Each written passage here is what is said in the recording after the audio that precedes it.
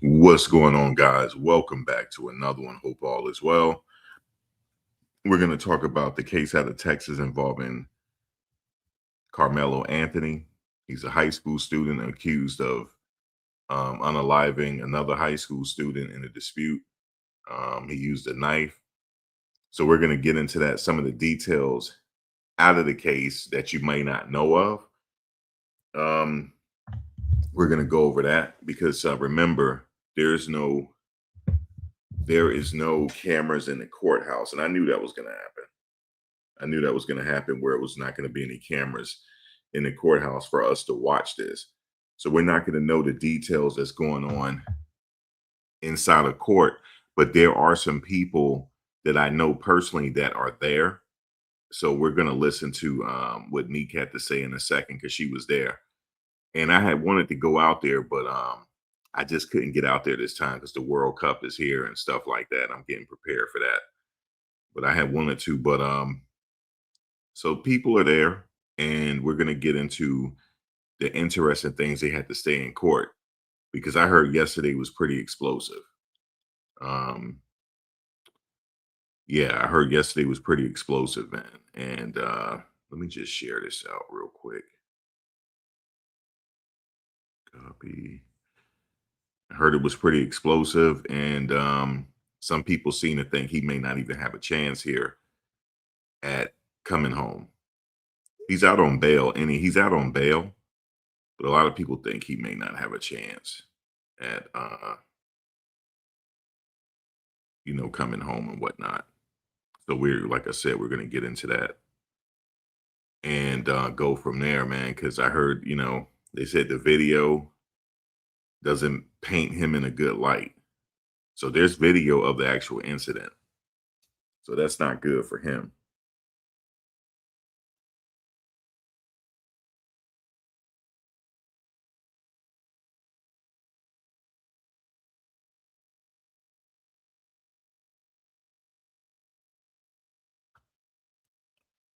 It's not good. I had said to people already that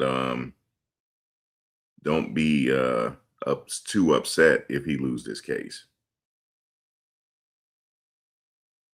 Because I'm just going to tell you, I'm going to give you a backstory on the case. But for those that don't know about this case, Karmelo Anthony case out of Frisco, Texas, not the basketball player, but this involves Karmelo Anthony, spelled with a K, who was 17 years old, student athlete at the time. at Austin Metcalf. Austin Metcalf, also 17, a student and football player at Memorial High School. On April 2nd, 2025, both teenagers were at a high school track meet in Frisco, Texas. The meet had reportedly been delayed because of rain. The students were taking shelter under team tents. According to prosecutors and witness accounts, the dispute started when Anthony was under a tent connected to Memorial High School team, and Austin Metcalf confronted him about leaving the area. The confrontation escalated, and Anthony allegedly pulled a knife and stabbed Metcalf once in the chest. I'm going to come back to that because that's the problem area. I'm gonna address that in a second. Metcalf later died of his injury. Anthony was arrested shortly after. Police reports and court coverage say he made statements suggesting he admitted stabbing Metcalf, but also claimed he was protecting himself. That's another mistake he made. We're going to get to that in a second. This is the center of the case. The prosecutor says it was murder, while the defense says it was self-defense after a physical confrontation. Anthony was also charged with first-degree murder and is being tried as an adult because under Texas law, 17-year-olds can be prosecuted as adults. He later pleaded not guilty. Okay, he later pleaded not guilty. A grand jury indicted him in June of 2025, and his trial began in Collin County on June 1st. If convicted, reports say he could face a very long prison sentence, with some outlets citing a possible range from 5 to 99 years or life, depending on the charge and sentencing outcome. The case became nationally controversial for several reasons.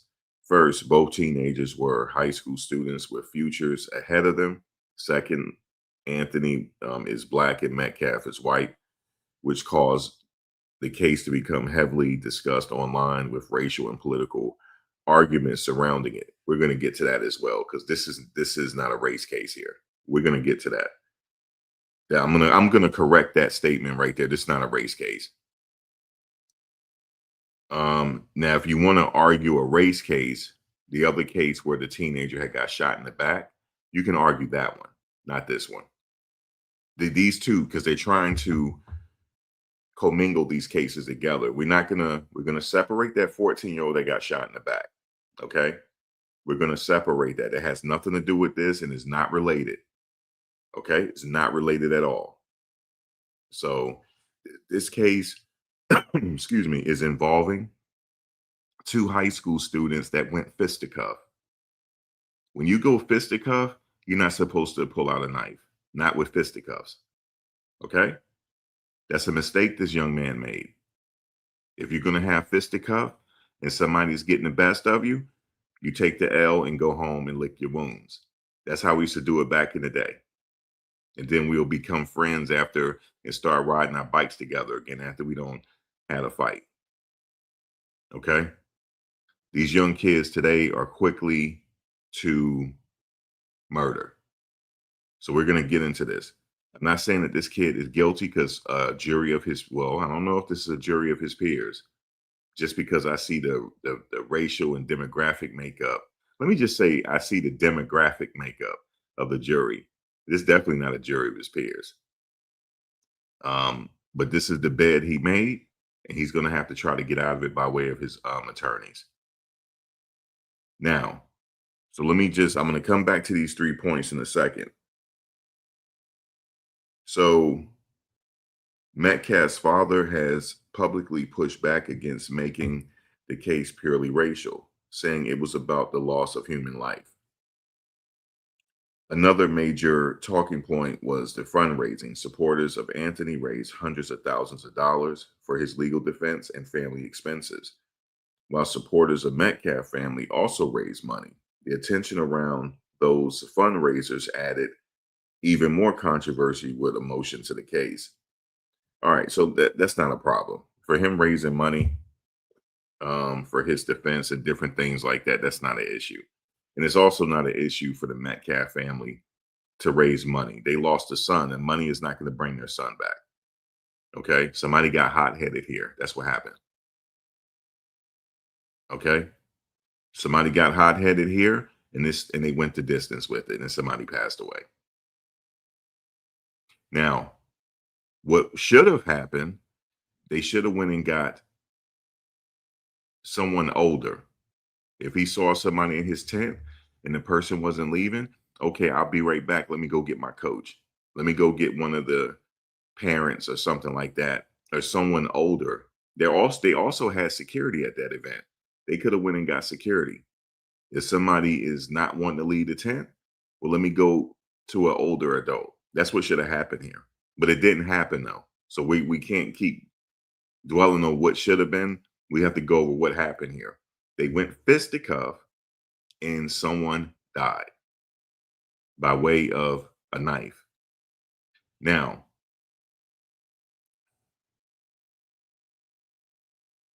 we're gonna have to. The jury is watching them. They're gonna watch the video. I heard that this video is not good. I heard that he baited this guy. That's what I heard. So if it's true, he's done. So don't get upset if he's convicted. This has nothing to do with that 14-year-old that got shot in the back. This is a different case here. This ain't about race. This is about, was he justified in stabbing the guy? Yes or no? That's it. This is not that. This is not. There's a loss of a life, but this is not something that the country should be up in arms about here. Okay, he the one pulled out a knife. I didn't. Now, if I pulled out a knife, nobody would be talking about it because I'll be sitting up in jail. So nobody would be talking about this case.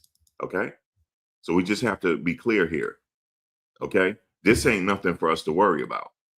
Okay, this is up to him. This is up to him to fight this now, not us.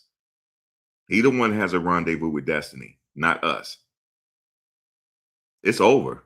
Because if he set up there and bait this guy, it's the same thing with Chud the Builder.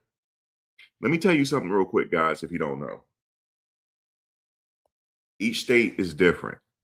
You need to know the law if you're going to pull out and use a weapon. You need to know it very well. That's the same thing was going on with Chud the Builder right now. It's nothing wrong with him.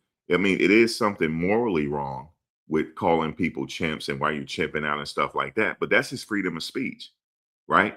I don't agree with it, but that's his freedom of speech if he want to do that. But check this out. He didn't know this. It's considered baiting people when you're using race. It's considered baiting when you start to use racial epithets and stuff. In his particular state, I think it's Tennessee, it's considered baiting. So if that person decides to take Chud on to a fight and that person gets shot or something, Chud is going to jail. He didn't know that. He didn't know that. If he had known that, he would have did it in a different state. That's why he can't get out now. And then also the judge said that you're not going to use the proceeds that you raised to make bail. That's why he didn't make bail yet, if anybody don't know. So what's going to have to happen is somebody that with deep pockets is going to have to come along and make his bail. But here's what's interesting. Nobody bailed him out yet because they know it's stupid. They know it's stupid. But anyway, let's get back to this. Now, here's the thing. Even if you're jumped, watch this. If you're jumped by multiple people, when you pull out, if the peoples decide to run and you continue to go try to fight, it's over. You're going to jail, especially in Texas. You need go read the Texas law. Go read it. Go read it. You got to be careful in Texas. You got to be careful. Everywhere is not like Florida in different places. You got to be careful. You got to know exactly. But if the video showing that he's continuously getting jumped and he started to get the poking, then he should come home. Then he's not guilty. But I don't think so. I heard that this is crazy. I heard the video was crazy.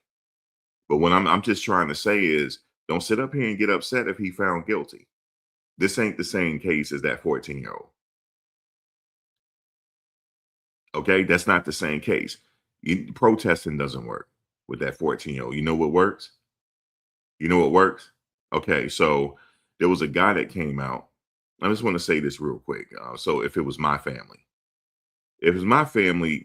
I would have been, I would have been made it even. There's only one way to make that case even, There's only one way. And somebody in the family has to crash out. That's only one way. That'll send a message. You bleep us, we bleep you. Period. No protesting. It only takes a silencer. That's all it takes. Okay? Let that happen to my child. I would be the one going to court. Okay? It'll be the other way around. So now, this particular case here, we're going to listen to a young lady. Like I said, I met her at the Diddy trial. For those that don't know, I was at the Diddy trial and I met a few vloggers out there. And this case, I can't really. Hey, Melissa. Hey, what's up? Hey, Mels. I can't really cover this case like I really want to because there's no cameras in the courtroom. And there's no cameras in the courtroom for a reason. They don't want this case staring up people's emotion when he's found guilty. You heard me? When he's found guilty. They do not did this. I already know what the outcome on this case is. And the thing is, all I need to see is that video. But I've heard people that saw the video. It's only a couple things. If he was jumped in the video, if he was jumped and he trying to fight his way out the jump, then he's coming home. He's innocent. He's coming home. But if it was a fisticuff situation and the guy pulled and backed off and he did it anyway, he's going to jail. And also the other scenario is if he said, MF, or come closer, I got something for you. If he said anything like that, he's going to jail. So this is not something to even talk about. He's going to jail. He's going to jail. Period. You said you need to look up this case. Yeah, so this case, this will give you a little background again for people that's coming in. This case is involving, his name is Karmelo Anthony. He was a 17-year-old high school student athlete at the time in Texas. So what happened was he was at a track meet and it was raining. He sought shelter under another team's tent. So there's another guy, Austin Metcalf. They had a dispute. A fight ensued. Austin Metcalf got stabbed in the chest. He's gone now. So the question is this kid guilty? Oh, let me tell you the other mistake he made. He told the cops, yes, I did do it, but I did it in self-defense. That was mistake number 2. He wasn't even supposed to say anything. He was supposed to be quiet. And do you know what the cops told him? You know what the cop told him? I haven't read you your rights yet, sir. I haven't read you your rights yet. He was trying to tell him to be quiet. He was trying to help him. But anyway, it was used against him.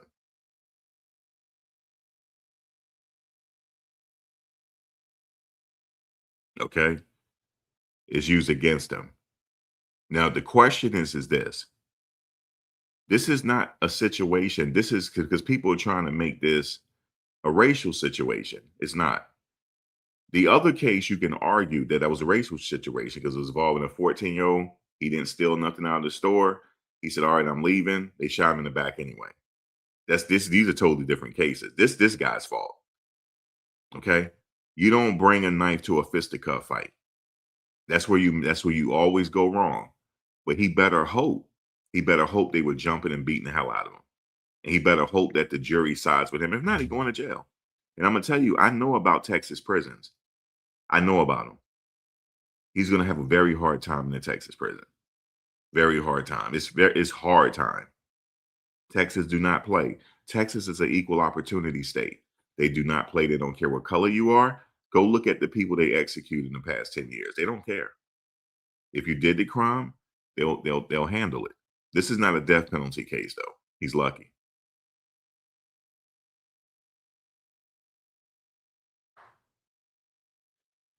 If you talk before, it does count because he kept saying, well, then also he said the same thing when they did read him his rights, that it was self-defense. But my question is, did he say, I wish an MF would, I got something in his bag? Did he say that? Because if he said all that, he going to jail. The same thing with Chud the Builder. Okay. So each state is different. So he has to retreat. Did he retreat? When he was getting jumped, did he retreat? That's my question to you. When he was getting jumped, because people say he got jumped, did he retreat though? Did he try to run? If he didn't, he going to jail.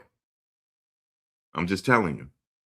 I used to carry a concealed weapon for years. You have to know the law. You think I'm gonna sit up here and carry that weapon in New Jersey? No, because guess what? I'm going to jail. You have to know the law.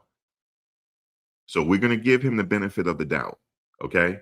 We're gonna wait and see what the jury says. Did he get jumped or not? And did he try to retreat? Okay.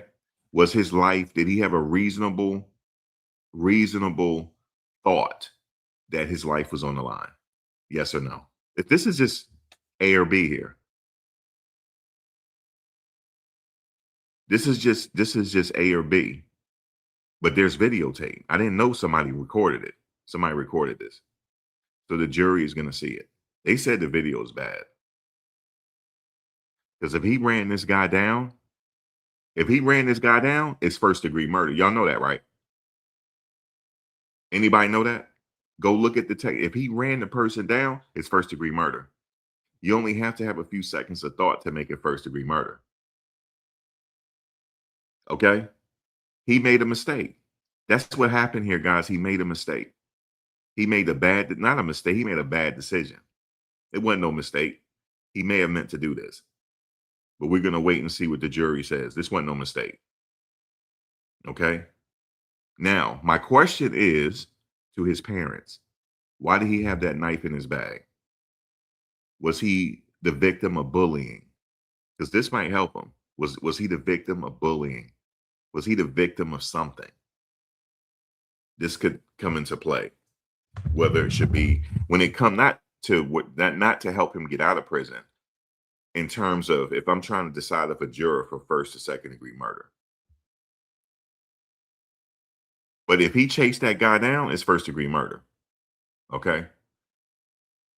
So I've already listened to Bruce Rivers, what he had to say about this. This kid is in trouble. He's in trouble. And it's unfortunate. And guess what? I know friends that have teenage children. I know friends that, whether they were single mothers or whatever the case is, he didn't come from a single parent household. But I know some people that has a single parent household and their kids are exemplary the way they act. Okay? Exemplary citizens. So why is that the case? Think about it. None of you got in trouble, did you? Did you, Chantel? Did you get in trouble? Did you bring a knife? Did you do this? So we need to know, why did he have a knife? Sometime something could have happened to him to where he had a knife. Somebody could have jumped him on the way to school. He could have been a victim of bullying. His life could have been on the line. We need to know this before I give him first degree murder. But if I go by the law, if he chased this guy down, it's first degree murder.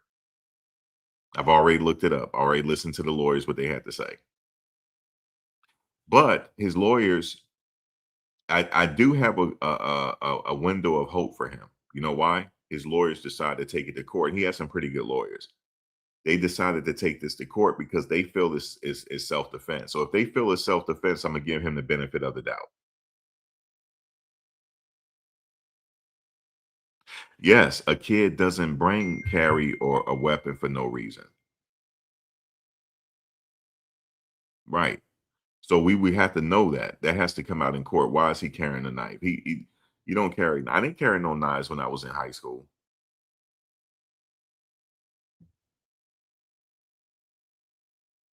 You say you never physically attacked a single soul in your life, but that you had no reason to.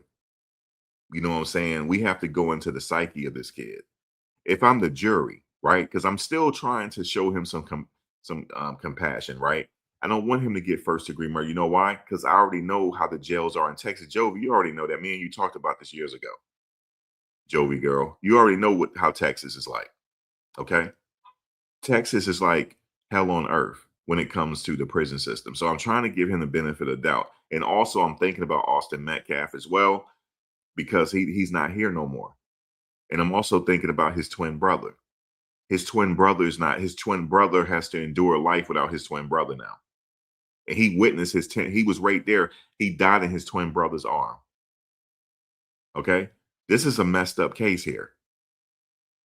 But you already know, Joey girl, what Texas is like. You already know this. You know, stranger to Texas. You already know what it's like there. It's horrible. Okay. I don't want to see him at first degree because, like they said, he can the window that the judge have is 5 to 98 years. So the judge can give him 20 or could give him 30. At least he will see the light of day again. You said, well, Max, as you know, I'm from Dayton. Okay, so you already know. And you said you carried a weapon to school and you had to because you would get right. See, but see, that's what I'm talking about. That you see, Mr. Guy, you already had a reason to carry to school. You just explained it to us. So we need to know what his reason was for carrying that knife. It had to be a reason. He had to be somebody was picking with him or something like that. Because he was a good student. He wasn't a bad student. So I'm taking that in consideration. He wasn't a bad student. He came from his household looked pretty decent. It had to be something. Because gangs are crazy around the country. So it could have been a gang situation. But I'm gonna tell you something. I could tell you it's not fair to tell you what I would do. Okay. Because I've been jumped before. I wound up being friends with them afterwards. That was crazy. They jumped the wrong person because we were all we were all at a fair and it was like a battle royal and I'm getting dragged and kicked. They was like, wait a minute. We kicking the wrong bird. I got, what I'm saying? So it was crazy. I went home with a little busted lip, a little bit of a headache, a little dizziness, but then, we was all right. Everybody lived. Okay. Some people got their feelings hurt, but everybody lived. But we're in a different society now. These kids, they got gangs to deal with. I didn't have to deal with gangs growing up. I mean, we had posses and stuff like that, but I didn't have to deal with gangs. Some people from Cali had to deal with gangs. They said he had already gotten in trouble for bringing a knife to school. That takes first degree cut off the question because he always carried on a regular basis. Okay, so he always carried. But here's the thing about the first degree. Did he chase the guy down and stab him? That's my question. Because that's first degree. You only have to have a split thought to think about it. But anyway, let me let you hear from Neek really quickly. I met her at the Diddy trial. Um, she's there, so she's going to get into some of the lane. She said it was crazy at the courtroom. She said people were ditching the line. That's why I'm glad I didn't go now because I was thinking about going, but then I got this World Cup to cover. And it's going to be crazy at the World Cup. I'm trying to decide, am I going or not? Because all the stadiums on the terror watch list now, all the stadiums. So that'll be my luck to go out there and get stuck up at MetLife Stadium. I'm stuck up there now. Does anybody know if you get stuck up at that stadium, that's a long walk. That's a long walk home. If anybody know, this is all highway. So I'm debating I'm trying to figure this out on what I'm gonna do. But I didn't go to Carmelo Anthony case because I knew they weren't going to televise it because of the people going to get upset if he get convicted.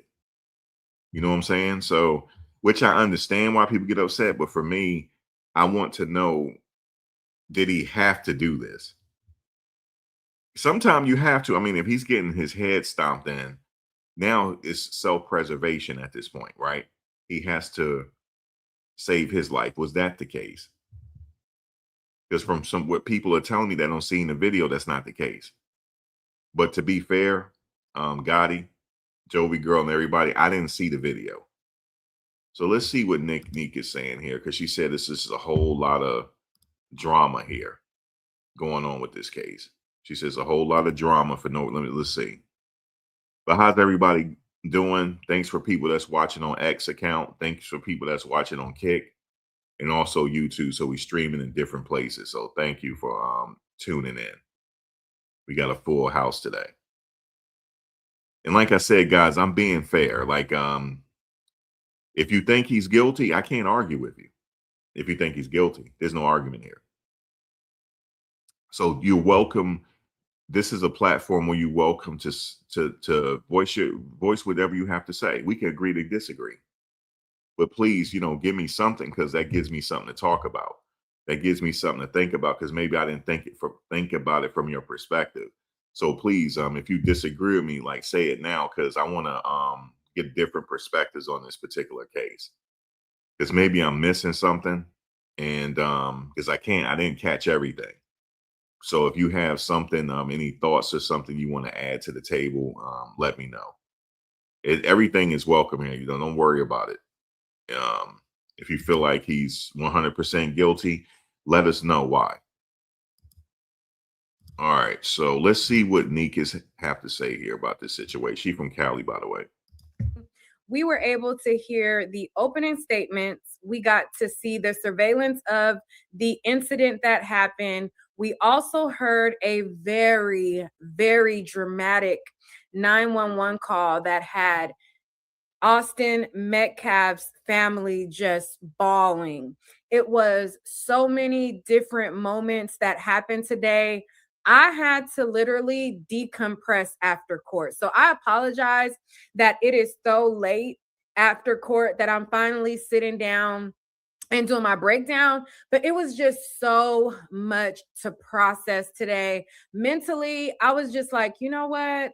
I need to take a few hours for myself and just truly decompress and process everything that I've heard, everything that I've seen, all of the different energies, all of those things. I just took a drive and I just was driving around and around and around and around and around. So it was a lot, but let's get into it. Let's get going. I have a lot of notes. Today was the official kickoff of the trial. Now, trial started on June 1st, which was Monday. Today is Thursday, June 4th. And today we actually got to hear the opening statement. And we got to hear from several different witnesses. We got to hear from a video analyst. We got to hear from several of the different coaches that were at. Hey guys, really quickly, for those that don't know, because I know you guys are wondering how come I'm not showing the court footage. There's none. The judge made a ruling. The judge made a ruling that he didn't want cameras in the courtroom. So I know you guys are probably thinking about that. Yeah, I met Neek, by the way, Michelle. I met Neek when she was in New York City, covering the Diddy trial, and me and her talked, and I was out there as well, so I was glad to meet her. Yeah, she's really good, and she travels all over the place.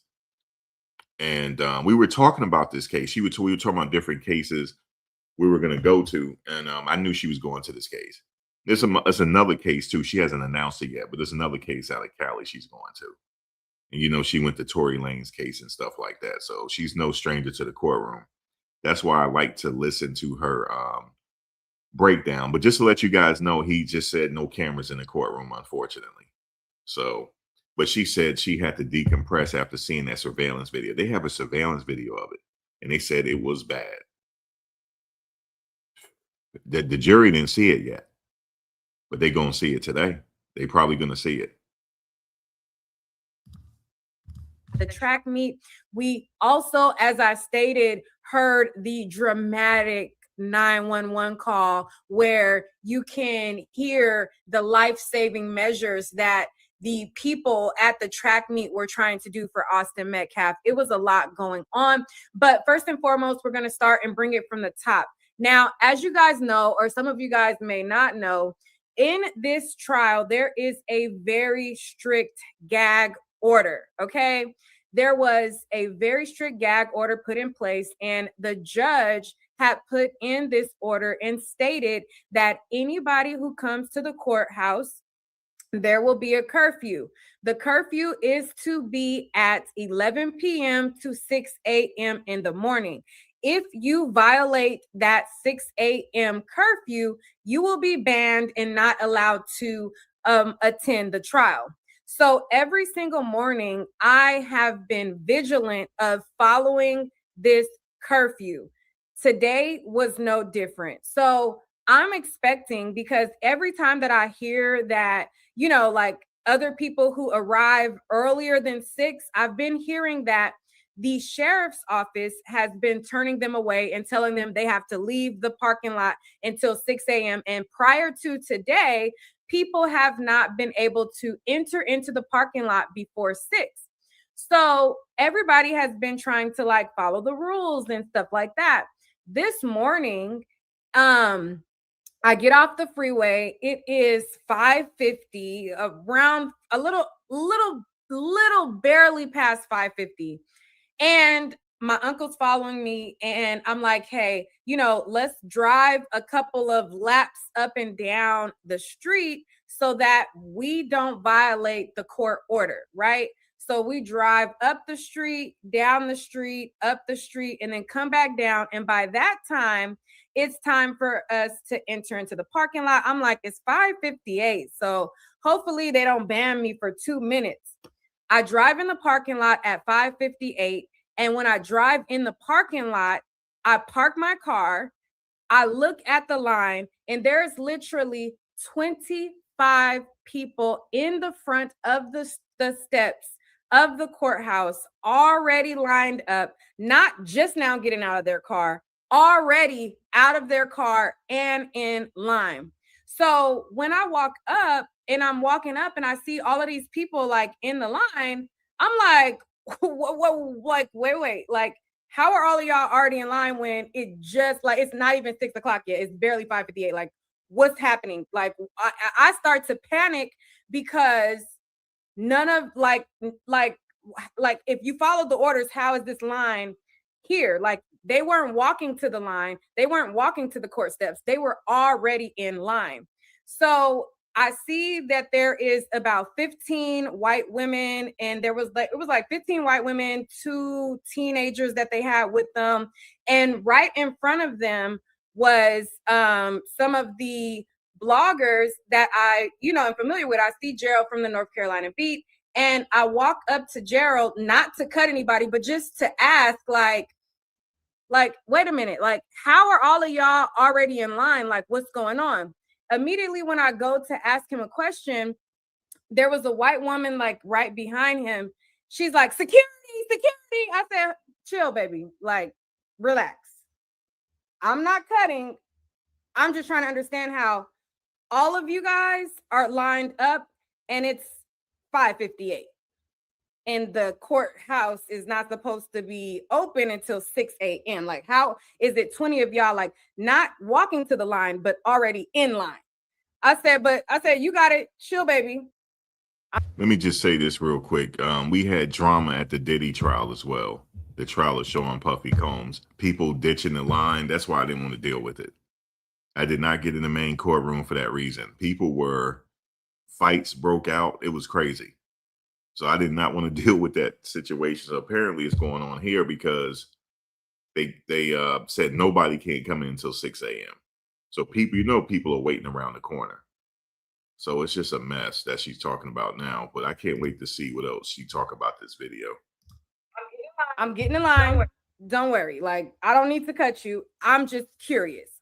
So I get in line, and there was a black girl. There was one black girl in front of me, and then there was 15 white women, and it was like 10 or 15 white women. They had 2 teenage boys with them, and then before them were some other like bloggers. There was like a legal expert it was like a white guy that was like a legal expert, etc. So I'm in line, my uncle gets behind me, and then behind him there's another person.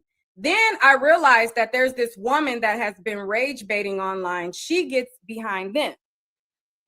So I noticed her because I've been making sure that I stay clear of her, because there has been some allegations that she's making about people that I've been at the courthouse that I don't feel happened. I didn't see it happen. I don't see when it could have happened. I don't believe that it happened. Not to say that it didn't happen at all. I don't believe it happened. It could have happened. I just don't see how, when every time I look that way, nobody was over there bothering that girl or by that girl or saying anything to her. So it's like, when did this happen? I don't know. So I've been very intentional about, like, if she's in the bathroom or if she's like in a place where, you know, an allegation can be made, I prefer to just remove myself and not be somewhere where a lie can be made up. Anything that is said is going to be said where there can be witnesses. So, you know, if she goes to the bathroom, I'm not going to go to the bathroom. I'm not going in the bathroom with you so that a whole story can be fabricated, and then it could be, you know, Carmelo Anthony supporter ambush me in the bathroom. I'm not doing that. Like, go, like, I'm not going to be nowhere where it's just me and her. Never. I'm also not saying anything to her. So I've been very intentional about that, but I am aware when she comes around, because I try to make sure that I'm clear of her, being that I've seen. She's very studied, like because at the Diddy trial, it's a lot of things that she went through at the Diddy trial as well. She was targeted there. She was. I saw it, but I was around, so if something happened, I wouldn't let nothing happen to her. And also, what was the other young lady that was there? Tisa Tells. When the guy was like messing with her, I was right there. So I don't even have to know them personally to help. I would have helped. And then the guy saw me, so he didn't try anything, but I was watching him. There was people out there paid to be out there to mess with us. For sure it was. And a guy followed me to my car. So yeah, it was crazy out there at that particular time. But she knows now not to be around certain people.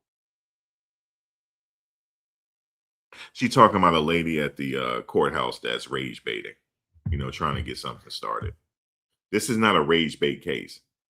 It's a very emotional case though, because somebody lost their life, you know. So, but we don't need nobody rage baiting for sure. Seen the narratives that she's pushed out that I don't feel like I can't verify. I'm not everywhere she is, but I don't believe them. You get what I'm saying? Like, I'm not saying that it didn't happen because I don't know. I'm not around her like that, but I don't believe it. You know what I mean? So, anyways, so I you know, I see that she's like 3 or 4 people behind me. There's a black girl in front of me, and there's 15 white women in front of her. So I'm like thinking in my head, I'm panicking because I'm like, oh my God, like I'm like starting to panic because I'm thinking like maybe I'm not gonna get in the courtroom. I'm like, oh my God, like it's all of these people. You got this big, large group of people. They're like, we're all together, you know. And I'm like, chill out, baby. Y'all can be together. That's fine. And then, you know, and then there's other bloggers, independent media, etc. They're all in front. So I'm in my head like, oh my God, I might not be in. Whoop. So as it gets closer to 7, the line gets wrapped around like tons of people. Miss Jessica Parker and all of the other people were, you know, way behind.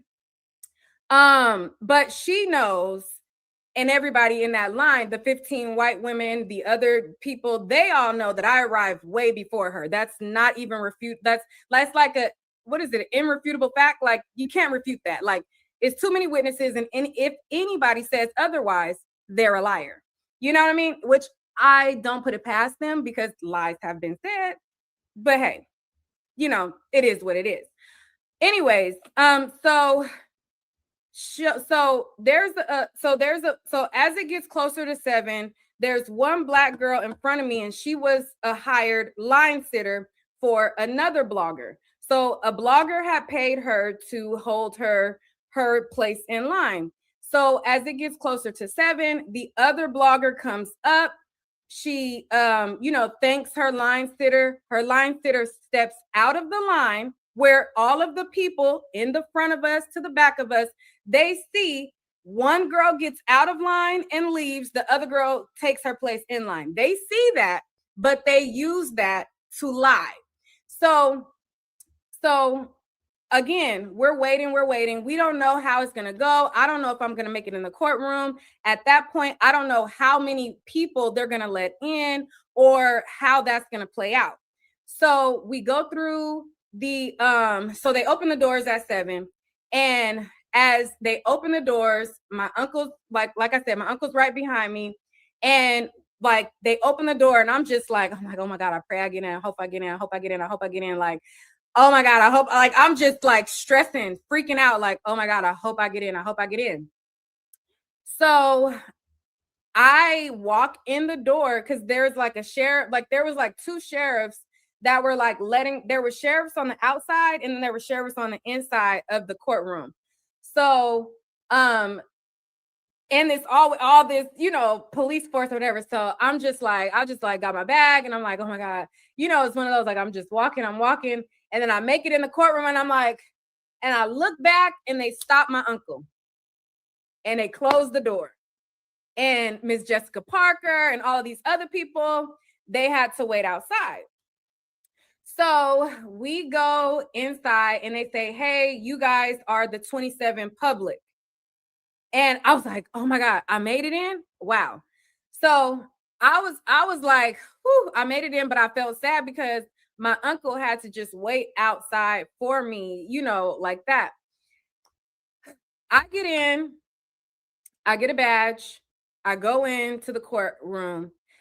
I'm in there, and after lunch, somebody comes up to me and they're like, hey, Miss Parker is telling the sheriff that you cut in front of her. You and another Black woman cut in front of her in the line. Mind you, before there was even a line, before the line sitter swapped out, Miss Ma'am saw me and she saw that I was there way before her. Like when she walked up the steps and walked in, I was in line planted. So they come to me and they're like, hey, you know, I don't know if you know, but Miss Parker done told I overheard her telling the sheriffs that you and another woman cut her in line and you guys were the reason that she didn't get in the courtroom. And if it wasn't 10 seats. So the victim family, Austin, the victim, his family gets 10 guaranteed seats. Karmelo's family also gets 10 guaranteed seats. But outside of the guaranteed seats, the white women that were in line, they were in the public line. So that wasn't the guaranteed family seats. That was the, you know, the public seats, which they're here to support, whatever like that. But if we're going to be honest and say, you know, oh, these people showed up at the whole beefing with bloggers every which way, and I've trial, do not give her, but I feel like it was necessary to be said. I will not be entertaining it further. Video that shows that there were people who were not, and this is my problem, or you're going up there as an observer. Austin has his family that's hurting right now. And we don't need to add any more confusion to it. I saw the pain in Austin's family today. They were truly hurting. They were bawling their eyes out when it came to listening to the 911 call, listening to the evidence, hearing some of the facts. They're hurting. So I would not want to add more confusion on either family side. We need to go in there, listen to the case, stay as far away from Miss Parker as possible. Okay. And be mindful that anything you do, even if I don't know Karmelo Anthony, I don't know his mama, I don't know his family, I ain't never reached out to them for no interview, I ain't never talked to none of the activists that they have, I've never interviewed any of them, you know, even though I don't have any connection to them, I'm labeled as, you know what I mean, a Karmelo Anthony supporter or whatever like that. For today, there was a lot of facts that came out, and we're going to go over them in this live. So with that long intro being said, and we're going to pay her dust going forward, let's get into what you guys came here for. So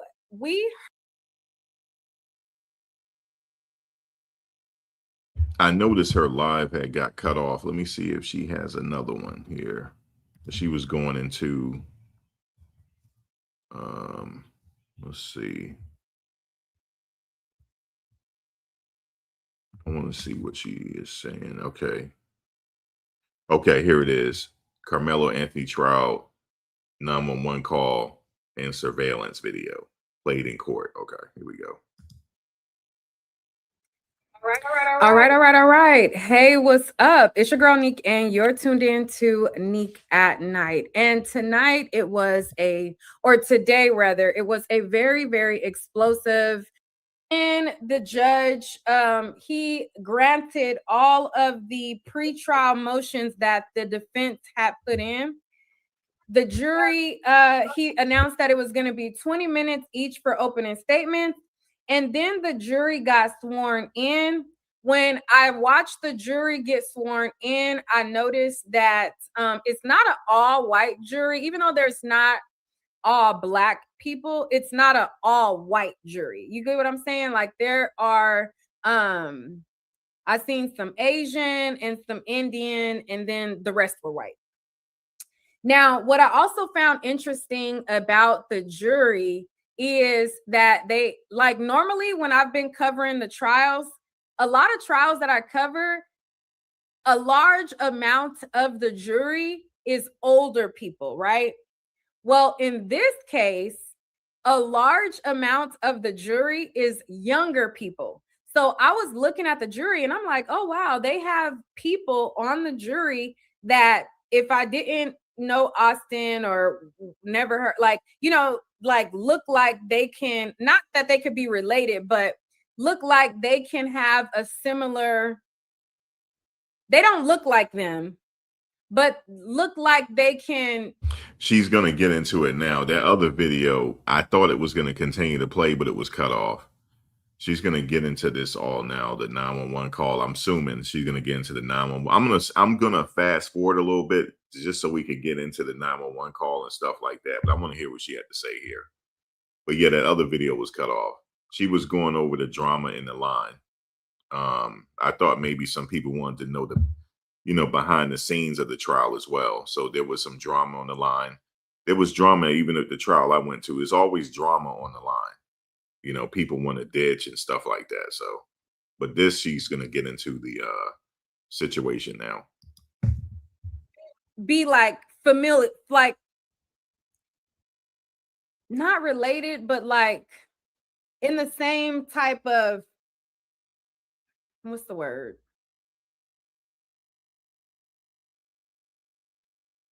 Like they could see themselves in them, if that makes sense. Does that make sense? Like I looked at some of them on the jury and I thought to myself, I wonder if they see themselves in the victim. Get what I'm saying? Does that make sense? They don't look like him, but like relate to him. Yeah, there we go. Like relate to them. Other kids asked, why was he there? They treat the tent like a locker room. Let me reset. Murder. How does Carmelo Anthony plead? So Carmelo Anthony stood up and he says, how do you plead? And he says, not guilty. So then it was time for opening statements, and the counsel on the prosecution side, Bill Werski, he did the opening statement. So yesterday we heard a lot from Dewey Mitchell when he was doing the voir dire, but today we heard more from like kind of both of them, but Bill Werski did the opening statements. So he said, we are all here this morning, Wednesday, April 2nd, because I guess Carmelo Anthony decided to take a knife to a track meet and provoke a young man into touching him. He took a hidden knife into his chest, and Austin died because this man did an unjustified, unprovoked murder. This case has nothing to do with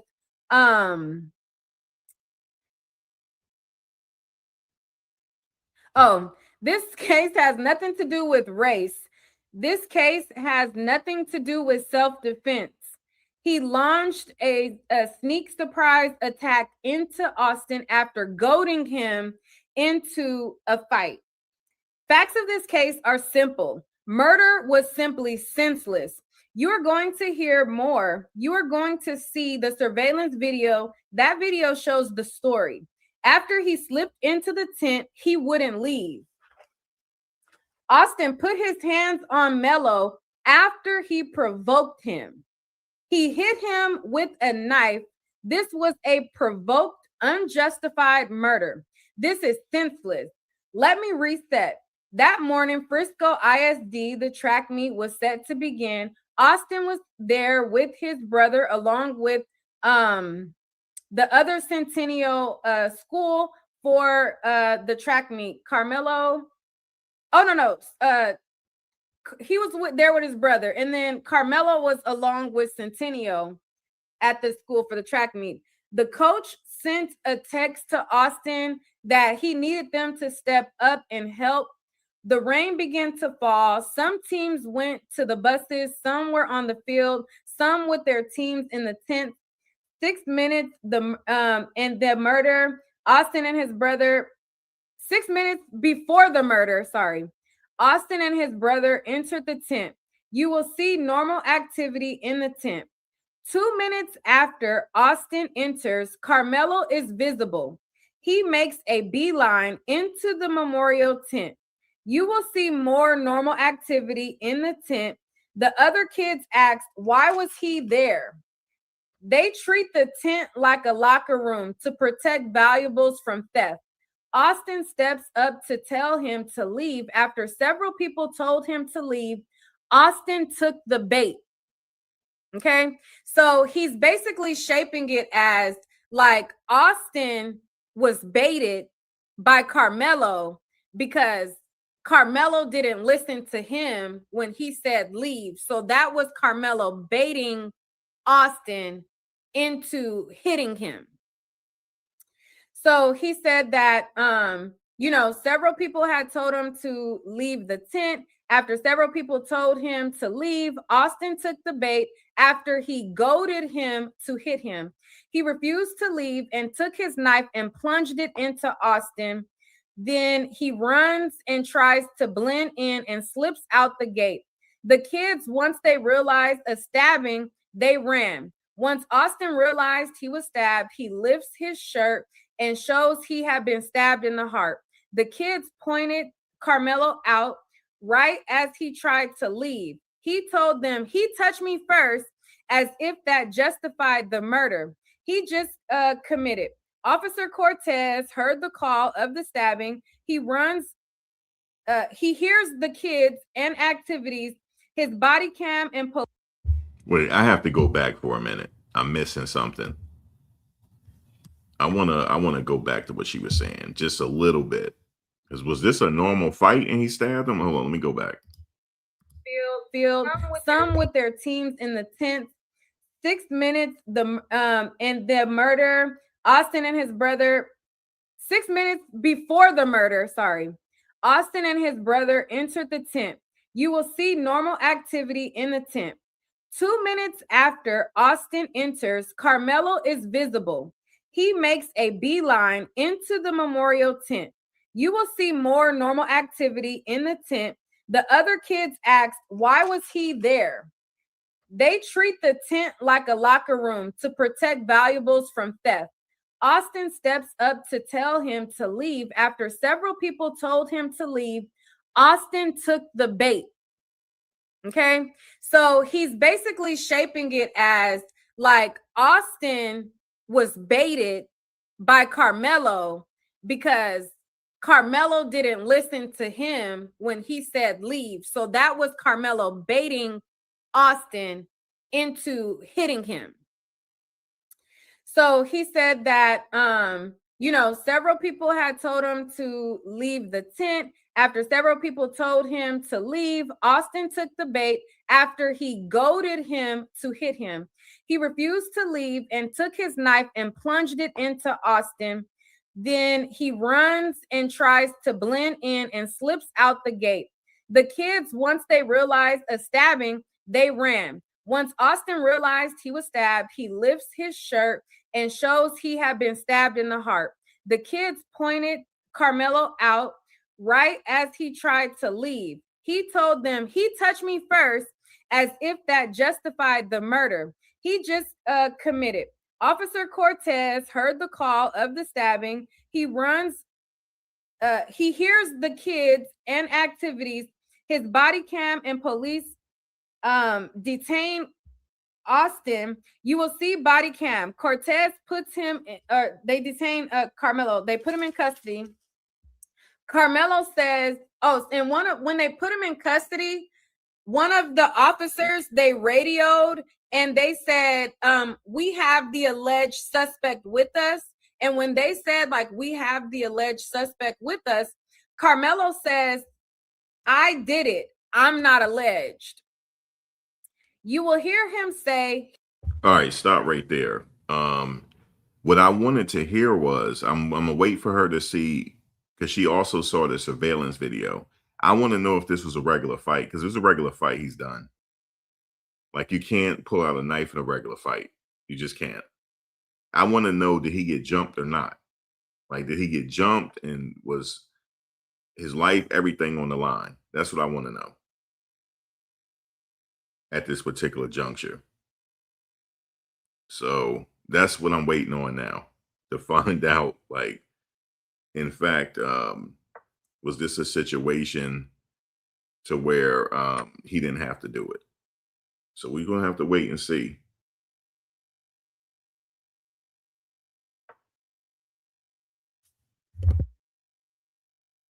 he touched me first. You will hear a lie. You will hear him tell a lie. He lies to Cortez and says, I told him not to. That's the lie. That tells you everything you need to know about his mindset. He tossed the knife immediately after and then tried to slip away from the scene. That lie is important. You will start to hear from the witnesses and see the video. This is murder and not self-defense. You can't provoke someone, then take their life. This case is murder, plain and simple, senseless.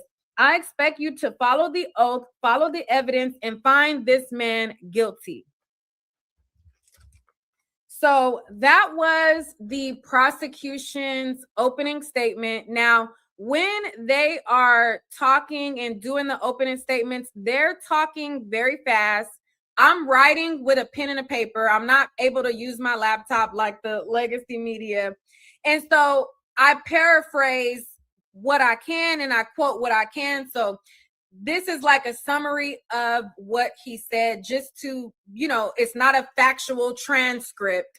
This is just me writing down as much as I can catch while he's talking. Okay. So all of what I read is me scribbling. Like, I got a bunch of scrabble of me trying to jot down as much as I can, as fast as I can, in the amount of time that I have to write. Okay. So with that being said, let's go to the defense. The defense does his opening statement and he says, ladies, are there a lot of trolls? Hold on one second. Let me fix that. Let me fix it. Hold on.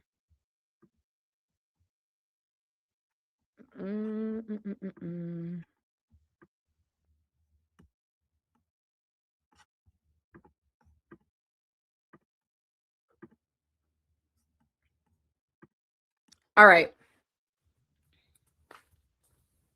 All right, so that should fix it, hopefully. I don't know. Anyways, all right, so ladies and gents, there has been a lot of noise around this case. This is Karmelo Anthony's defense. Ladies and gentlemen, there has been a lot of noise around this case. You say you believe less than half of what you see in the media. A lot of stuff is false about this case. You will hear the actual evidence. A lot of noise about Karmelo and his family.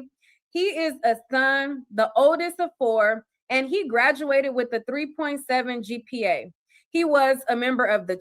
Yeah, I don't want to hear that. I want to hear the details of the video now. I want to know, did he get jumped? Because if he didn't, that's it. This is just a matter of, this case will be, I will say it, it's just a matter of he just going through his due process.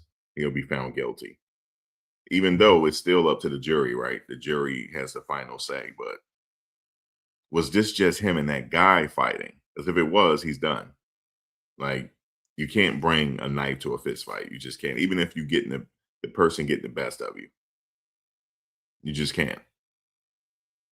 So that's what I'm gonna fast forward a little bit. I don't want to hear his lawyer. Let's see. Right up to his buddy, and they dap each other up and sit down Okay, and wait a minute. chat. Let me go back. Side of the stadium had a physical therapy appointment that day, but canceled to go to the track meet. It was raining on and off. It started raining hard and then it stopped again. Some kids went to the bus. Some kids took cover under tents. A lot took cover under the bleachers.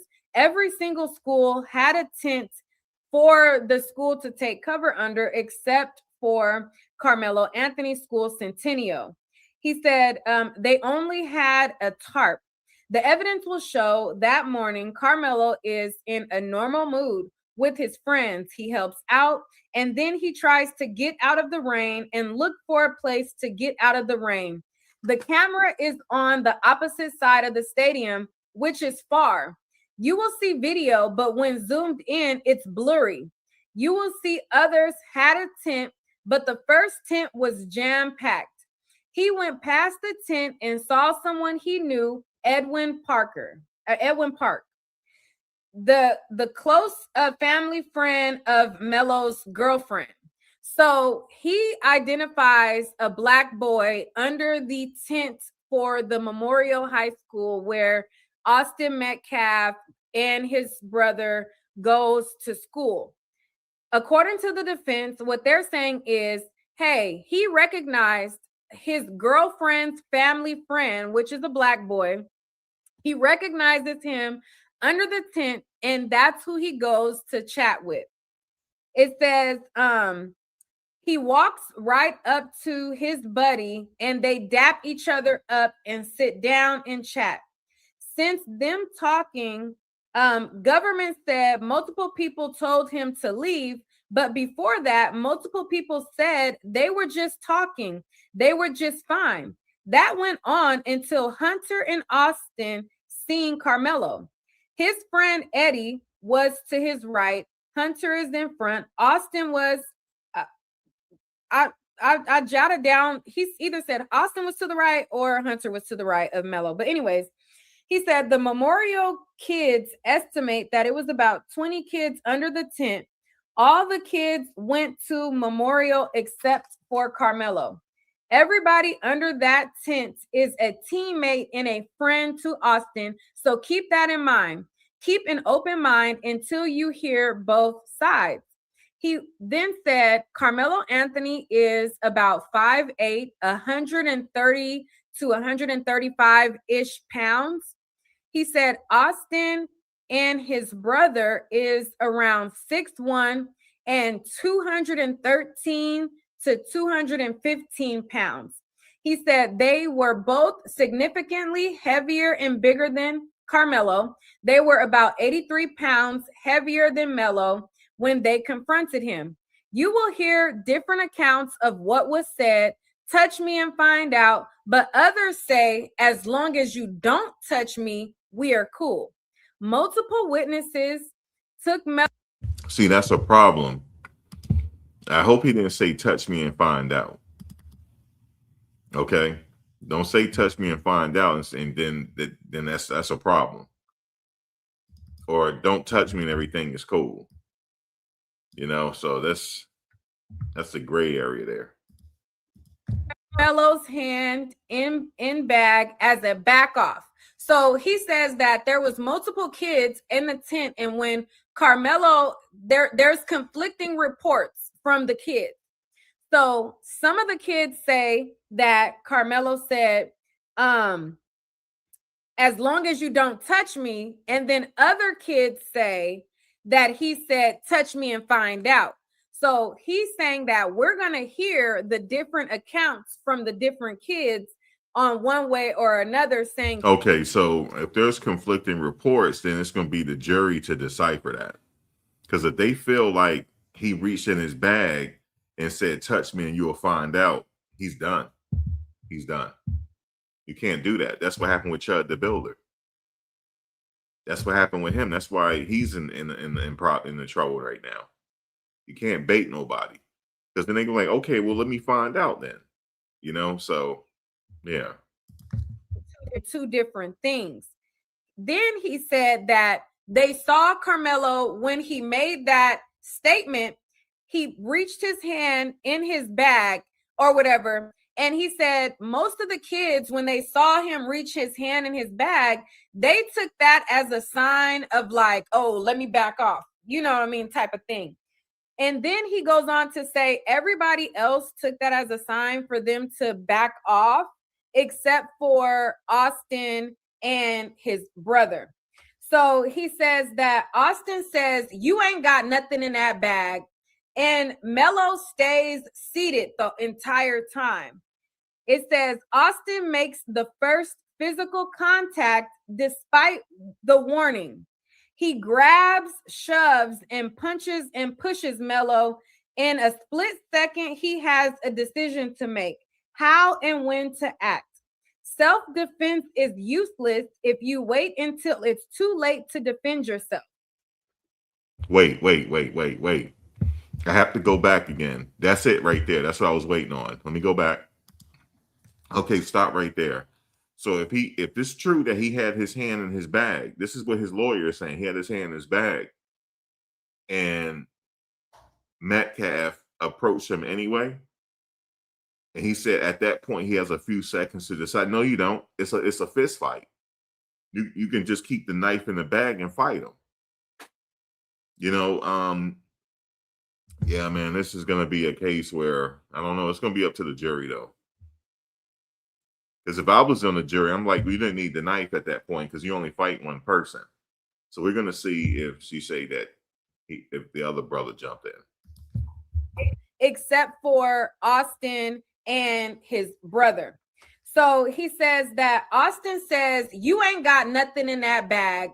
And Melo stays seated the entire time. It says Austin makes the first physical contact despite the warning. He grabs, shoves, and punches and pushes Melo. In a split second, he has a decision to make how and when to act. Self-defense is useless if you wait until it's too late to defend yourself. You will hear it was raining and Melo. No, my question is, did he run? Did he did he try to go seek cover after he got pushed? Did he run? Because it seemed like a situation right here where he punked out because the dude was bigger than him. That's what it seemed like now. From what she's saying, like he don't punked out now. This dude is 6'1", 200 pounds, and now that he wants some static with you, now all of a sudden you're gonna pull a knife out. No, that's a punk move. I'm not buying it. If I was the jury, I'll be ready to find him guilty. Okay, of first degree, I'll be ready to. I need to know, did the other guy jump in and was his head getting stomped in? And also I want to know, did this kid run and try to seek cover?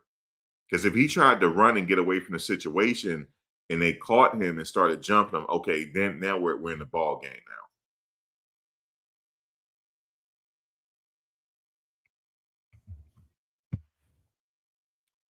But no, you can't say that. No, he has a split second to try to decide. No, that person didn't have a weapon. The only weapon was that he was 6 feet, 200 pounds, 6'1", 200 pounds. He didn't deserve to get a knife to his chest. Not in that situation. I need to know, were there others stomping this kid mercilessly? I need to know that. If not, I'm not. I can't justify a knife to the chest. Not in this scenario. Sat down out of the rain. In that moment, he has to decide what to do in the moment of fear and chaos. Why not walk away? After Melo defended himself with a knife, he ran and didn't stab twice or hit anyone else. He dropped the knife right by the tent. He ran, stumbles, and fall. People are Stop. He was supposed to run before he stabbed, not run after the fact. When the kid's giving him static, then he tried to run and retreat. He didn't do that. He just got the poking.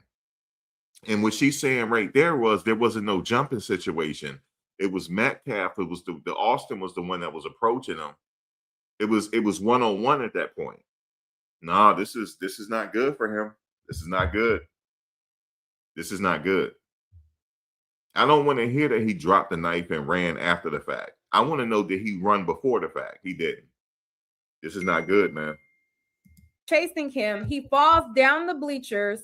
He goes along the edge. Instead of going out the exit, he goes on the track, which is not the way out, then walks straight up to a coach. You will see it on the video.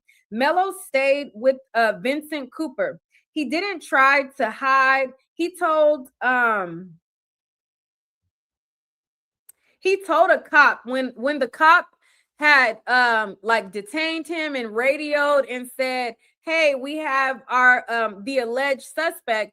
Karmelo wasn't trying to hide that he was responsible for this, and he told the cop that I did it, like I'm not alleged. He said, see, Karmelo doesn't know the law. He thought he was acting in self-defense. No, sir, that's not really self-defense. See, that's why he probably said, there's either two reasons why he started saying it to the cops. Maybe he was nervous and trying to talk himself out of it. Like, no, I didn't do this. This is self-defense. Or he thought it was self-defense. No. If somebody come up to me and they said, oh yeah, you got something? Okay, you ain't got nothing. And they started approaching me or whatever, and I take it out, I promise you I'm going to jail. I promise you I'm getting 10 to life. I promise you this. I have to run first. I have to run. And if multiple people are chasing me and they start stopping me, then I get the poking. I'm not going to jail for that. That's self-defense. In this situation, don't seem like self-defense here. I mean, it don't seem like the stab was justified, because if there's only one person coming after him, he can run at that point. But no, he probably like, I wish an MFer would. I wish an MFer would touch me, and then he got him. That's what I think happened here. This is, yeah, he's dangerously in trouble. Said that has the government and then they said, has the government ruled out that Karmelo acted in self-defense? And so that was his opening statement. So basically he ended it off with, like, he wanted them to ponder if the government truly ruled out self-defense. Okay. So after that, they called their first witness. And listen, I'm almost ruling it out. There was only one person approaching him. He could have ran. He didn't have to take the knife out. He could have accepted the fist fight. But he knew he probably was going to lose, because the kid was 6'1", 200 pounds. And he was 5'8".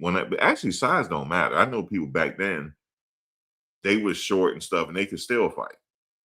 So he made the decision to stab. So let's continue to see what else they say here with this witness. The first witness was a guy by the name of Mark Porter. He is a forensic video analysis, and he works for the district attorney and all of the prosecutors. Anyone who needs assistance with like video enhancements or trying to identify suspects in videos and things of that nature, he's their go-to guy for them to like look at video, enhance video, and all of those type of things. And so he said that there was going to be 5 different video angles that they were going to produce for us to see through him. It was going to be exhibits 5 through 9. They offered that. It says that they wanted to know, like, oh, what was the quality of the video? So they asked him, like, hey, what is the quality of the video? And the guy said that the video was in 4K. The prosecution wanted us to know that 4K video, just because like it's shot in 4K, doesn't mean that the TVs will show it in 4K. So he said that he was going to bring in a special 4K TV so that they can see it in 4K. Okay, so then it says, oh, so then they showed an exhibit that showed Austin and his brother and what they were wearing. It was a still frame of Austin, and it was a still frame of Austin's brother Hunter, and it showed what they were wearing on their way to the track meet. Then they showed a still image of Karmelo when he was like detained with the cops and like being arrested, and we were able to see what he was wearing. This all happened on the West football field at about 9:50 something a.m. So the timestamp that they had that this occurred where they first saw Carmelo Anthony on surveillance was 9:52 a.m. And that's when you first see him kind of appear out of the bleachers. I'm going to pause right there and do a check-in with you guys. Have you guys hit the like button yet? I am an independent journalist. I'm out here from California. I'm here in Texas on my own dime. I'm not sponsored by any corporation. I'm out here grinding for myself. But anyways, enough attention for you. All right, let's get back to it. All right, so they show the surveillance footage of the incident.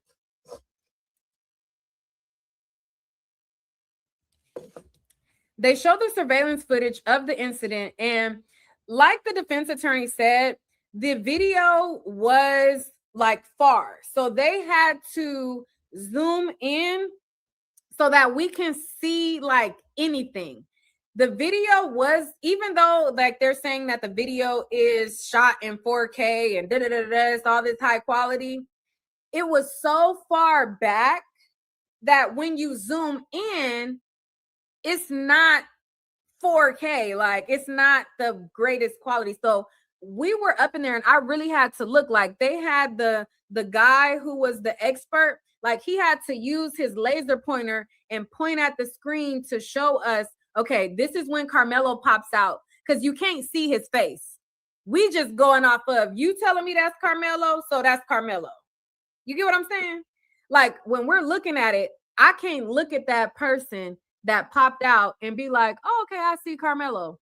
All I could do is, oh, okay, they did show me that when he got arrested, he got on a gray hoodie and blue pants. Okay, yeah, that figure does have a gray hoodie and blue pants, but I can't make out, like you can't see a face. You get what I'm saying? Like it was blurry, like you can see a body, but you can't see a face from when we saw the actual footage.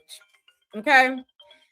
So once he started like running out of the stadium, then you can see him a little more clear from the other angles, but the actual angle that shows the incident, we can only go off of they telling me that's him, so that's him. You get what I'm saying? Like I can see a body there, but I can't see. Anyways, y'all get my drift. So, all right.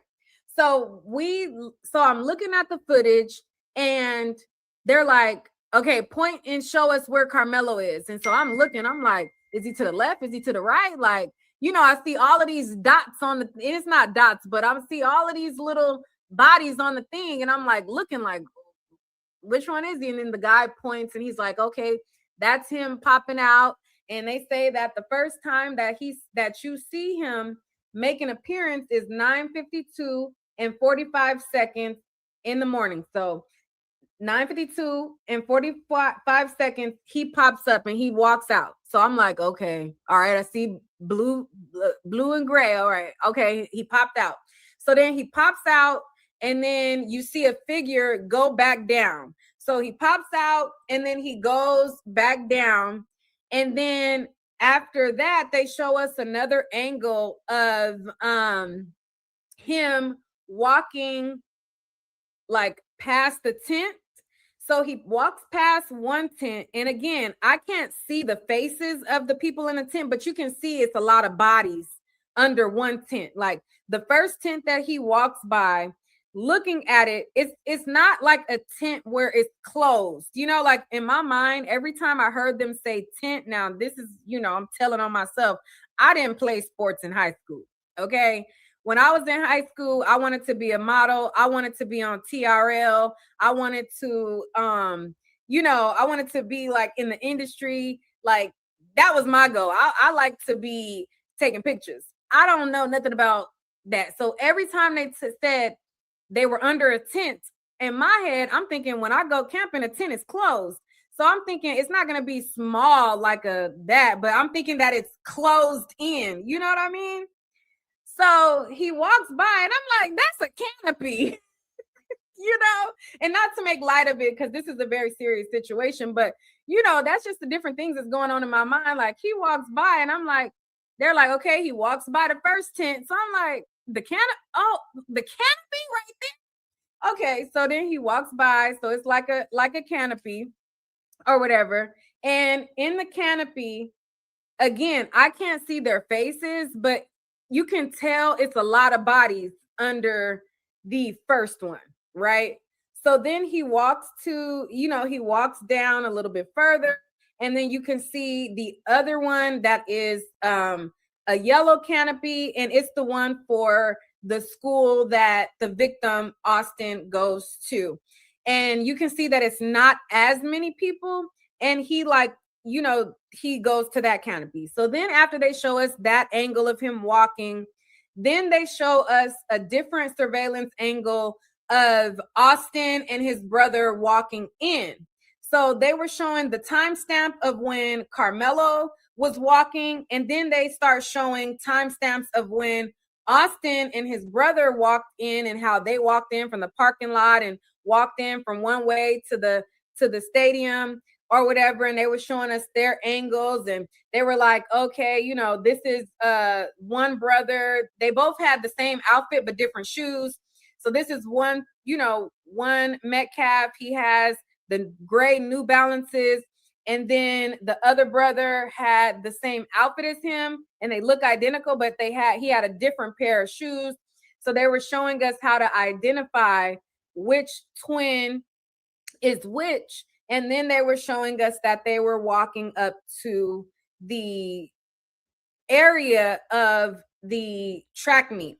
Now, when they get to the tent, they make it to the tent before Karmelo Anthony. So they walk into the stadium, and it's like a few of them together. I want to say it's like Austin, Hunter, and I want to say 3 other boys that are a part of the track. They all walk in together, and they're walking to the tent. So they make it to the tent, and 2 minutes after they make it to the tent, then Karmelo Anthony appears at the tent. After a total of 4 minutes from them entering the tent, 2 minutes later, Karmelo entering the tent.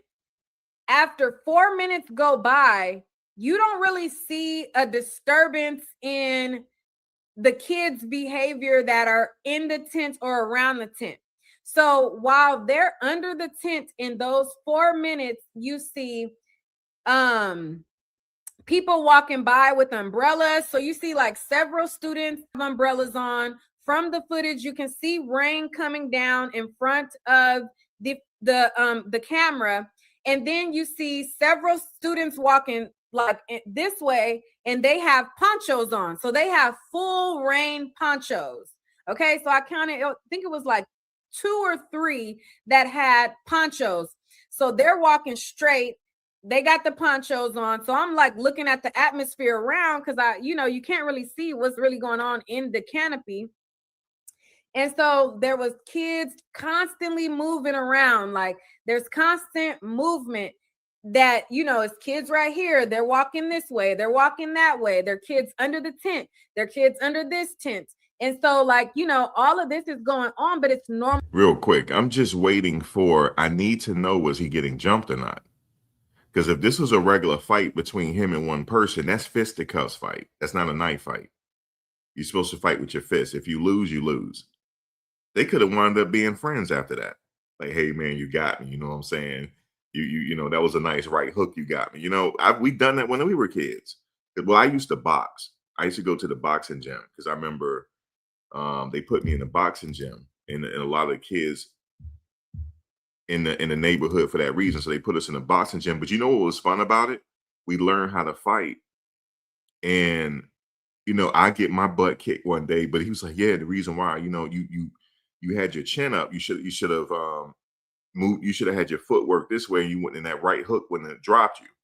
And then the next day, I get my licks back. Stuff like that. We go have pizza. I honestly, look. I'm gonna just say this: if you have a child that don't know how to fight, put him in a boxing gym. Karmelo didn't know how to fight. It just seems that way because the thing is, when your first thought is to grab a knife, something else is going on. I need to know, was gangs messing with him? Why did he bring a knife in the first place? That's my question. That's not normal, because was he being threatened? I hope this come out in court, because why is he having a knife? Do he have PTSD over something? That hopefully that comes out in court. Because if it's a person you've been jaw jacking with, yeah, so what? He's bigger. If you get your ass kicked, you get your butt kicked. You just go on and that's it. You just back in the day we'd give each other a dab and we wound up becoming friends. Go ride our bikes again. Obviously, it's not like that no more, God. This is not the 1980s. So that's just never going to happen again. But hopefully it gets back to that though. Put your kids in boxing. Not karate. Put them in boxing. Not karate. There's a difference. Put them in a boxing gym if they can't fight. That way, in this situation, he probably would have lost. But who knows? But I need to know from her, did he get jumped though? See, now what do I mean by that? If he tried to run, let's say, but I also need to know, if he tried to run and they grabbed him and started jumping on him, his head is getting kicked in, then he has a reasonable thought that my life's on the line and they're kicking my head in. But if that didn't happen, I need to know that happened. But so I'm trying to get through it. So I'm gonna start skipping through this a little bit because I need to get to the actual action of the fight.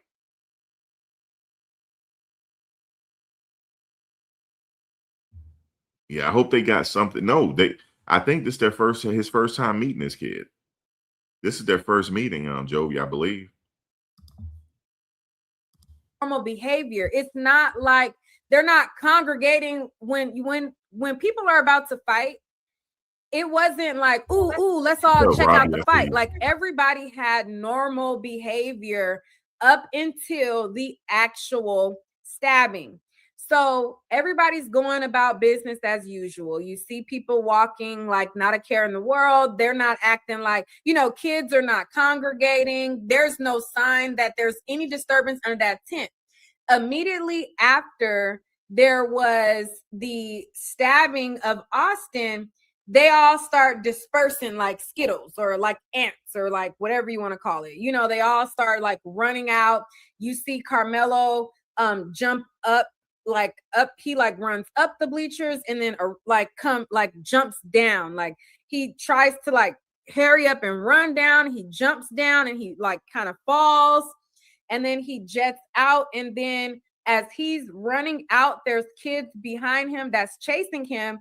And then he ends up running where there were some coaches right there. And at that point, he's already did what he had to do. So that's why kids are chasing him, because they don't want him to get away. He's already stabbed the kid already. He didn't run before the fact. If he had ran before the fact and the kids chased him down and started stomping him, then I could see it's justified. He did it, and then he's running. Yeah, of course he's going to run, because he still have the knife on him. He don't know if they're going to use that back on him. Right?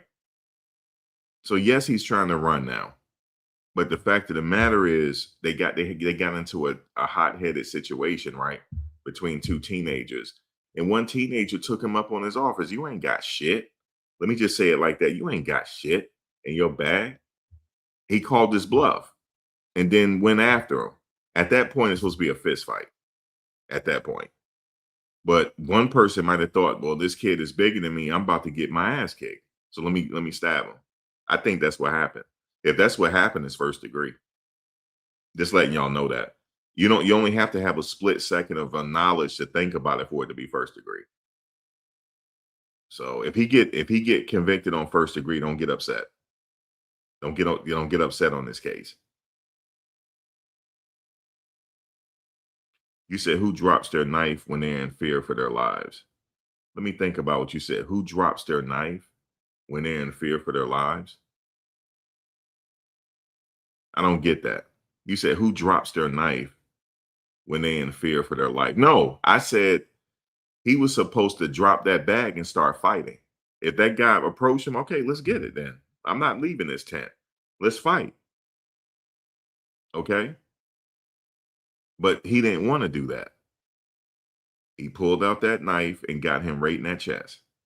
And then he started running. Okay. Then he started running. That's what I think happened. Because she hasn't told me anything else to the contrary yet. And she was in there listening to the evidence. I haven't heard nothing else. I'm just going by, if you go read the law, you go ahead and go to Texas law and read what self-defense is in Texas. Then you'll see what I'm saying.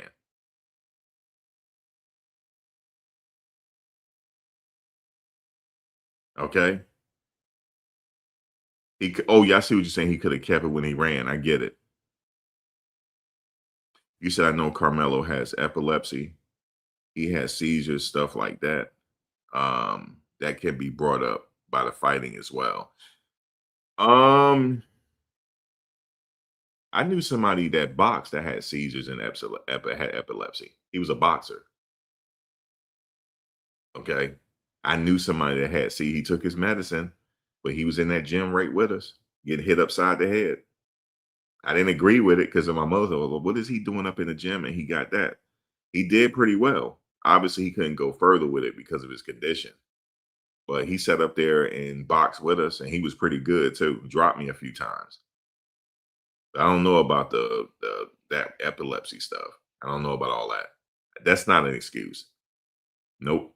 That's not an excuse. You got to understand. You said maybe found guilty. The way she's saying it, he's guilty. Go read Texas law. Did he retreat? Did he retreat? Like when the guy said, "Yeah, you ain't got nothing in that bag." Did he run after that? No, no, he did not. He did not run after that. He said, "Yeah, just long as you." He either said, "As long as you don't do nothing, there ain't gonna be nothing," or come a little close and see what happened. He's guilty. What are y'all talking about? He's guilty.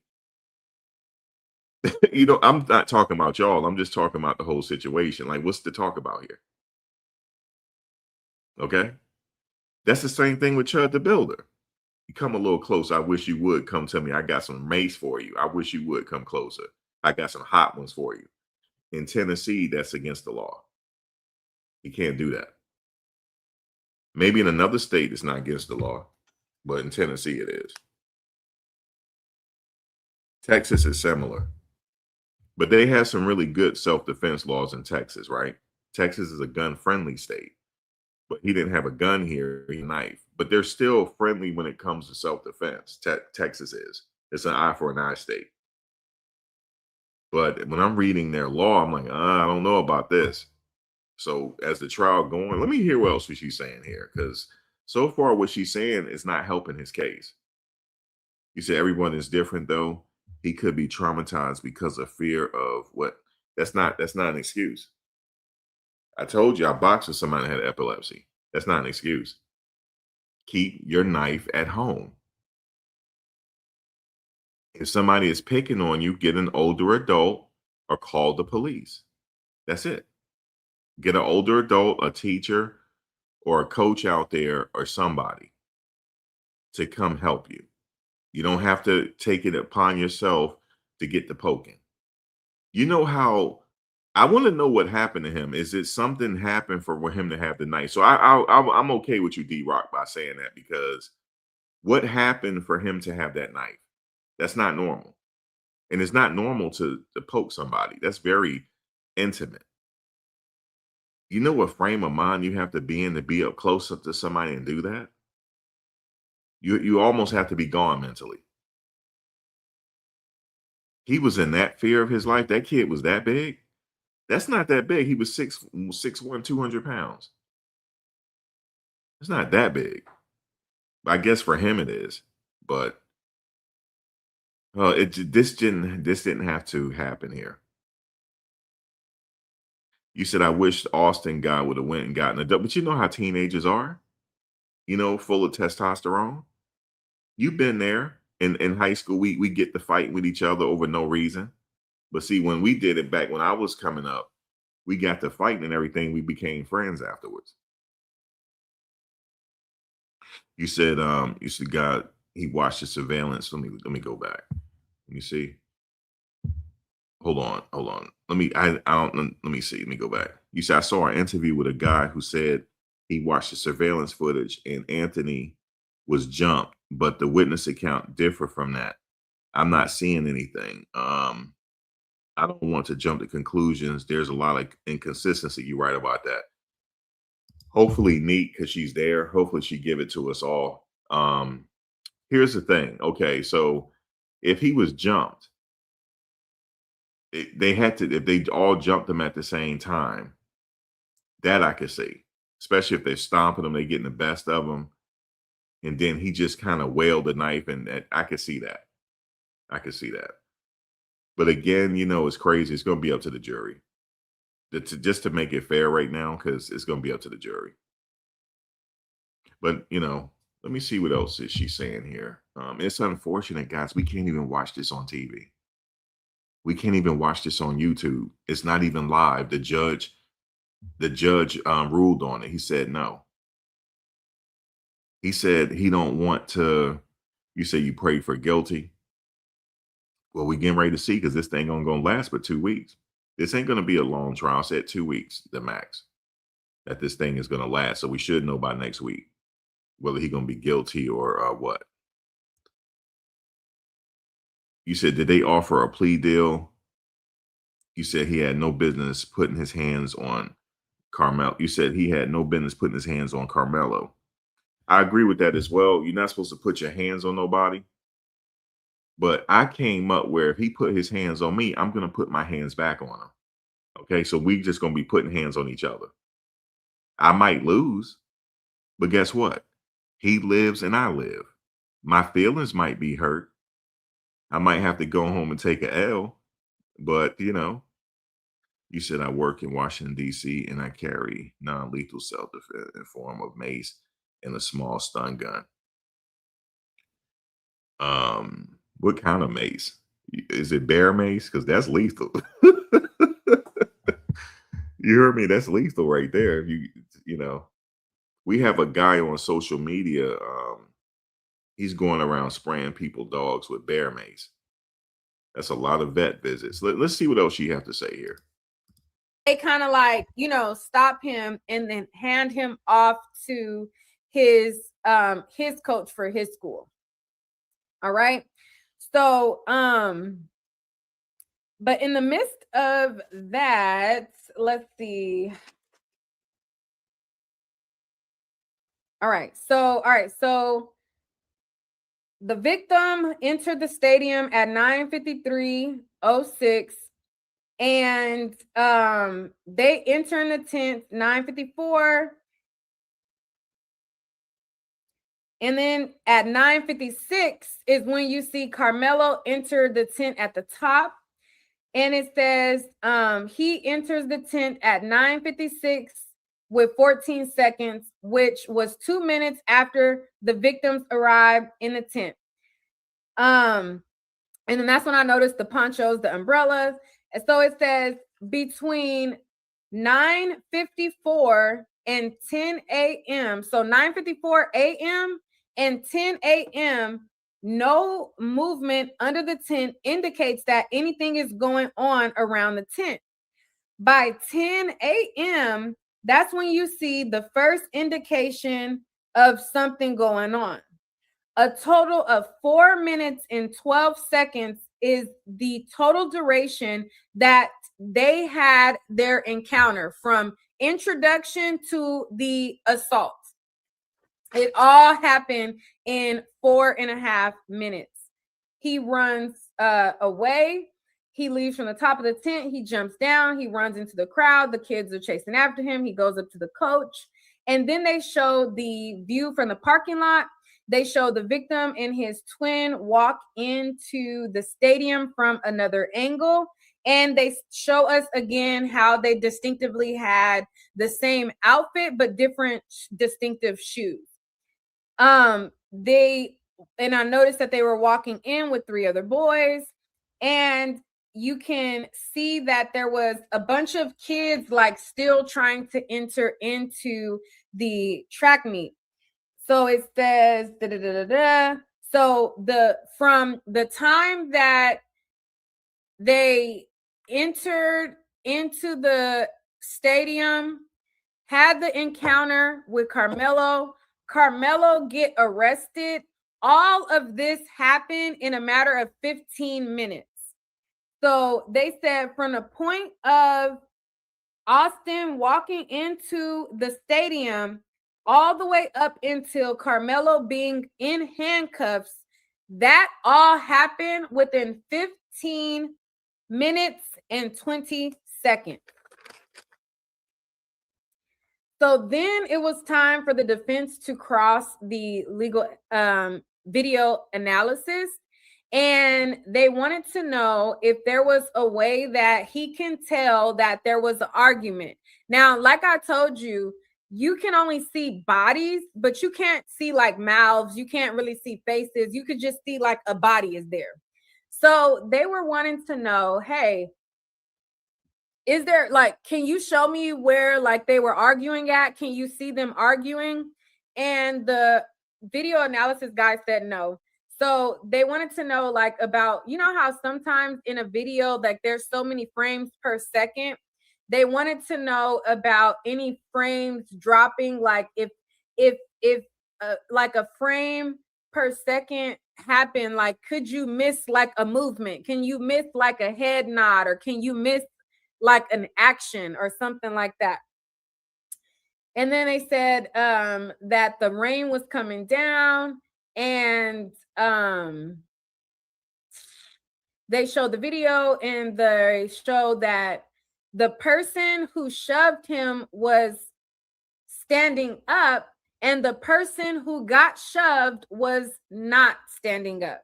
So what the defense wanted to prove is they kept going back and forth with the video analyst, and they were like, hey, the person that got shoved, do you see him standing when he gets shoved? And they wanted to basically paint the picture that Carmelo Anthony never stood up until he attacked back. That was kind of what he was trying to flesh out with the video analyst by asking him all of these series of questions about, it's possible that he never stood up. You don't see him standing up, right? Do you see him stand up when he pushed them? Do you see a figure? Are they both up? And he was basically getting to the point that, or what he was trying to get the jury to understand is, here comes these big guys, or these teenagers, they're teenagers, these big teenagers that are significantly bigger than Carmelo. He's under the tent talking to somebody who he thought was a friend. The defense made sure to say thought was a friend. And then they say, or try to get the people to, put in their mind that they come in, they're bigger than him, they're taller than him. He's sitting down. He's telling them that he's not going to move. And while he's in his seat, but Austin pushes him. And that's how this happened. So that's what the defense was basically trying to, flesh out to the jury through asking a series of questions of, is it possible that he didn't stand up? Did you take into account that you don't see a person, like he was asking them questions to try to like insinuate that Carmelo Anthony never stood up, that he was sitting down the entire time, and that they just walked up to him and pushed him. And then he had a split second to react, and that's when he stabbed him. All right. So then they wanted to know how long ago did he enhance the video, because he came in as the legal video like expert to like enhance the video. And he said that he only enhanced the video 2 weeks ago. So then they got done with him and they called their next witness. Their next witness was a Black coach who was the coach for Austin and Hunter. His name was Robert Blaine Starr Jr. Yeah, I agree with you, D-Rock. This shouldn't be a black versus white thing here. We just want to hear the evidence to see if kid is guilty. For me, it's just simple. I need to know, was he justified in his stabbing? Yes or no? I just need to know that. Everything else is extra for me. Was he? If he's justified, then he's justified. Okay. If they were jumping him and they were getting the best of him, and he felt like reasonably his life was on the line, then the jury going to decide that. That's what the jury is deciding. Was this reasonable or not? That's it, really. Was this a reasonable homicide? Reasonable action here he took? Did he have reason to believe his life was on the line? Yes or no? Did the evidence support that? That's pretty much it. And he's the head track coach at Frisco Memorial. He trains athletes in combat sports. He is originally from Oklahoma. He was promoted to varsity coach at Irving High School, and then he went. You said if the twins weren't Karens. Well, I heard that each team had their own tent, so it's unusual for Karmelo to be in their tent. It's unusual. Like if all the schools had their own tent, what is he doing in their tent? You see what I'm saying? I know it's raining, but go to your own tent. See, that's how I see things. Now, if they say, hey, you got to get up out of here, you know how teenagers are. They being hot-headed. That's what this seemed like here. But we'll see as this go on. Went to, was it Molina High School? Then he went to Memorial High School. Then they wanted to know his background. Like, did you play football when you were in high school? He played football when he was in high school. He went to Virginia Tech. He has several different sports that he works with, and he does in-season or off-season coaching. They wanted to know, did you know Austin and Hunter? Did you know who they were? And he says, yes, I was their position coach and I knew them for a few years. He said, well, I knew Austin for 1 year and Hunter for 2 years.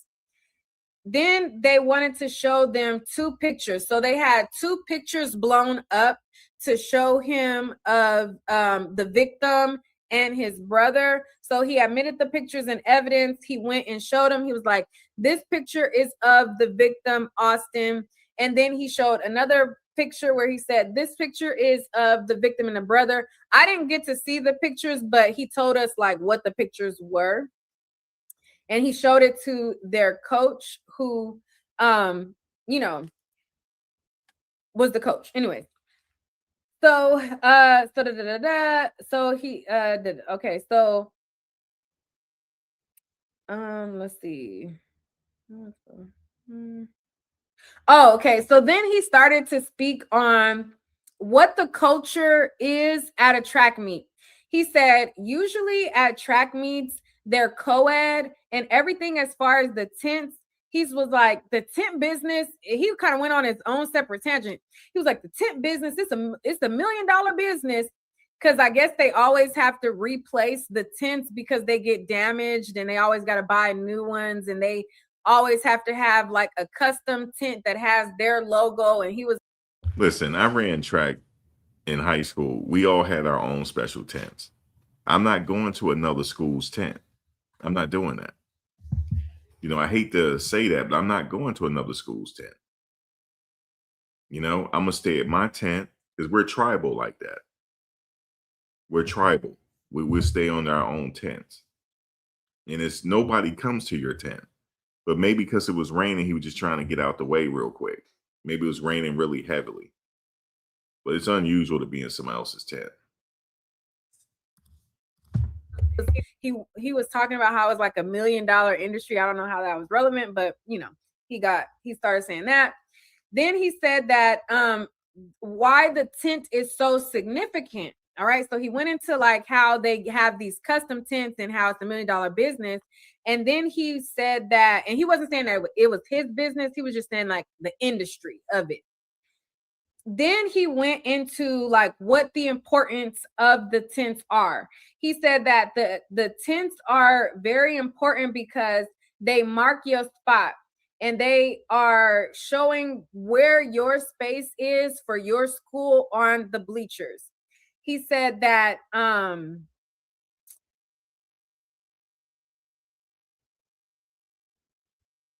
he said that normally at these track meets, it's normally around 60 to 65 kids, and they normally have about 6 or 7 coaches to chaperone. He said that the tents are pivotal because that's where they put all of their backpacks, their food, their valuables. He said because it's co-ed, there's boys and girls, they got to monitor, like, kids got different hormones going on and all of that. So he said that they like to always have a coach in proximity to kind of monitor everything that's going on, their valuables, the co-ed, because they always have boys and girls. It's only about 6 or 7 of them to like 60 to 65 kids. And they gotta, manage all of that. They don't need no kids sliding on their dime. Okay. They don't need none of that. So he was saying that, the like why that is important. So he said that there's usually always a coach that hangs back and is around the tent. He said they call it proximity control, and that's basically keeping a coach close to the tent at all times because there are food and valuables and boys and girls together, and them being co-ed, they need a adult as close as possible. He said, but this particular track meet was different. So he said that there are times where they go to different schools so that they can go to the track meets and they're like not hosting the track meet. He said, but this particular track meet was different because number one, there was the rain that kind of triggered a delay. Oh, I get what you're saying. You said that was said yesterday. She just didn't get to that yet. Okay. You're saying Austin wasn't supposed to be there. Well, the thing is for me, okay, he wasn't supposed to be there. I get it. But I want to know if this was justified or not. That's all it is. Was he justified in taking action? And also, why does he have the knife with him anyway? Like, did something happen to him? For him to bring a knife to a track meet. So, yeah, it's all unusual for me. And then number two, he said that they were the ones that were hosting the track meet. So because they were the ones that was hosting the track meet, they had a lot more responsibilities to deliver, things like they had to make sure that, everything ran smoothly for the other students and the other teams. So they had more jobs to do than normal. Like normally they would be able to watch their kids more closely and have all of these things happening, but he said that there was so many different things. He was pulled into so many different directions. It was a lot going on basically because they were the ones that was hosting the track meet. And then he said that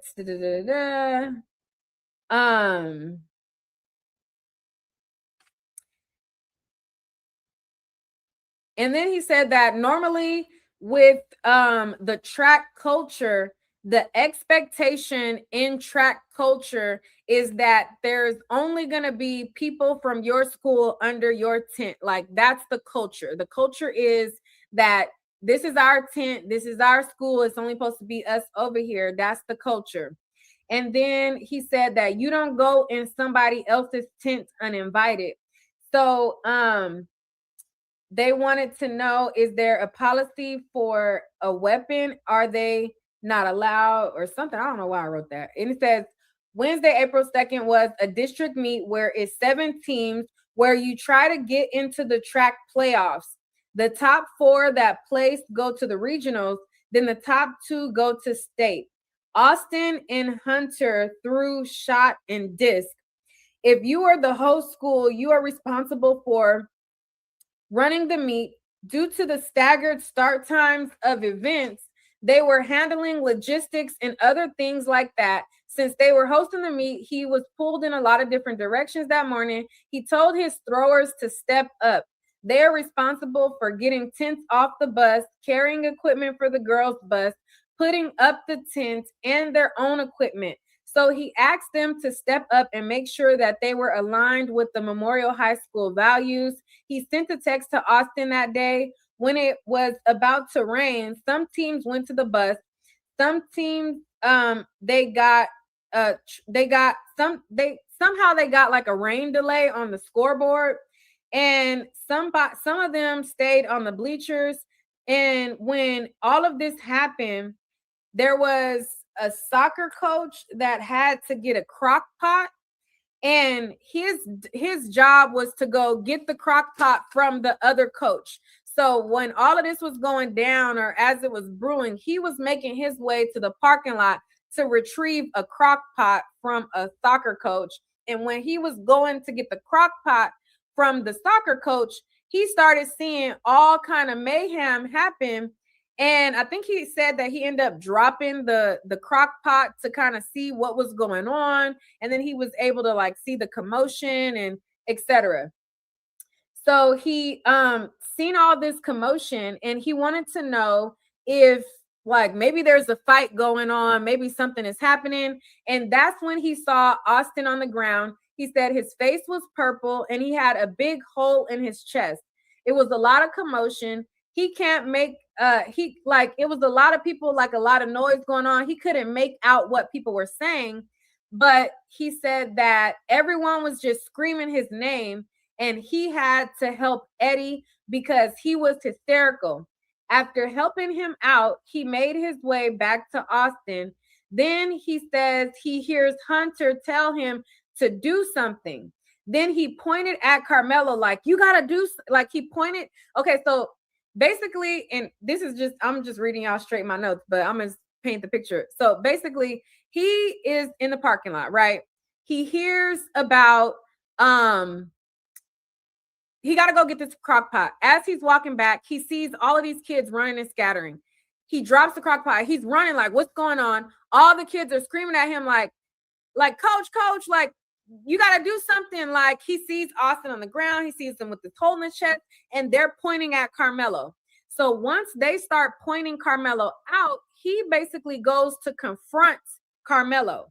So he says that he goes over to where Karmelo is, and he approached him, and he said that he hopped over a gate to like get to Karmelo. And that's when he saw that Karmelo was walking with two coaches from his school.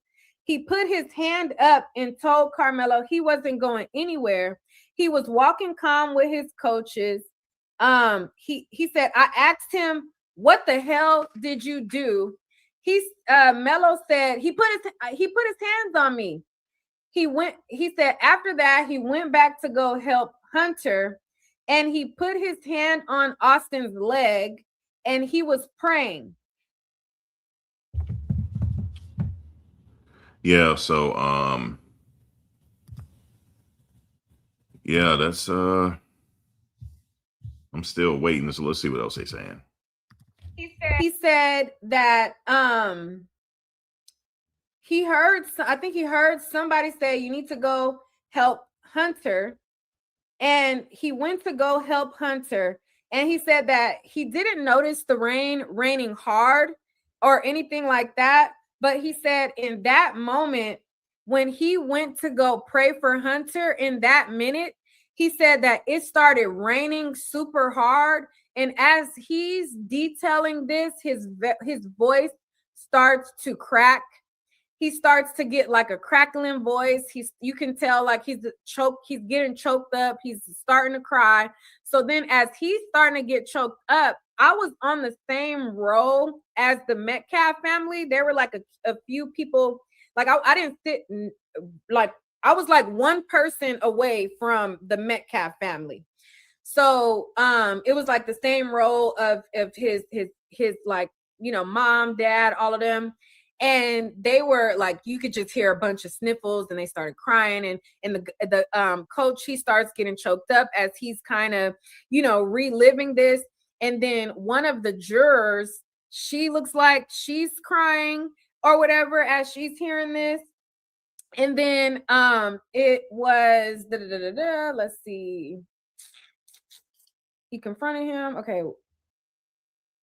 Oh, okay. So yeah, so he said that so he went to Hunter, and when he went to Hunter, he was needing to pray in that moment. When he prayed for him for that minute, it just started raining really hard. And he said he started, at this point, he's crying now.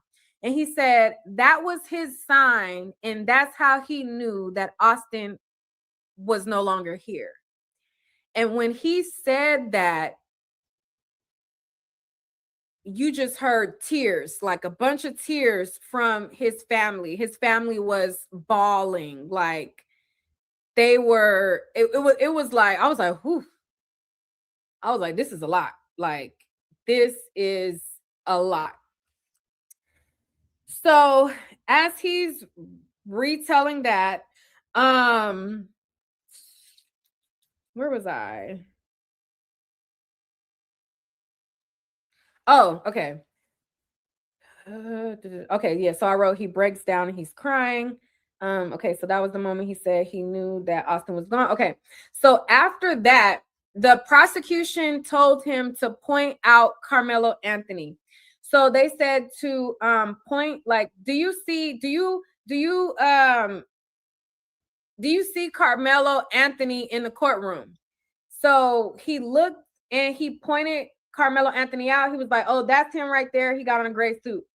And then he says he looks different today. He looks clean cut today. Or yeah, he looks cleaned up today or clean cut today. And so then the prosecution, after he said, oh, he looks clean. He's either said he either looks cleaned up today or he has a clean cut today. He said one of the two. And so after he said that, the prosecution pulled up Karmelo Anthony's mugshot.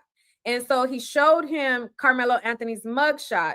And Karmelo Anthony's mugshot was him with his, like, it looked like he was starting dreads or whatever, but you can tell he had a neat lineup. He had a fade, like his hairline was neat, but he just had like he was starting dreads or something, like short though. And so he was like, this is who you remember, right? Like that kind of thing. Like, this is the guy, and showing his mugshot. And they plastered his mugshot on all of the screens, and then the jury seeing, him with his hair and everything like that. So that's not a good sign when the jury's sitting up there crying. It's not good. Not for Karmelo, it's not good. Which some are, because they're gonna see some things. They probably gonna wait till they see the autopsy. Wait till they see that. So they need to have. All right, this is a situation where it's not a unique situation, but it's a situation where obviously the burden of proof, right? They have to have the burden of proof. They might have some conflicting stories. But I'm looking for a baseline in the story, because everybody that was there, they're going to tell a different chain of events, because you're only seeing it through your own lenses, right? So everybody's going to have a different story. I'm looking for a baseline. That's what I'm looking for. Was this justified stabbing? That's it. I'm keeping all the emotional stuff out of it. I just want to know if it's justified or not. If it's not, he's guilty. And it doesn't take that long for first degree murder either. Doesn't take that long. You only have to have a few seconds of thought or a moment of thought or something like that. Did these people have any priors? Did they have any prior run-ins with each other? I don't think so. I really would like to know why he had that knife with him, though. I really would like to know that. That's unusual. Why were you going to have a knife? Especially in high school. Now, in Texas, a lot of people have firearms. So that's not. I'm glad he didn't have a firearm. More people could have got hurt, but still, I want to know why he had that knife. And the only thing I want to know is, did he retreat first? When the guy pushed him, did he have time to retreat? Did he try to run out the tent and he was grabbed? And then they started jumping on him and then he stabbed. Or was it a case where it was just him and that guy going, he wanted to go fisticuffs with Karmelo? In that case, the stabbing is not justified. It's not. Not with one person fighting you. It's not.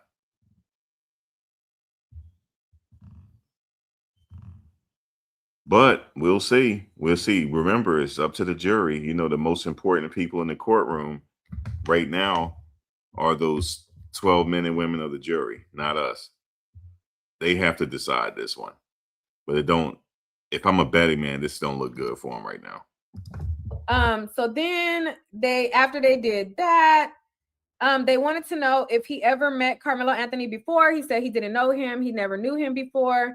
And then they wanted to know about Hunter. Is he still involved in Hunter's life? And he says, yes, he was recently his football coach. And he said that and they were like, you were disappointed in Austin. And refrain from the name calling. I'll just block you. I'm not even going to warn you. I'll just block you. But just refrain from the name calling. I know this is a emotionally charged case for some people. I get it. But just refrain from the name calling. That's all. And he said, yeah, he was disappointed in him. He said after they went to the thrower event, they left early to go fishing. So he threatened to kick him off the team.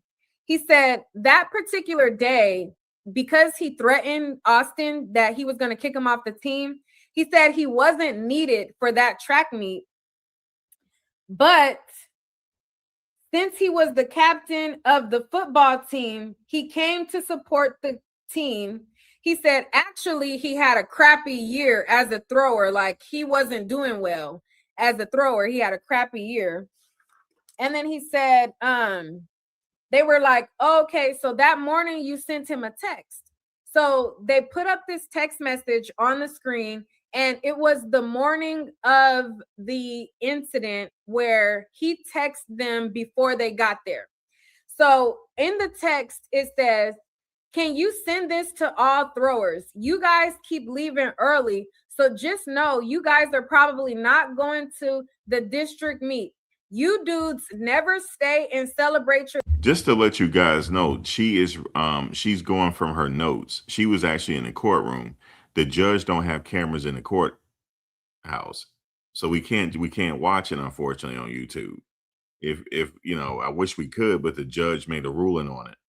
She's going off of her notes from being in the courtroom. She's not taking sides here. She's just going off the notes that right now this was these are her notes on the prosecutor. That's all it is. It's not that she's just sitting up here talking. Because somebody said, I hope the caller shut up. Your teammates, and you guys don't win. So what value are you guys bringing to the team besides coming out and celebrating yourself? And then somebody said, I'm stealing the video. This woman actually knows me. I met her before. I'm not stealing her video. You know what I'm saying? I've already left her link up there in the comment section, actually. I put you in the bushes anyway.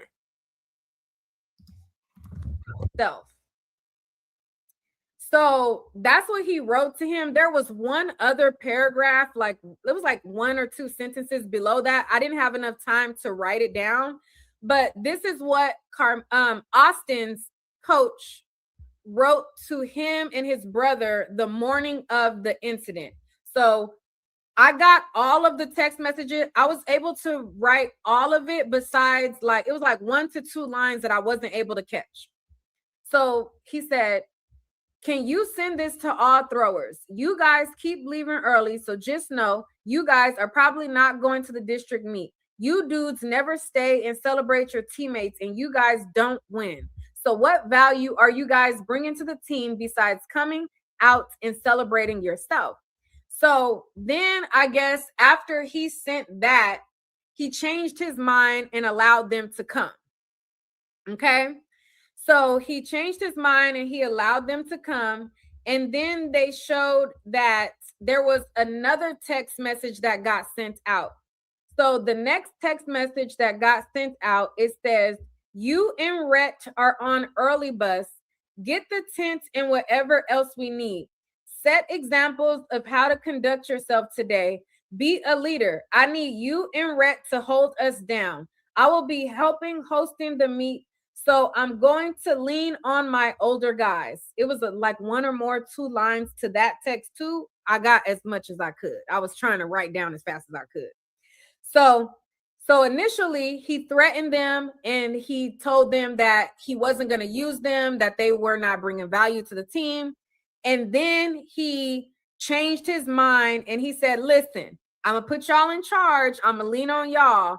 You know, I'm going to give y'all some responsibilities." Basically, that's kind of what I took from these 2 text messages is like, y'all not doing y'all end of the bargain, but let's see how y'all handle these responsibilities. That's not what the text says. I just read to y'all what the text says, but that's what I got from the text. You get what I'm saying?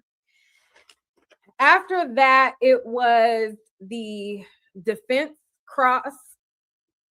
So now we're at the defense. So the defense wanted to know if he called the sheriffs to share info about the incident that happened with Karmelo, and him making a statement by saying that Karmelo should not have been under the tent because it was not raining. So they were like, "Did you make a statement to the sheriffs and tell them that Karmelo Anthony should not have been under the tent because it wasn't raining? Like, did you say that?" And then he was like, "I don't recall saying that it wasn't raining, but if it says that I said that, then I said that." Like, that was kind of what he was saying. Like, "I don't recall saying it, but if it says I said it, then I said it," type of thing.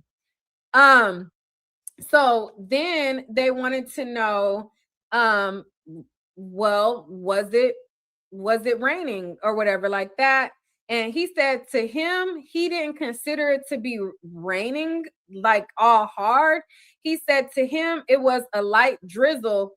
And he only remembers it raining hard when it was him and Hunter having their moment. And they start probing him and like, it wasn't raining. And so then he went into saying like, well, I'm used to certain, like, he didn't say it. I'm just paraphrasing. He was just basically saying like, to him, that wasn't like really rain. You know what I mean? Like, that wasn't nothing to, like, that wasn't really nothing. Like, that was just it was a little drizzle. It wasn't really nothing like that. But in the video that I saw, you can see the rain coming down. You can see the people got ponchos. You can see they got umbrellas, all of those things.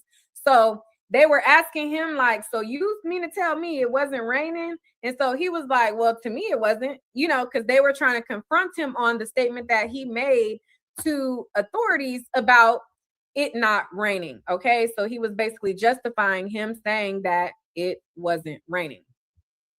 Again, if you guys want to support the channel and you are enjoying my content, share the videos, share the live. Sharing the videos means sharing my link to my live and donating to the Cash App Neek at Night Media.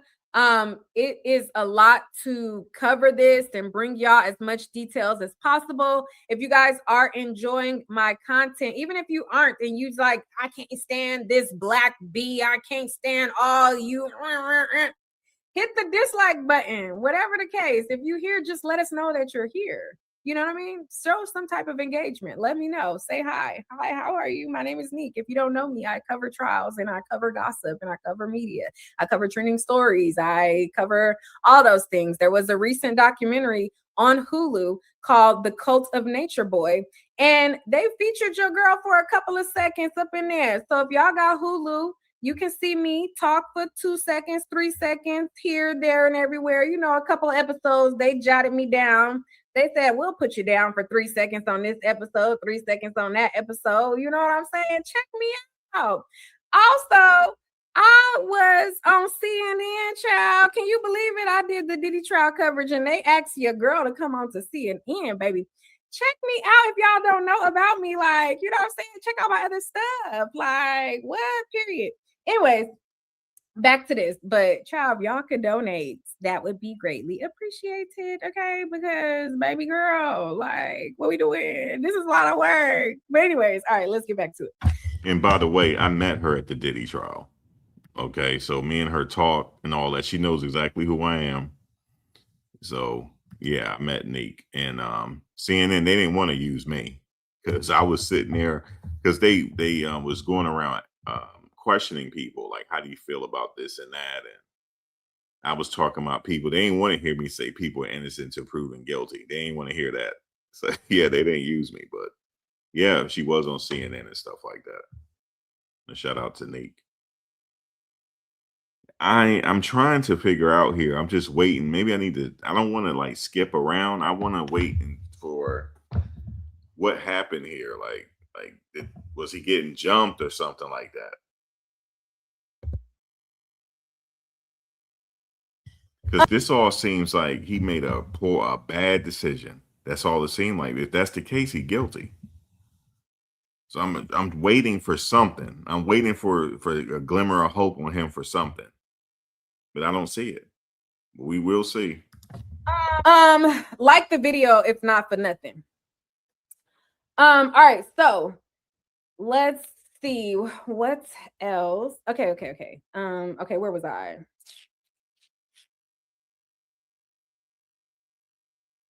It's like I said, I'm going off of my experiences when I was growing up. When we get in fights, we don't kill each other. We just fight. And if you get the best, somebody get the best of you, then your pride will be hurt for like 24 hours and then you go back to being friends. That's what we used to do. But I actually boxed though. I used to go to a boxing gym and we learned how to fight that way. But we used to get beat up all the time in the boxing gym. That's how you learn. You know, keep your chin low, keep your guard up, protect yourself at all times and move to the right, use your footwork, different things like that. Use your jab, or we learn how to fight that way. Sometimes we lose, we win, lose, go to different gyms, lose, get pizza afterwards. It actually builds your toughness. So if you got a kid that can't fight, put him in the boxing gym. Get him some boxing lessons. That'll toughen him up. Instead of just reaching for a knife first. Because when you reach for a knife first and actually use it, spinal at that point. This kid died in his twin brother's arms, man. It's spinal. Can't get that life back. Both lives are ruined right now. He potentially could be in prison for the rest of his life. So we'll see. Or, you know what they could have simply did? Just walk away. Could do that too, but I understand with teenagers, they're hot-headed. I get it. Okay.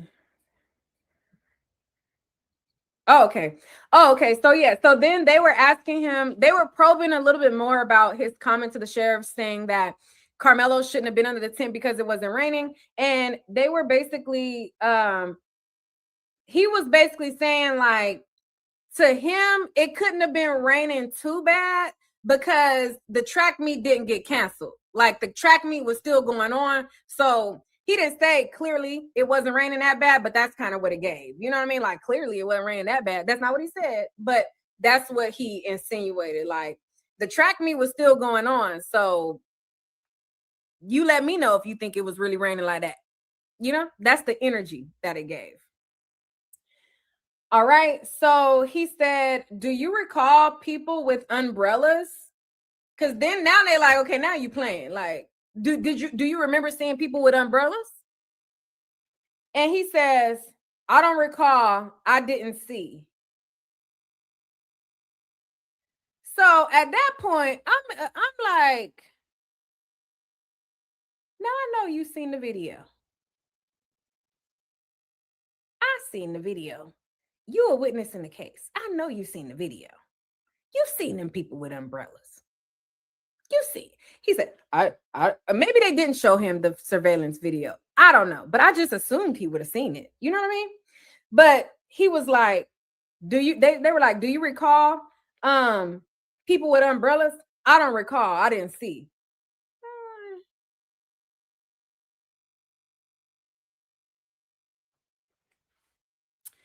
They said, you talked about coaching track and football and different sports and how different sports have different rules. He said, yes, sir. He said, no rule prevents them from walking around, and no rule, but like there's no like written rule that says that you can't go under another tent. And he was saying that like it's not like a written rule, but that's like the culture. Like that's just, you know, it's one of those things like if you know, you know, like you ain't supposed to be under there. Like we didn't write it down and tell you that, but you like you know, like it's our culture. Like if you know, you ain't supposed to really be under the tent. And so he said that but you do see times where kids from other teams will see their friends from other schools and talk to them, right? You do see that, right? And then he said, yes, sir. And then he said, that team tent is your home base, right? Where they leave backpacks and stuff, right? He was like, yes. He said, you said Frisco ISD policy and other teams can't come to the team tents, and you said that was a policy. He said, I don't recall saying that it was a written policy. So you're basically saying that it's not a written policy, but it's just like the culture. And he said, yes, sir. They said, so the tent is how you mark your home base. If you are invited to other tents, usually that's not a thing because of co-eds, but usually a coach is there to regulate that. It's not unheard of for a student athlete to go under another tent. He said, no, but it's not the norm. And then he says, there are other coaches that might be fine. Okay, so my experience is so they were asking him, like, is this okay for other coaches? He was like, in my experience, that don't fly around here. That's why we always have a coach in close proximity to the tent. He said, but you do see students talking to other kids other than tents, don't you? And he said, yes, sir, but I follow the rules of the athletic director. And so he was basically like, every time they were saying, like, you have seen that before, though, right? He was basically trying to like deflect and try to act like he doesn't see it because he follows the rules, you know?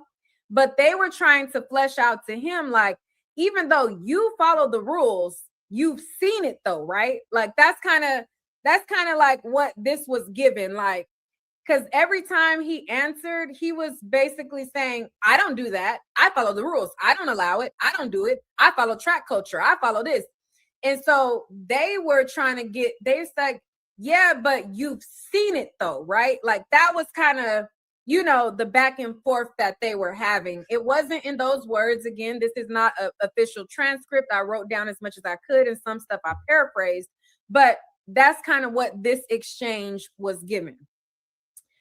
So then, okay, so he said, I follow the rules of the athletic director. Okay, so did you know that out of all the teams that were there and all the teams had a tent, and Centennial was the only team that did not have a tent that day? He said, no, sir, I did not know that.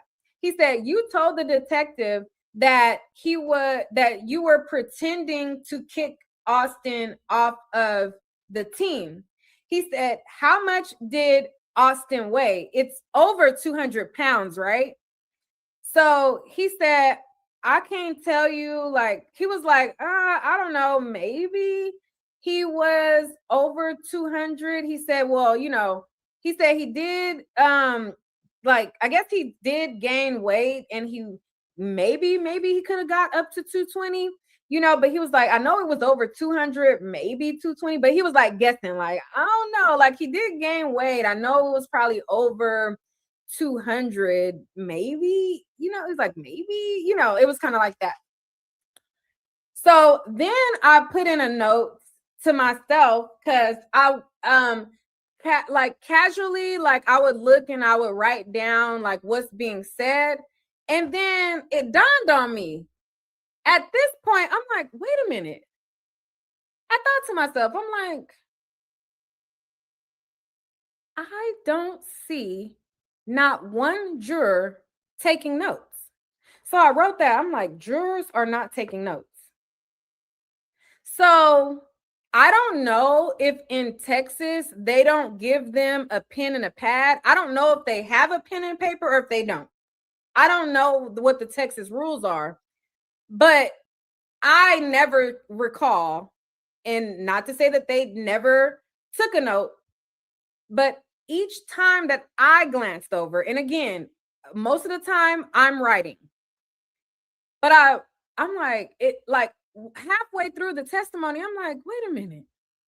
I looked, I'm like, they're not taking notes. Now, so for me, that was unusual because every single trial that I have covered, even like no matter what the trial was, anytime that I was in the courtroom and I was covering a trial, I always seen jurors with notepads and papers taking notes. Now, again, I don't know if they Because they might not need it here. That's why I'm keep telling you guys, this is an easy case. You don't need notes for this.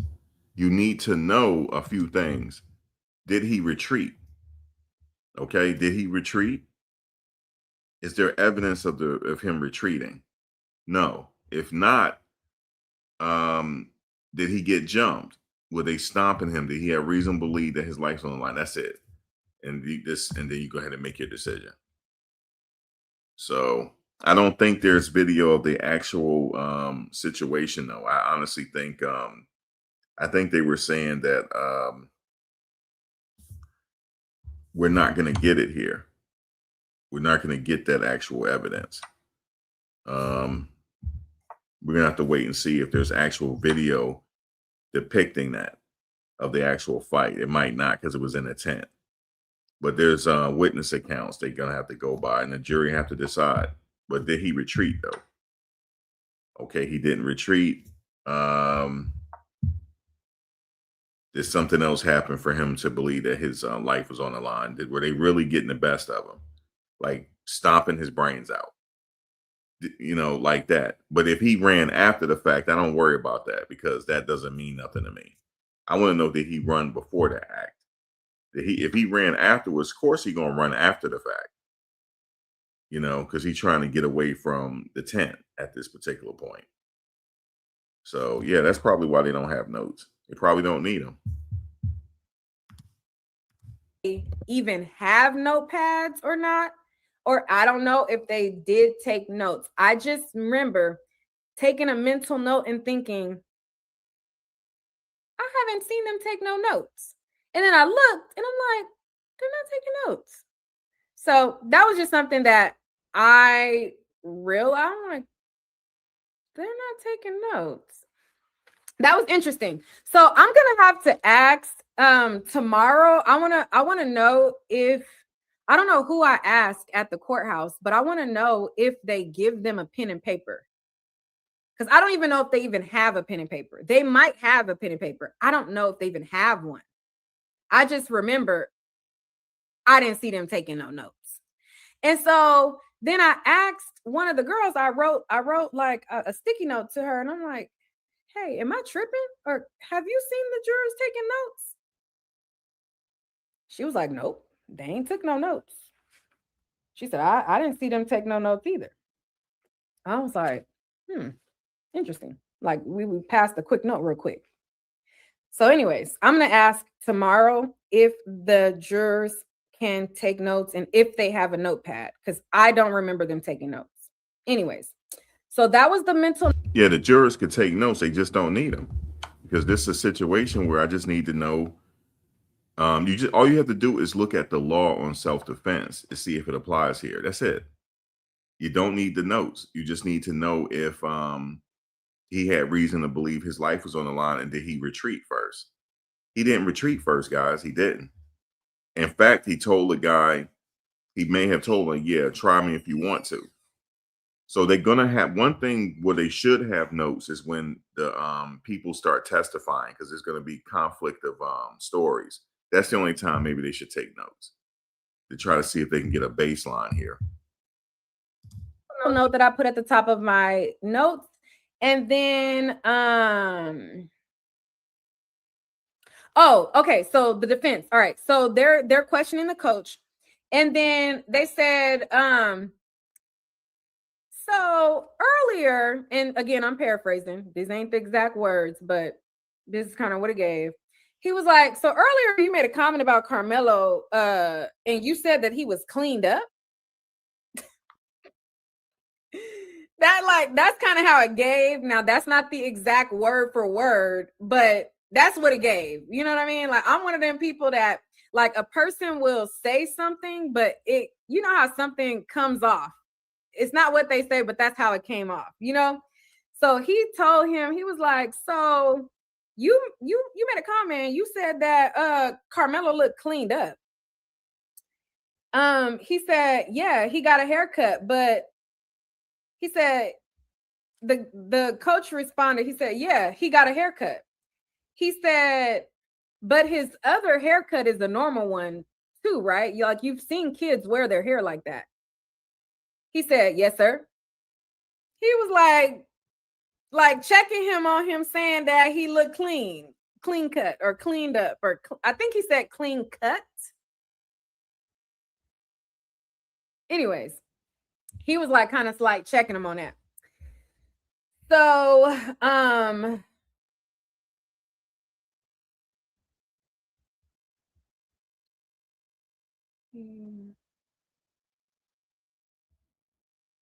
okay, so they said, like, do you recall Karmelo looking like he was about to cry? And when, like, so they were asking him, like, the interaction that he had between him and Karmelo, like, does he remember Karmelo looking like he was about to cry, you know? And so he said that he recalls he looked hysterical, and he said that he put his hands on me. He was like, he looked hysterical, and he said that Austin had put his hands on him. So that was it for that witness. They called the next witness. So the next witness is a coach by the name of Tiffany Whitaker, and she is the athletic trainer for Memorial High School. She's been, it says she was 8 years from Colony, went to get a degree at TCU. She's certified as an athletic trainer. It says that she was there when the school got open, so she had to, like, you know, get furniture, all these things. So then they wanted to know, like, from her point of view, what is the culture behind the tent? So she said, a school's tent is like a locker room. You stay in your locker room. Everyone has their own individual spaces. If you are by yourself, do you park under somebody else's tent? She said, not normal. Like that's not normal. And then so they wanted her to explain what the weather was like that day. So they were like, you know, explain the weather. She said it was cloudy and windy, and she said they kept, like, monitoring the weather because they saw that there was a storm moving towards their direction. And she said there was some drizzle. And because there was some drizzle, it signaled a weather delay on the scoreboard. She said they had set up all the equipment by the locker room, and she was off the track behind the flagpole. She saw Austin that morning before this incident happened, and they were like, well, did you see Austin that day, like, before everything happened? She said that she saw Austin that morning. He gave her a hug, and he went about his day. She was in the area of it, but she wasn't right there when it happened. And she said that she basically saw all the commotion. And when she saw, like, you know, all the kids scattering, all the commotion and stuff like that, she looks over and she, like, notices a student by the name of Hudson. So she says she sees Hudson, and he says that he stabbed him and he threw the knife and he's in the stands. She said, so she stood and she walked in that direction to go get Hooper. I guess Hooper was another coach. She said, and so she goes, and they're like pointing out Karmelo. She's the one who, like, intercepted, you know, Karmelo along with another coach. So one of the kids basically tell her like, hey, he stabbed Austin, and so she's like, hey, trying to tell Karmelo like, hey, like you can't leave, you can't go anywhere or whatever like that. And then she got another coach by the name of Hooper. She got his attention and she said, hey, I need you to take him. He stabbed someone. And I think at that time she didn't know it was Austin. I retract. They just said he stabbed him. At that point, she didn't know that it was Austin. He stabbed him. And then she went to go get Hooper's attention. And she said, hey, he stabbed someone. He is not free to leave. So she handed Karmelo off to Hooper to go see who was stabbed. So she, after she got Cooper's attention, who is the coach at a school called Heritage, she said, he turned around and said, you stabbed somebody's son? She said, once I saw he would take care of him, I went to render medical aid. So once she went to go render medical aid, she thought, I guess, he was having a seizure. She thought somebody might be having a seizure. She looked around and she saw Austin, and she headed in that area to help with evaluating him. Coach Birch had fingers on his neck to check his pulse. He was blue in color. He was not breathing. She said, I started rescue breaths. Others did chest compressions. They continued CPR until paramedics. She was in autopilot. She wasn't even paying attention to what's going on. She was just like in go mode, basically. And they rendered CPR until the paramedics came. She said when the paramedics came, they gave him medication and they gave him blood. And once they gave him blood and medication, he started to get some of his color back. Because at first he was turning like purple and like bluish purple and all that. And so once the paramedics got there, they gave him medication, they gave him some blood. And so he started to get some color. So she at that point, she started to get hope. Like she started to be hopeful that he was gonna be all right. Like she started to get hopeful, and she basically let the paramedics do their thing, and she like hung around the area and waited. So then it was time for the defense to cross. So they said, so, hey, like after this incident, you went to the officers after this and you told the cops that you stopped and put grabbed Karmelo. She said that she didn't physically grab Karmelo. She just kind of like, made sure that he didn't go anywhere. But she was like, I didn't touch him. But, they were asking her if she like grabbed Karmelo. So they wanted to know how did she describe him? And so I guess she described Karmelo as 5'7", and that was as opposed to Austin Hunter, that was 60 to 70 pound weight difference, and he's smaller. All right, this would have been a little bit more justified if they were fighting a female. All right, so I know some people are thinking, well, he should have kept his hands to himself and this and that, and this was self-defense.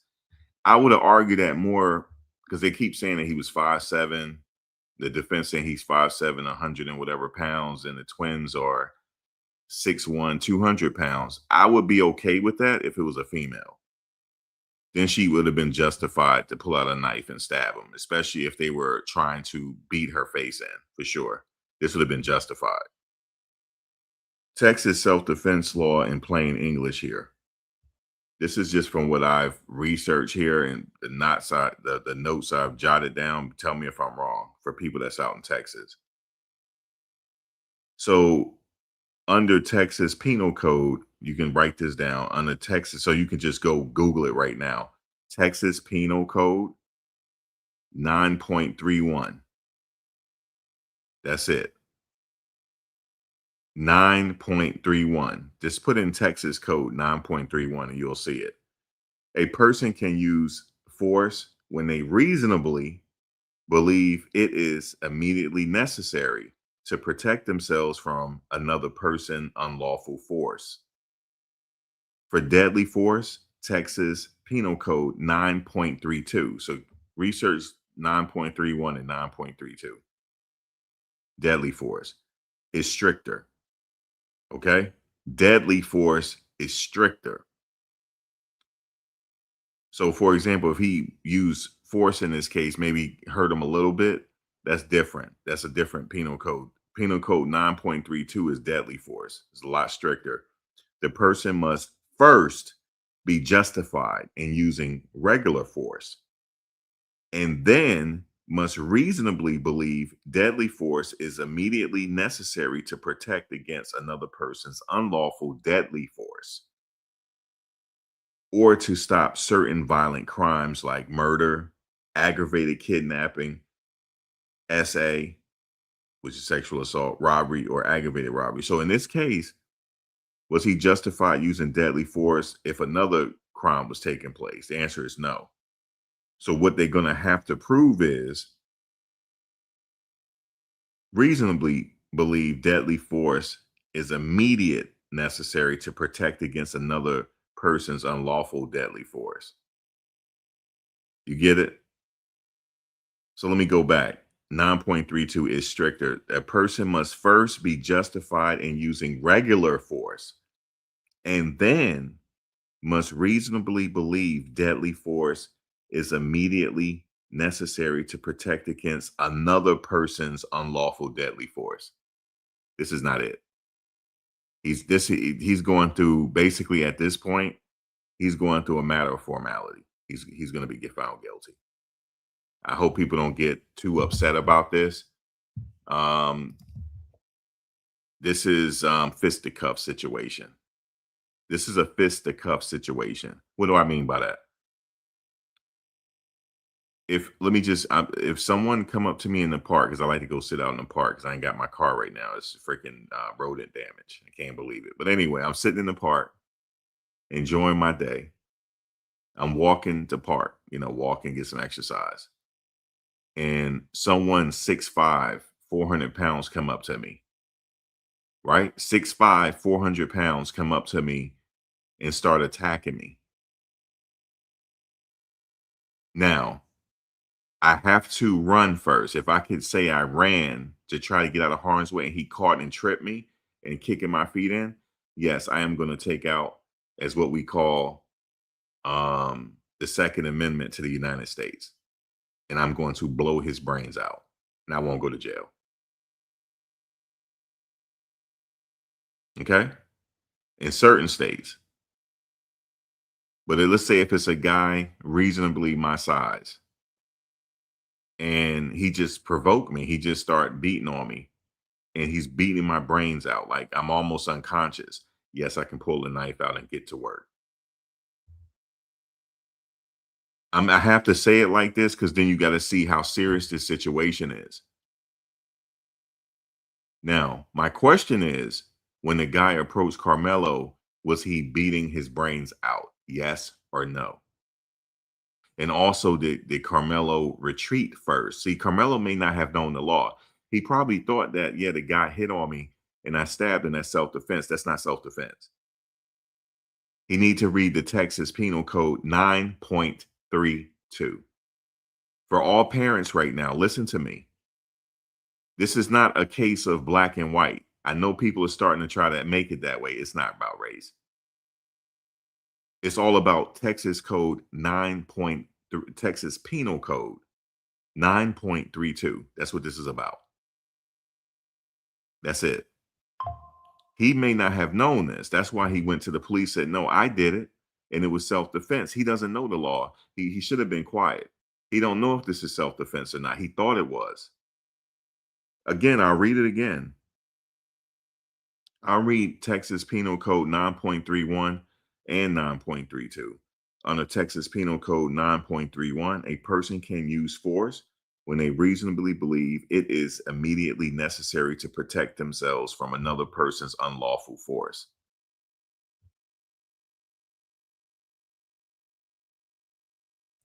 For debt, see, let me stop right there. He wouldn't be in jail right now.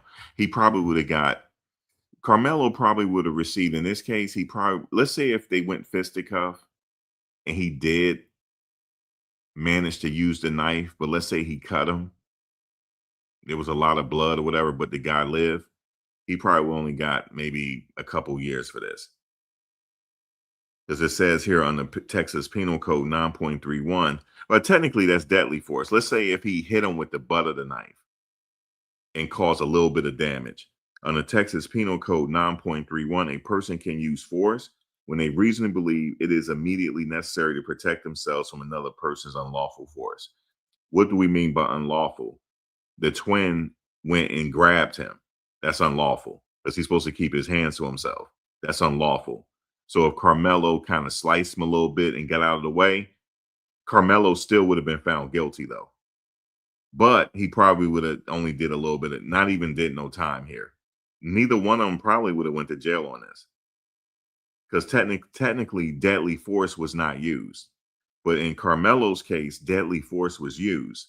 All right, so since deadly force was used, this is another penal code. It's 9.32. You got to continue to read. Texas Penal Code 9.32 is stricter. A person must first be justified in using regular force, and then must reasonably believe deadly force is immediately necessary to protect against another person's unlawful deadly force. Now, stop. When the twin grabbed him, was that unlawful deadly force? Yes or no? Because if he was using unlawful, let's say, what's unlawful deadly force? Choking Carmelo out. Was he choking Carmelo out? Did he put his hands on Carmelo's neck? That's unlawful deadly force. Now, yes, he has the right to stab. You get it now? You see how easy this is? You can meet deadly force with deadly force in this situation under Texas Penal Code 9.32. Did he grab him by his neck? Was he choking him? Was he losing consciousness? Yeah, he can use deadly force at this point. Yes. But did he use deadly force or did he just push him? Did he push him or smack him? Smack him and push him is not deadly force. That's not. So you cannot use deadly force if nobody's using deadly force with you. I'll read it again. Penal Code 9.32 is stricter. The person must be first justified in using regular force and then must reasonably believe deadly force is immediately necessary to protect against another person's unlawful deadly force. So was these twins using unlawful deadly force? Yes or no? If it's yes, he goes home after the trial and nobody should get upset. Okay? Just read the law and you shouldn't get upset anymore. Did they use unlawful deadly force? Did the twin did? Did he put his hands around his neck? Did he choke him out? Was he getting stomped and stuff like that? Then yes, he might be justified in using deadly force. That's all they got to prove, that there was deadly force being used against him. And he had a reasonable belief that his life was on the line. That's it. You don't need no notes for that. The jury don't need to take notes. They just need to find out if one of the twins used deadly force. That's it. Now, how do you get that if you don't have the video? If you don't see them using deadly force? You don't see them using deadly force, right? So how do you come to a determination? Well, let's see what other people are saying. Now I'm hearing that there is conflicting stories. This might save Carmelo a little bit from first degree to second degree. It might save him. Because if I need to know that he was justified in using this force. If not, then you could go down a little bit. You don't have to be first degree. It could be second degree. It could be manslaughter. It could be whatever. He's still facing time here. So it's all I'm looking at. I'm not looking at this case in black and white as far as race. I'm looking at black and white as far as the English. There's law here. That's what I'm looking at. Texas also has a stand your ground rule. That means a person generally has no duty to, oh, wait a minute. The person generally has no duty to retreat. If they had a legal right to be where they were not committing a crime, and did not provoke the person. Stop. So my question is, did Karmelo say to him, come over here and try me if you want to? Or you'll be okay, but just don't try me. Then this doesn't apply. Stand your ground doesn't apply. You get it? Y'all get it now? It doesn't apply. If he said this to him, if he said the verbiage to him, come over here if you want to, or just stay away, ain't nothing gonna happen. If the jury believes that he said that, the stand your ground doesn't apply. Okay? It doesn't apply. Because you're not supposed, that's what Chud the Builder having a problem with right now. You're not supposed to wish an MF or would mentality. Because the wish an MF or would mentality will get you 3 hots in a cot. That's what they told me in my concealed weapons class. That's what they told me. So in Texas, also has stand your ground rule. That means a person generally has no duty to retreat if they had a legal right to be where they were not committing a crime, and did not provoke the person they use deadly force against. Stop. That's what Chud is having a problem with right now. As long as you don't provoke. Remember when he was saying you guys are chimping out? That's provoking. That's provoking. That's why. See, he didn't know that. He should have read the law. You got to read the law, every syllable of the law.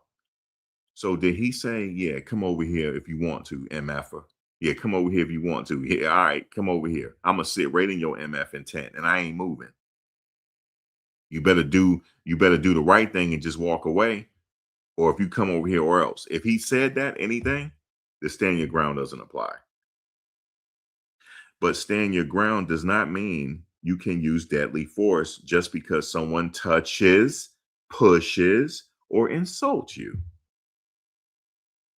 Y'all came to the wrong place. You come to the wrong place because the law is what I love. I love it. I love it.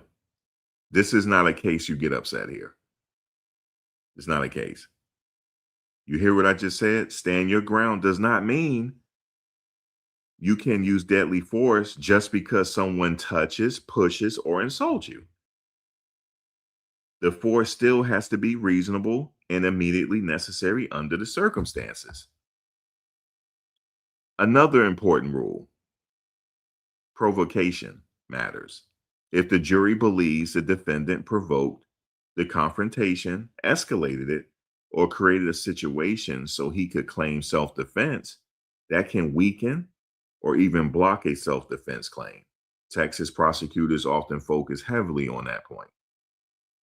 Karmelo Anthony is accused of fatally stabbing Austin Metcalf, 17, during a high school track meet in Frisco, Texas, on April 2nd, 2025. Prosecutors say the confrontation began when Anthony was under Metcalf's team tent, and Metcalf told him to move. According to the arrest reports, facts described by the AP, Anthony allegedly said something like, touch me and see what happens. Stop. If he did say that, he is going to jail. He's going to have 3 hots in the cots until he's 70. Period, point blank. This judge is, I know how Texas get down. Texas is going to serve him. They're going to serve him if he's guilty. I promise you this. If he did say, touch me and see what happens, Metcalf allegedly grabbed and pushed him, and only thing he did is grab him and push him, and Anthony pulled out the knife. He's lucky he might not get first. He might get first degree. Okay, you see, I'm telling you, this kid is in trouble. I'm telling you this. I don't follow cases for the past 20 years. He's in trouble.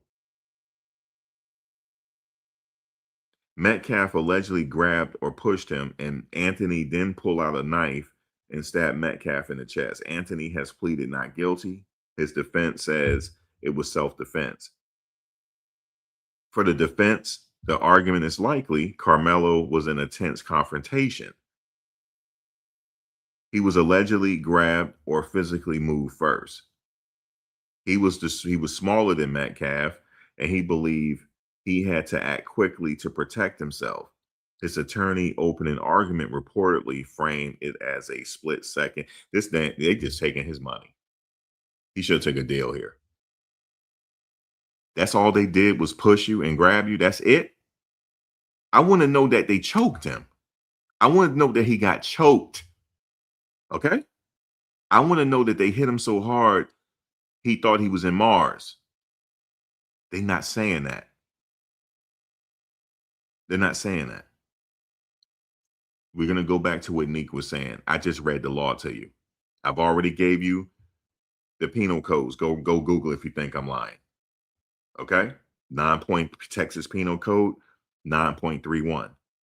And also Texas since deadly force was used here, look up Texas Penal Code 9.32. Yes, you can keep your hands to yourself, but just because I put my hands on you don't mean you could stab me with a knife. That doesn't mean that. See, you're not listen. I know some people, if people can read, go read the law, and you're gonna know that he's about to get convicted. You're gonna know this. I don't give a damn if he put his hands on him and pushed him. That's not justification under Texas Penal Code 9.32 to use deadly force. Okay? I want to know that he got choked out.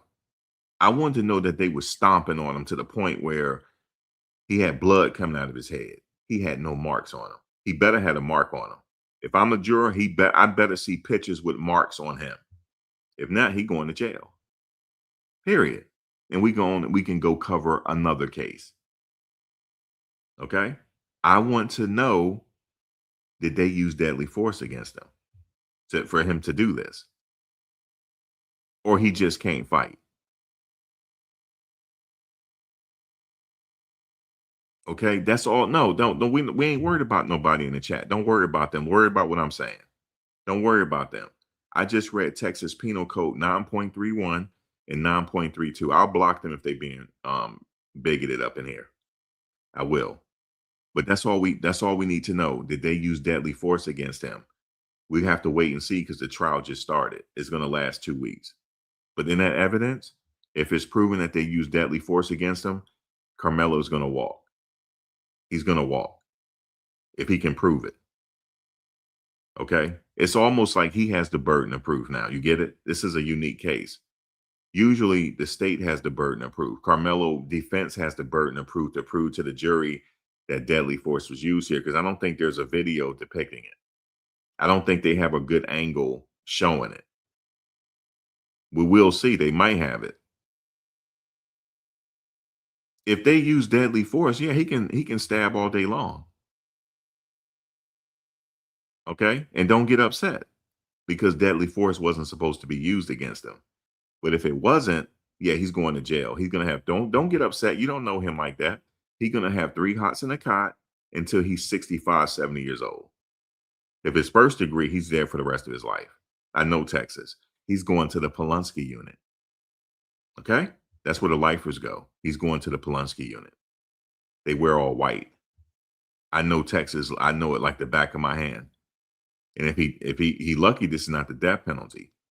Because if he get that letter saying that he got a date, now he goes to the Walls unit. That's where they execute people in Texas, at the Walls unit. So I know Texas like anything. Texas is very open to self-defense. They are.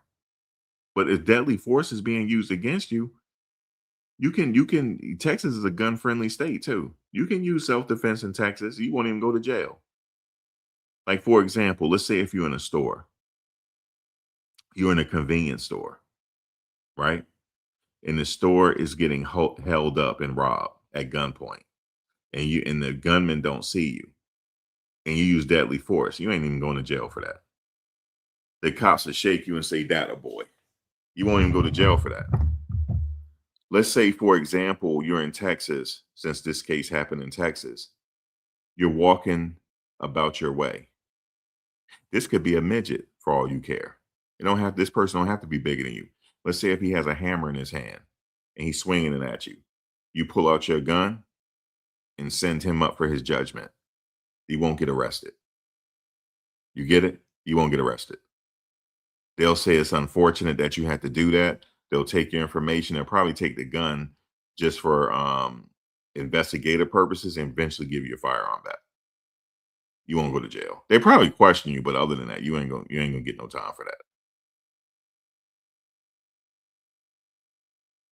Or another scenario, you're a female and the person pushed you, grabbed you by your neck, pushed you down. You get up, hit them with the knife in the chest. They won't arrest you for that. You'll be okay. You're a female. He's bigger than you. You'll be okay. This situation is different. If he pushed him, he said, "Yeah, come my way if you want to." But you know what? His pride was probably on the line because he already probably threatened him with the knife. He said, "Yeah," and he called his bluff. "Yeah, you ain't gonna do nothing." Push him. He pulled out. He had to do it. He going to jail for that. This is 3 hots in a cot for the next 60 years. I already knew this before I was covering the case. That's why I didn't want to cover it. I know people are going to get upset. He's going to jail. All right. I haven't heard yet anything justification yet from Neek right now. She's been there. I'm waiting for it. I'm waiting for the jumping. That's what I'm waiting for. Now, let's say if it's a situation where one of the twins pushed him. They got him on the ground. Now they're stomping him in the head and everywhere. Yeah, he can use deadly force now. He's still gonna get a little time. He ain't gonna be in there for the rest of his life, or he might not get any time. But see, when he went to the cop and said, "No, I did this, and it was self-defense," he didn't know the law like that. His job was to be quiet and wait for them to arrest him. It's up to the lawyers to figure this out, whether what's going to happen here. He said this before they even read him his Miranda rights. He said he did it. That's a mistake. So teach your kids. If you're in a situation where you know you're about to get arrested, your job is to remain silent. Even if you're innocent, your job is to remain silent. Your only duty is to speak to a lawyer. If you don't have the money, they will appoint you one. That's it. He wasn't supposed to say anything, but at the end of the day, nobody teach their kids about the law. And he didn't know. He was only 17 at the time. He's still a child. Unfortunately, he didn't know this. Under Texas, when you're 17, they try you as an adult. He didn't know that. I knew that because I love Texas law because Texas is an eye for an eye state. Did you know that? Texas is an eye for an eye. He's in the right state for this, but he didn't have the right situation. That's all I'm saying to you. But hopefully in his situation, maybe we'll hear some evidence that they were stomping his head in and he tried to retreat. We'll have to wait and see. If not, then it looked like he getting ready to go to jail. Prison, excuse me. Where they practice sweat equity. You ever heard that before? Sweat equity? Yeah. So also I want to know why did he have a knife in the first place? Why? Why did he have this knife in the first place?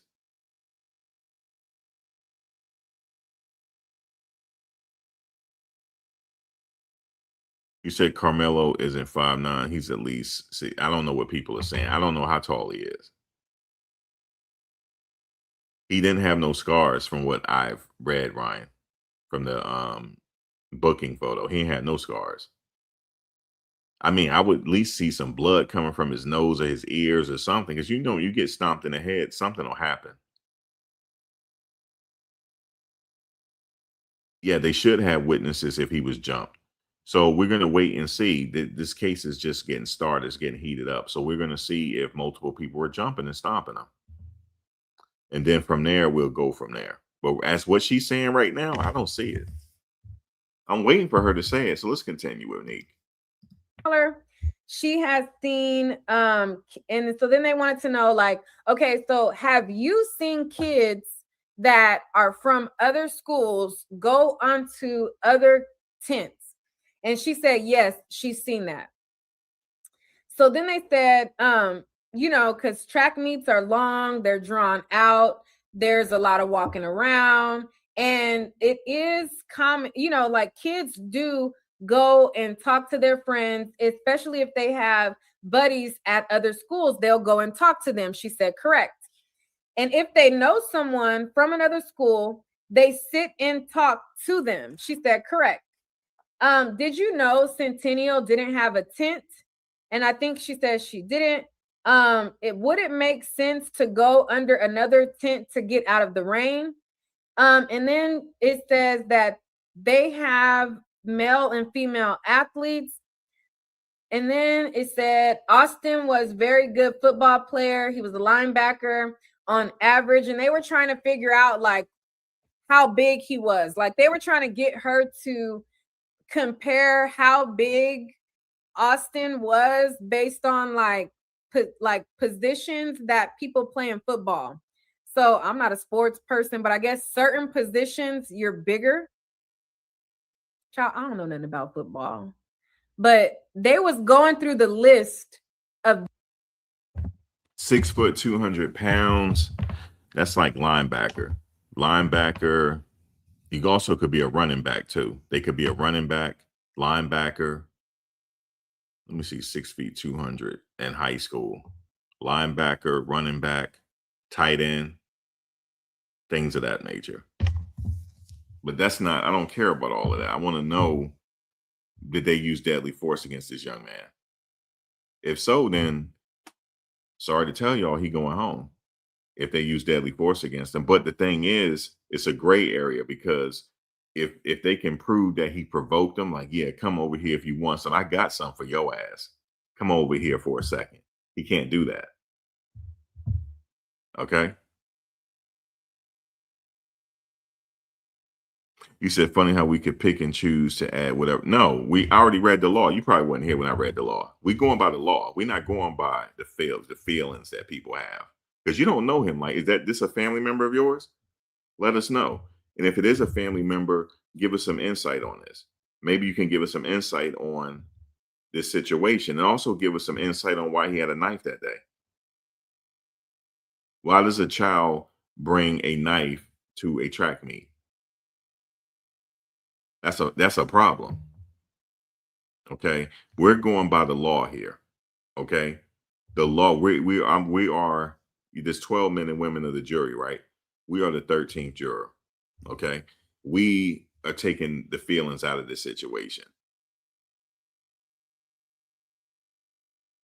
You said, yes, your height and weight impacts what you do on your job, not just in sports, but in other jobs. No, not my job that I used to do. My height and weight didn't impact nothing. My brain was the whole impact, not my size and stuff. I know what you're saying. What you're saying is because he was 6 feet, 6'1", 200 pounds, and this guy was like 5'8", 180 some pounds, soaking wet. That has something to do with it. No, it don't. They should have got to fighting. You don't got to pull out a knife. If you bout it, oh, let's get to it. Let's get to it. As a matter of fact, let's go outside the tent. Let's not fight around the female. Let's go outside the tent. Let's go out back. Okay? That's how we used to do it back in the day. So I don't want to hear what was saying right now. I grew up in the 80s. Okay? We go out back of the trailer and back of school to fight. You remember Antoine, you went to high school with me. I actually have a classmate that grew up with me. He knew how it was back then. And he'll tell you, we all stayed friends. We were all very close. We might have fight here and there, but we were all very close. You get your respect if you fight. Whether you win or lose, you get your respect. Okay, you might have got your butt kicked, but hey, man, you held up a little bit. We'll like trash talk each other. Yeah, I got you a little bit. Yeah, you uppercutted me. I'm down. But we friends again. Nobody got hurt. A knife is final. We don't pull out knives where I came from. Yeah, people did pull out knives back in the day. Yes, they did. They did. They pulled out guns too. But we grew up. Oh, so you grew up in the 70s, so you Generation X. So that means that, we lived another day, even though our feelings were hurt. Antoine, I tell you, our feelings was hurt. We did not take that lightly getting a butt kicking. We did not. But we went to the store. Okay. Antoine will tell you about going to the arcade when you see the other team up there, or you'll see the other um you see the other rival school up there. Things might happen. But guess what? You go home, you'll be all right. So I come from a different era. I don't understand pulling out a knife when somebody else didn't have a knife. Austin didn't have a knife. Okay? He did not. And for him to get Austin with that knife, that means it was an element of surprise to it. For him to get him that flush with the knife, it was an element of surprise to it. Because if Austin was fighting back, he would have had some defensive wounds. I want to know, did he have defensive wounds on his forearms? If that's the case, this kid really going to jail. I want to know, did he didn't even put up a fight back because you mean tell me he got him flush in his chest? He couldn't even block it. He couldn't even block it. That means there's an element of surprise here.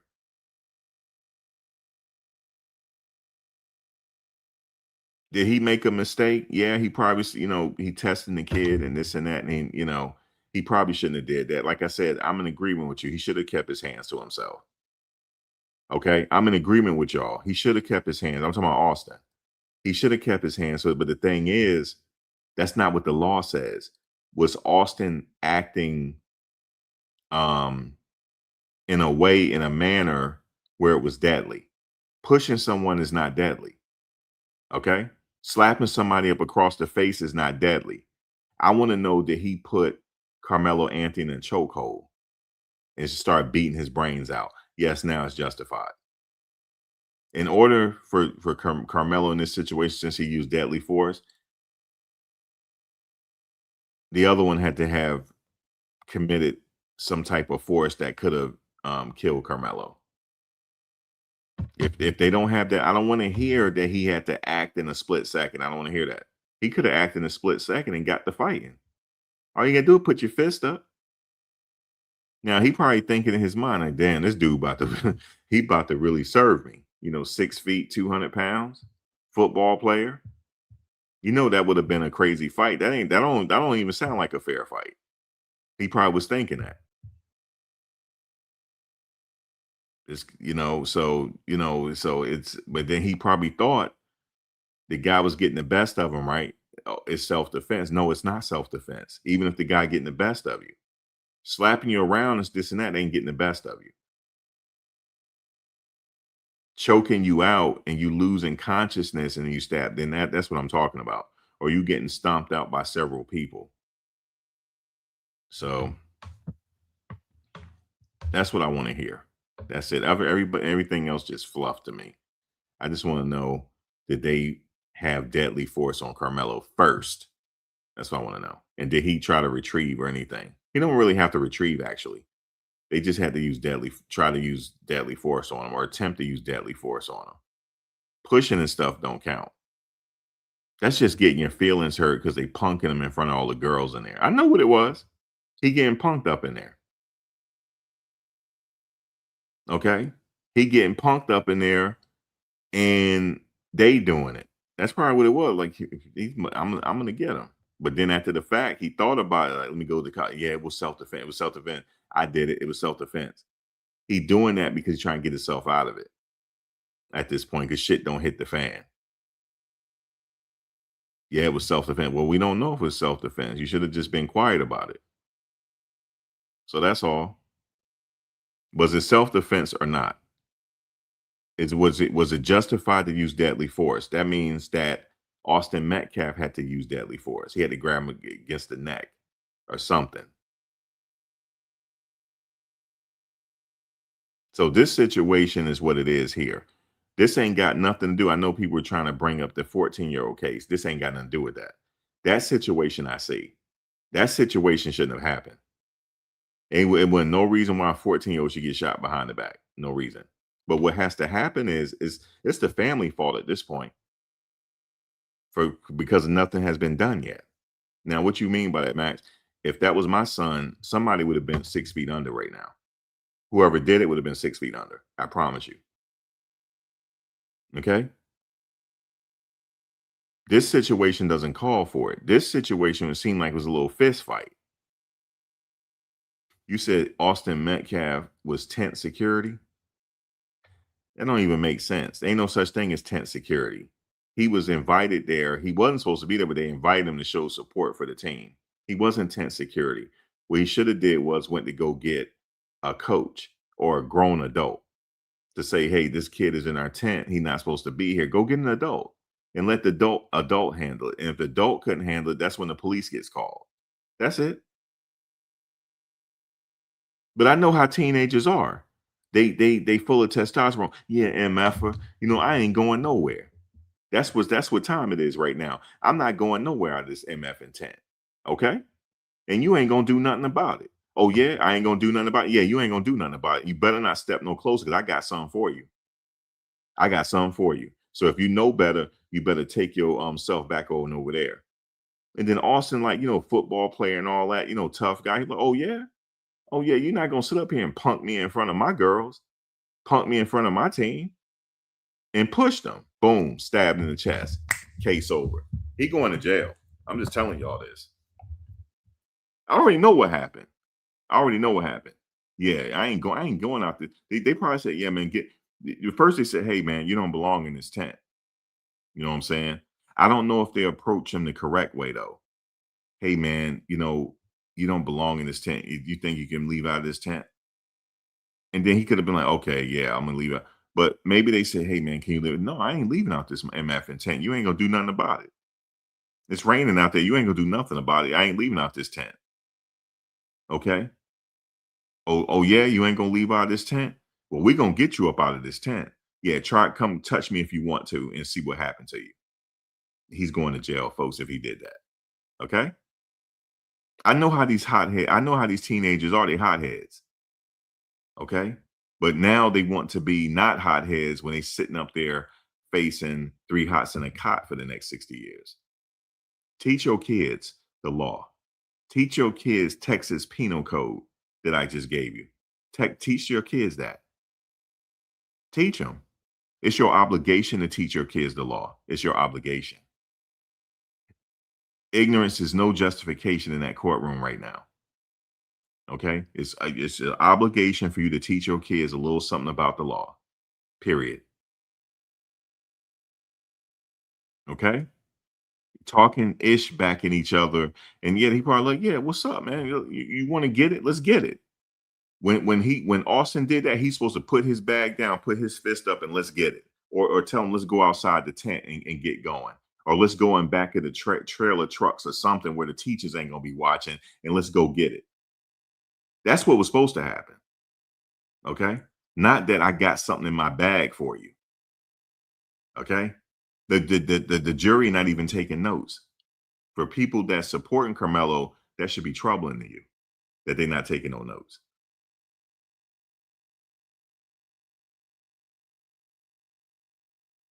Okay. I would teach my son, you keep your hands to yourself. And if you get in a situation that you don't want to be in, I need you to run first. Get out of the way. Because what I'm going to teach my son, I'm teach my son how to do deadly force with his hands. Okay. And before you do that, you're going to have to retreat first and get out of there. If they start jump you, then do what I told you to do about them pressure points. Do what I told you to do. Okay. Do what I told you to do. Okay. So if they sitting up there stomp you and stuff like that, then do the secret. There's a secret. I ain't going to tell nobody because you ain't going to go out here and do it. There's a secret to disabling somebody. My dad taught me. He was in Vietnam. There's a secret to it. You can disable somebody in less than 2 seconds if you know what to do. But you're not supposed to do that unless your life's on the line. Did you try to run first? Was it a group of people? Because let me tell you something, guys. This is the secret. I ain't gonna tell you the secret, but let's say if 5 people chasing you, all you need to do is touch one for the rest of them to be at bay. There's something you got to do, and you're gonna disable one, and the rest of them will be at bay. If you get in a situation where people just want to do you harm out here, because you do have evilness out here, your best bet is to run. Okay? There's, people carrying weapons out here now, but your best bet is to run and try to get away from the situation or try to avoid the situation altogether. So I'm not in agreement that he should have been in his tent, but since he was in the tent, they should have went and got an adult. Hey, this guy's in our tent. He's not leaving.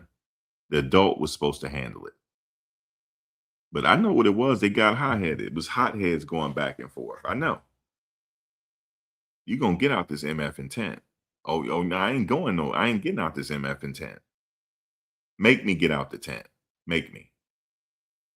Okay, well, I'm about to do, come a little close and see what happens. And if he had his hand in his bag, that means he was showing intent. Already he got his hand in his bag because he got his hand on it. He in trouble, man. Y'all got to teach your kids better, man. Like, for real. Teach your kids better at this point, yo. Okay, so I won't have to keep covering these cases. I'm not saying he went to the track meet just to do that. No, I don't believe that. But he carried a knife for a reason. Now, some people might say, well, I carried it for protection. Protection from what? Like, have you had any situations, or is gangs? Is it a heavily gang area? Stuff like that. It's okay. Okay, you know what? For me, it's okay to have the knife in the thing. But you got to know when to use it. Teenagers don't know when to do nothing. Ain't nobody taught them correctly. They don't know how. So now we sitting up here in this situation. Unfortunately for Karmelo, man, his life is, he going to jail. He went to prison. And Austin is gone. You can't get him back. I've seen it time in and time out with these teenagers fighting each other. They don't know when to stop either. Once they get going, they don't know how to stop. They see red. And it's unfortunate. Different positions in football to compare how big he was. If that makes sense. That's what they were doing. Those of y'all who watch football, y'all get it. But they were talking about like linebackers versus this versus that, like saying how big, like trying to get a visual of how big he was. So after that, they were done with her. And then the prosecution released her as a witness. And then the defense said that she was subject to recall, meaning that there was a possibility that they can bring her back. So then they went to the next coach, which was a coach by the name of Vincent Hooper. Vincent Hooper is another Black coach, and he is the head coach at Heritage High School. He was born in Dallas. He played sports in school. He had a little time in the NFL. He was invited as a free agent to the Minnesota Vikings. Let me say something else. I know how jocks act too. This is some jock activity. You're going to get out this MF in tent. I'm going to drag, if I have to drag you out of this tent, you getting out of this tent. Football player, you know what I'm saying? You're going to get out of this tent. You ain't punking no football player, especially no linebacker. You getting out of this damn tent with your pipsqueak looking self. You getting up out of here. He probably went to grab him, and that's what happened. It's crazy. It's crazy how these kids are punks these days and don't want to sit up here and use weapons. when they can't use their hands. I'm sorry, yo. I don't have no sympathy because you should have used your hands first. Period. Okay? You guys need to teach your little punks better out here. You need to teach your little punk sons better because I see them every day. I be at the park, these little punks coming and stuff. I got to sit up here and look the other way. Y'all teach these punks better next time. Start teaching your punk ass sons to use their hands. Okay? And we wouldn't be in this situation. We wouldn't be in this situation. They better prove that it was self-defense. I'm sorry. They ain't proved it yet. At least from what Neek is saying.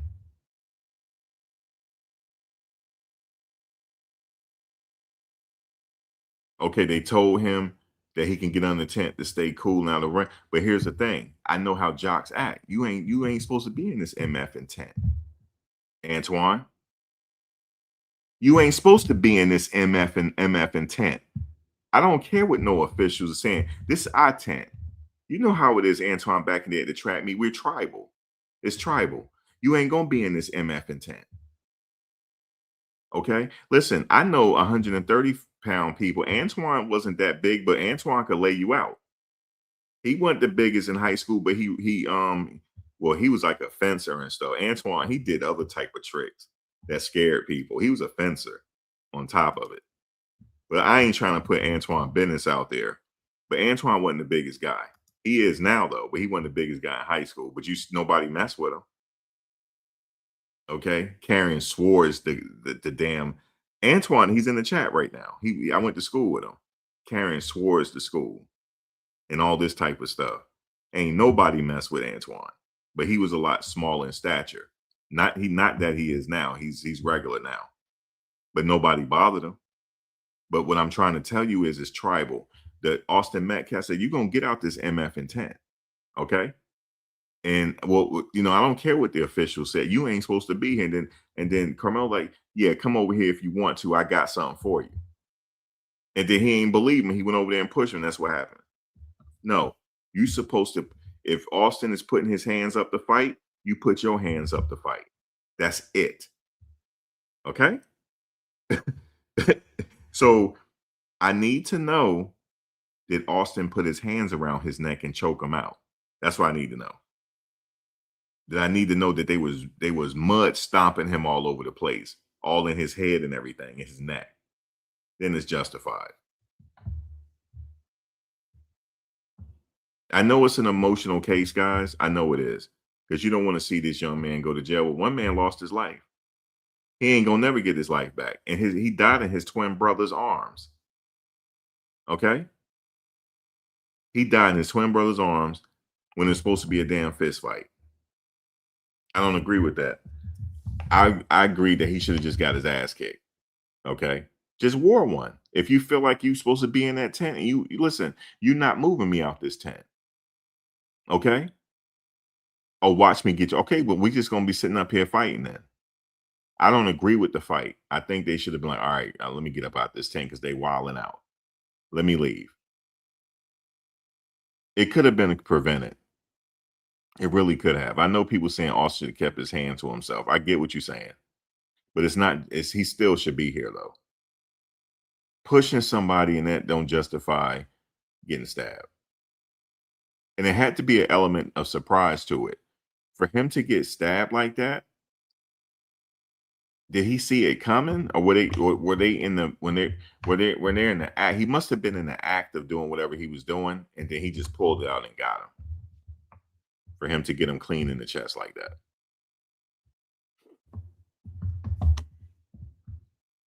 So yeah, I'm just come from a different era, man, where we fought. And sometimes we took a butt kicking. That's it. And I remember we used to, the area where I used to live in, they used to tell you, don't go down Berwyn Street. Do not go down there. And what did I do? I went down there being nosy and got my bike taken from me. I went home, took a L, but guess what? You better go back and get your bike. It was a setup because that they had already said if he ever come down the street, just take the bike from him. It was a setup on my parents' part. I didn't know that. So guess what I had to do? I had to go back and like, can I get my bike? No, you ain't get. You have to fight for it. Yo, go fight them for the bike. I had to fight for my bike. I didn't get beat up because they just roughed me up a little bit just to teach me a lesson. But I got my bike back. That's how I used to be back in the day. You might fight a little bit. That's it. So that's why I'm extra hard on this situation because I'm old school. It happens every day. People pull out guns and kill each other because these purse wearing kids don't know how to fight no more. Yeah, wearing purses now and skinny jeans don't even know how to fight. Just a bunch of punks riding around. That's why I'm extra hard on this situation because I see it every day. People getting killed every day, every day.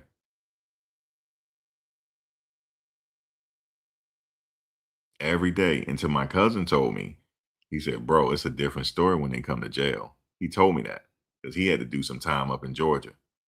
He said, "Oh, it's a different." He says, "Even Steven now once they get up in the pen, now they got to fight." And then he said most of them don't fight. There was one guy that went in there. He was big and bad, guys. I'm talking about big and bad. He was so big and bad, he made the news. Guess where he's at right now? He's in solitary confinement because he can't do the time on the main yard because he can't fight. But he act tough on the outside because he had weapons. Now he can't stay in the main yard because anytime you harm women or older people or children, you can't do time in the main yard, especially if you can't fight. So now he has to stay for the rest of his life inside of a room. He can't even come out. That's what Carmelo is facing now. He's facing going into the penitentiary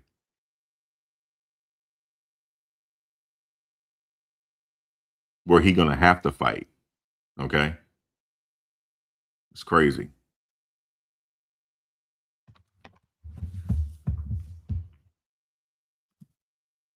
To make the team though, because I think he said that they are we're only bringing 10 people on and he was number 11. He was 6'2". They asked him, they was like, the prosecution was like, this might be embarrassing, but how big are you? Like, what's your like? You said, wait a minute, wait a minute, wait a minute. You said, yeah, America only white people can claim self defense. That's not true.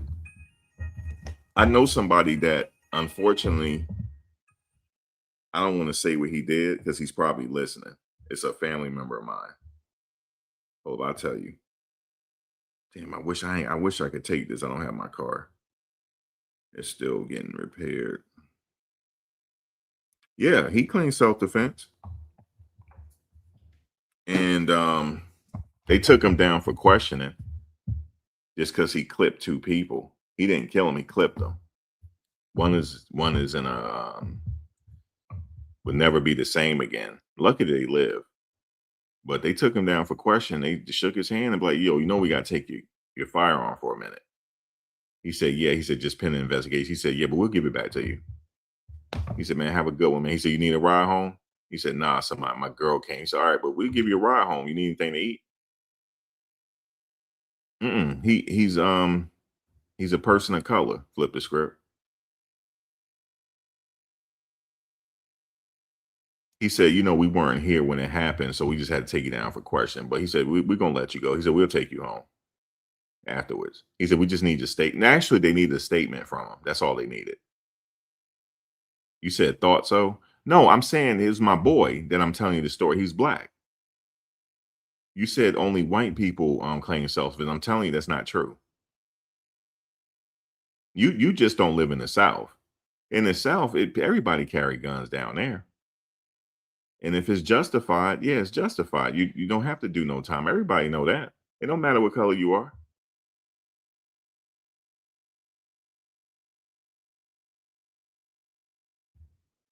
No, it wasn't murder. But at the same time, yeah, he stabbed a B lady and ran. He was still on the premises when it happened. What's up, B lady? I didn't see you. B lady in the house. Oh yeah, he went to his coaches. He didn't leave. He went to his coaches. Now here's the thing on that. He thought it was self-defense though. And look, he had every reason to think it was self-defense, but it's not under the law. That means that Metcalf had to be using deadly force first for him to meet deadly force. He didn't know that. He thought that since the dude put his hands on him, he stabbed him, that's self-defense. That's not self-defense. I just read the law, the penal code. It's all about the law. It's in black and white in the law. You got to follow that. And I told you, let's say I can give you an example. If they had beat him and stomped him in the head, and yeah, he could use deadly force at that point. Or if they choking him out, yeah, he could use deadly force. At that point. But pushing and shoving and stuff, that ain't working. You can't use deadly force. Y'all know that. You can't use deadly force. Somebody just pushed you or slapped you a little bit. Come on, we men. You never been slapped before? You slap back. If you lose, you lose. What's the problem here? Maybe I'm too old school for these times now. Let's continue. Like your height and weight, and he was 6'2", 240 pounds. I don't know why they asked him what his height and weight was. Maybe trying to compare it to Austin. I don't know, but they asked him his height and weight. I was like, why are y'all asking him his height and weight? Anyways, so they asked him his height and weight. He said he was 6'2" and 240 pounds. And every time he would give an answer, he would talk like really fast, like really, really fast, like he was talking real, real fast. And so the judge had to keep stopping him, like, slow down. And then they would ask him a question, and then he would talk, and then he would talk really fast. And the judge would have to like, okay, like, calm down. Like the judge had to keep slowing him down because the court reporter wasn't able to keep up because he was like talking really fast. All right. So then they said kids like to mingle and talk, but something, I don't know what I wrote there. Let's see. Okay. So it says, what do you remember about the rain? And then he says, was the track meet going to be delayed or something like that? He said he didn't remember. So then they wanted to know where he was when all of this was going on. So just like the other coach, he was occupied doing something else as well. So like when this initially happened. So they wanted to know, where was he at? So he went through his list of, events of how it was him to intercept Karmelo. So he was another one of the coaches that also that the Tiffany passed Karmelo too. So he had to run through his day and why he wasn't around and where he was at and what he was doing. So he said that he went to his car to get batons so that they can do the relay handoffs. Then he saw kids scattered and yelling. And he said he was telling them to calm down.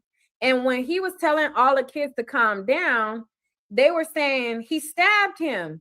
Then a coach handed Karmelo to me and said, don't let him leave. He asked Karmelo, what did you do? He said, Karmelo's response to him was, he put his hands on me. And then he said, when Karmelo said that, he said that he put his arm around Karmelo's shoulder. So after Karmelo said that, he basically like embraced Karmelo and he put his arms around his shoulder. And so he said he put his arms around his shoulder. He said he had a heart-to-heart with Karmelo, and he said, if he dies, this is going to change your life for the rest of your life or something like that. And Carmelo Anthony responded and said, he's not going to die. Like Carmelo was like, he's not going to die. Like, like he ain't going to, like, there's no way he's not going to die. Like, he's not going to die. Like, so they were trying to flesh out the mindset of Carmelo at the time, but this was the prosecution fleshing this out. I thought this would have been something that the defense would have been fleshing out, but this was the prosecution who was getting all of these details out there. And so Yeah, so Carmelo Anthony said that he's not gonna die. And then he said that he embraced Carmelo. And when he embraced Carmelo, Carmelo started to cry.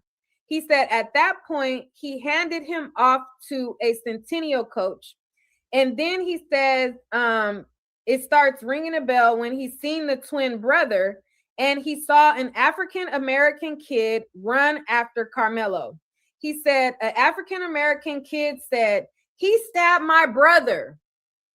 So then they were like, okay, so this black kid walks up and says that Carmelo stabbed his brother.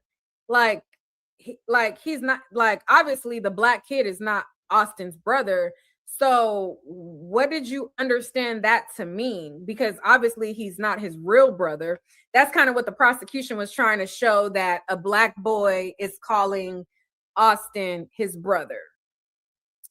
And so he was like, well, I understood that to mean, like, you know, they're buddies, they're friends, they're teammates. And so that's why he was calling him his brother. I didn't think that he was his real brother, but you know, I understood that to mean like they're buddies, they're friends or whatever. And then so he was like, he walks Carmelo to the Centennial coach, and they wanted to know if Carmelo Anthony's emotions seemed genuine, because he said that Carmelo Anthony has started to cry, and they wanted to know if his emotions seemed genuine. He said that yeah, you know, like to him, he felt like Carmelo's crying was genuine.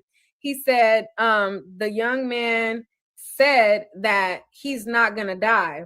And he said that Eddie is a black kid, and he handed off Carmelo so that he can get Eddie, something like that. And then he saw Austin, and then Austin was pale white in a puddle of blood. And then after that, later that day, he went to Frisco PD. So then it was time for the defense to cross-examine him. And then the first question that they wanted to know is, okay, so Here's the thing. She didn't say they objected to that question when he said, was he being genuine? That should be objection, Your Honor. Speculation. What's your grounds for the objection? Speculation. Sustained. They shouldn't even let that question go. So I'm worried about his defense. For his defense to let that question go, they should have objected to that. How is he supposed to know whether it was genuine or not? You're not supposed to ask that question. But they did it anyway. I didn't hear no objection. Well, maybe there was, and she just didn't note it. when you embraced Carmelo after this and Carmelo started crying, you said that you felt like his emotions were genuine. He said yes. He said, based on my experience as a coach, I felt like his emotions were genuine. And then they were like, he said, I don't think that he thought that Austin would die. Like, in his mind, like, he doesn't think that Carmelo thought that Austin would really die. And then they wanted to know, like, okay, so when you came in contact with Carmelo, like, was he running? And then he explained how he didn't think that he would die. You got him in the chest, right? In the chest, in the heart. You didn't think he's going to die after that? I don't believe that. Like, you get somebody in the chest, what do you think going to happen? Yeah, this is ridiculous. He hugged Carmelo, and they like embraced each other, and he said that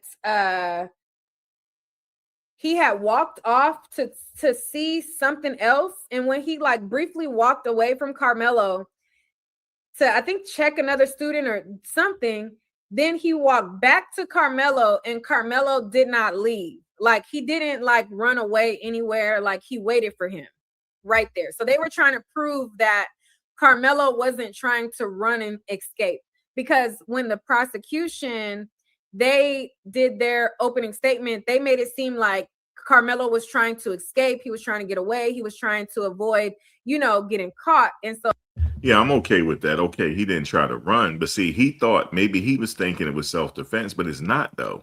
I haven't heard that it's self-defense yet. Maybe in his mind he thought it was because the guy put his hands on him, but the guy didn't attempt deadly force on him, according to this Texas Penal Code 3.2. That's what I'm going by. Like, did they really do him harm? They don't seem like it. So yeah, he probably stood there. He probably didn't think that he was caught anyway. So where is he gonna go? Everybody know he did it. Like, where's he gonna run to? He's caught. So but at the end of the day, like, yeah, this is self-defense, but is it really? So him not running nowhere, that doesn't do anything for me. I just want to know, like, was it justified for him to do this? So the defense was trying to show, like, hey, wasn't there a moment after you embraced Karmelo and you came in contact with him, you stepped away from him for a little bit and then you came back and he was still there, he didn't move. That's kind of what they were trying to establish. So okay, a track meet is an all-day event. Students will mingle with other friends.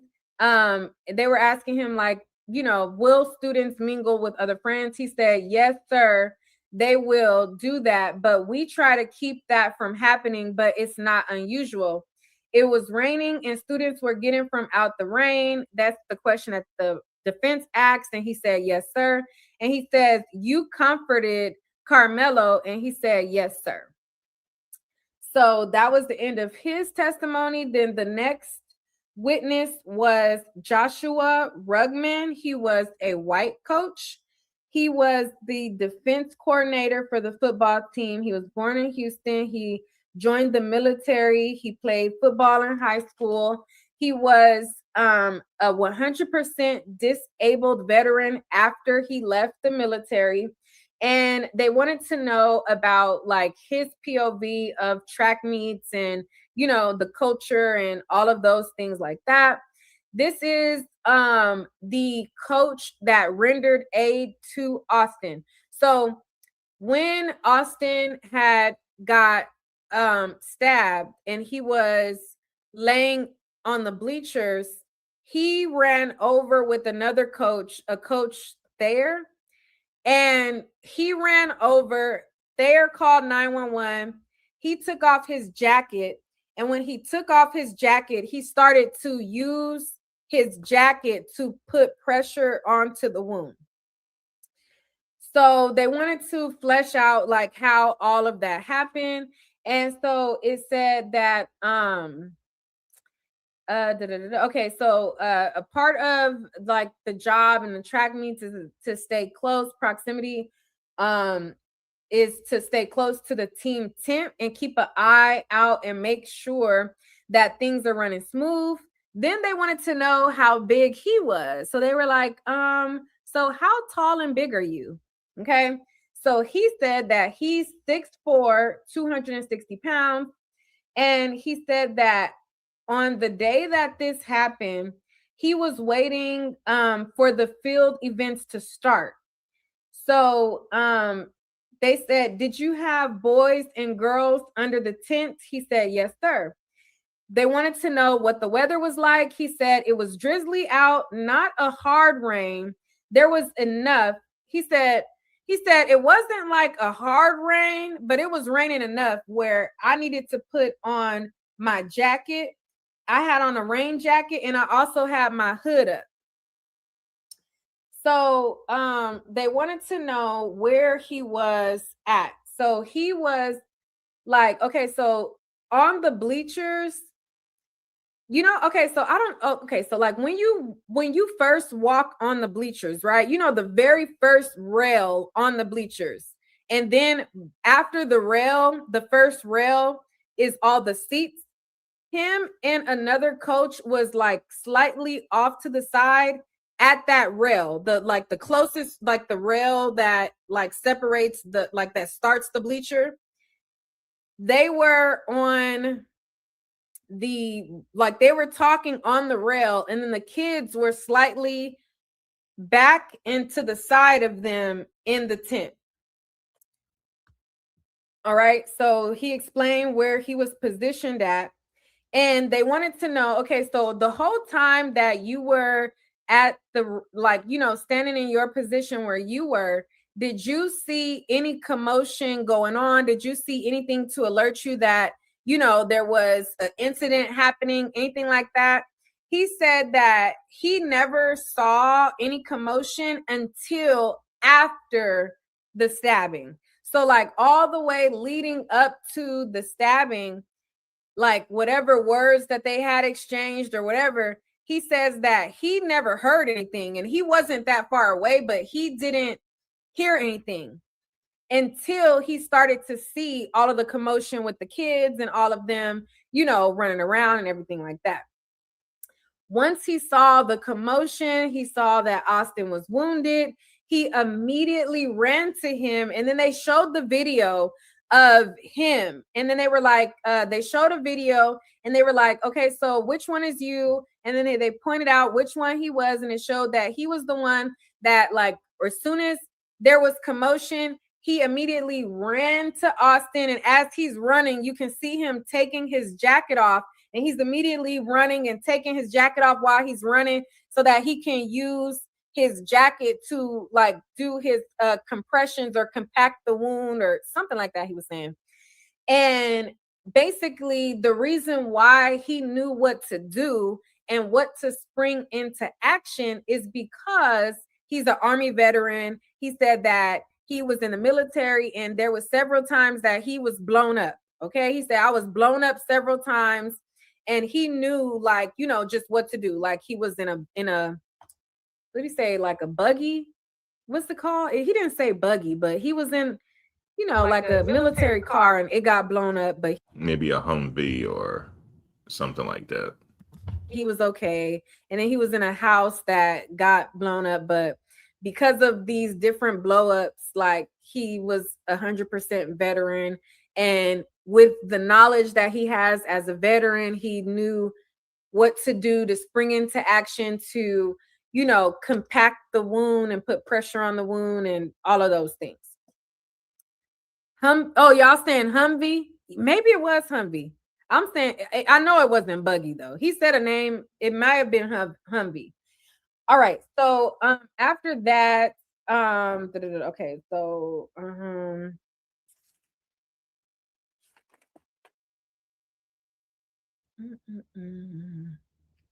okay. So when he went to immediately spring into action, at the same time that he went to spring into action, there was another coach by the name of Thayer.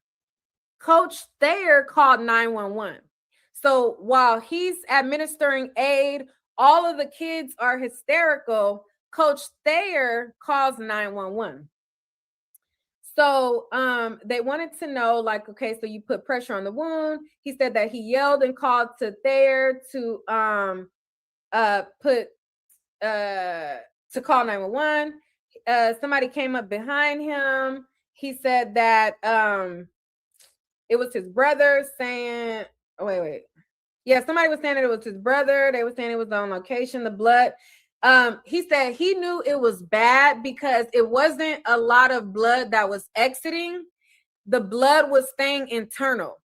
So he said that due to the location of the stab wound and due to the fact that a lot of the blood was staying internal, he knew what was, like, basically that he was losing his life.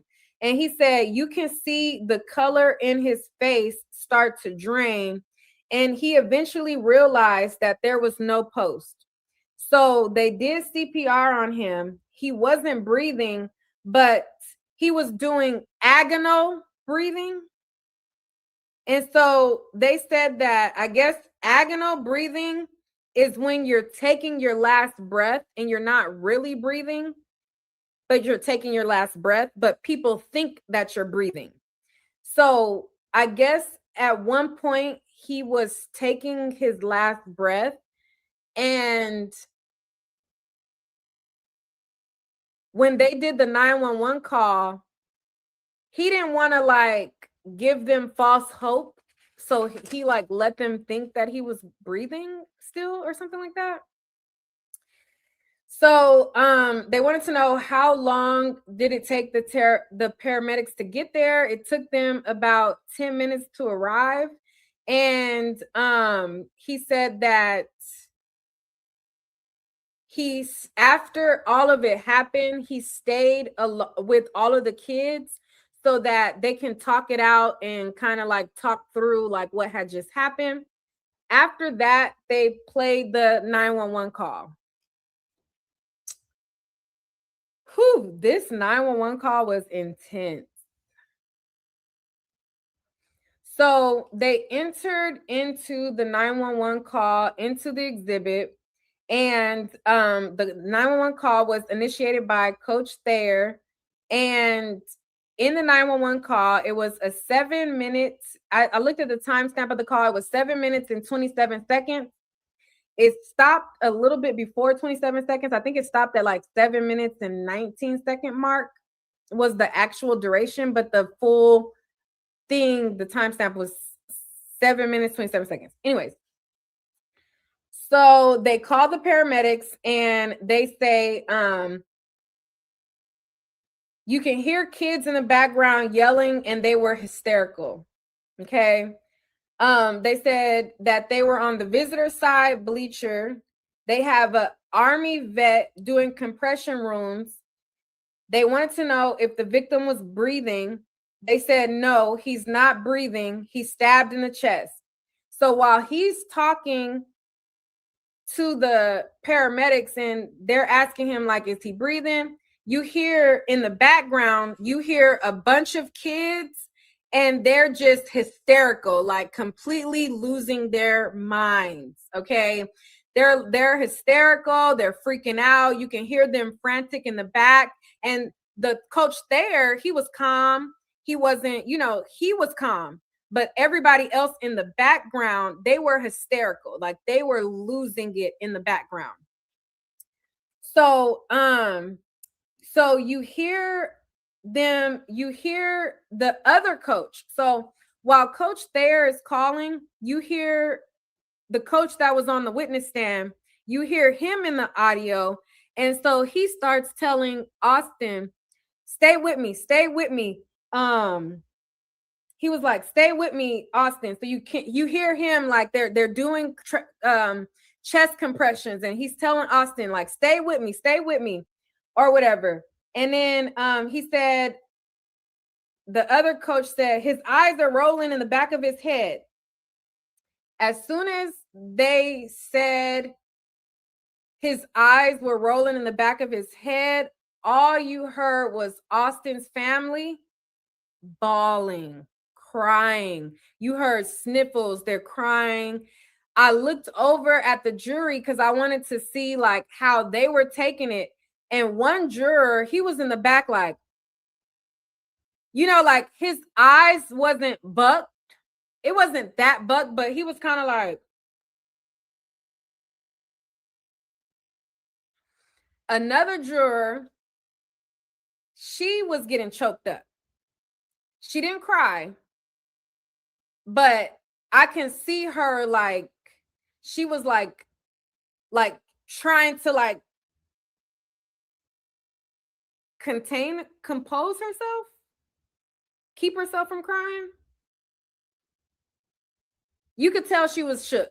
Basically, I was looking, I was like, okay, like how, like while it was going on, I was like, like the Metcalfs were on the same row as me. So that like I hear them. I don't want to like stare them down. And, I hear them. So I try not to look their way. I just hear like a lot of crying.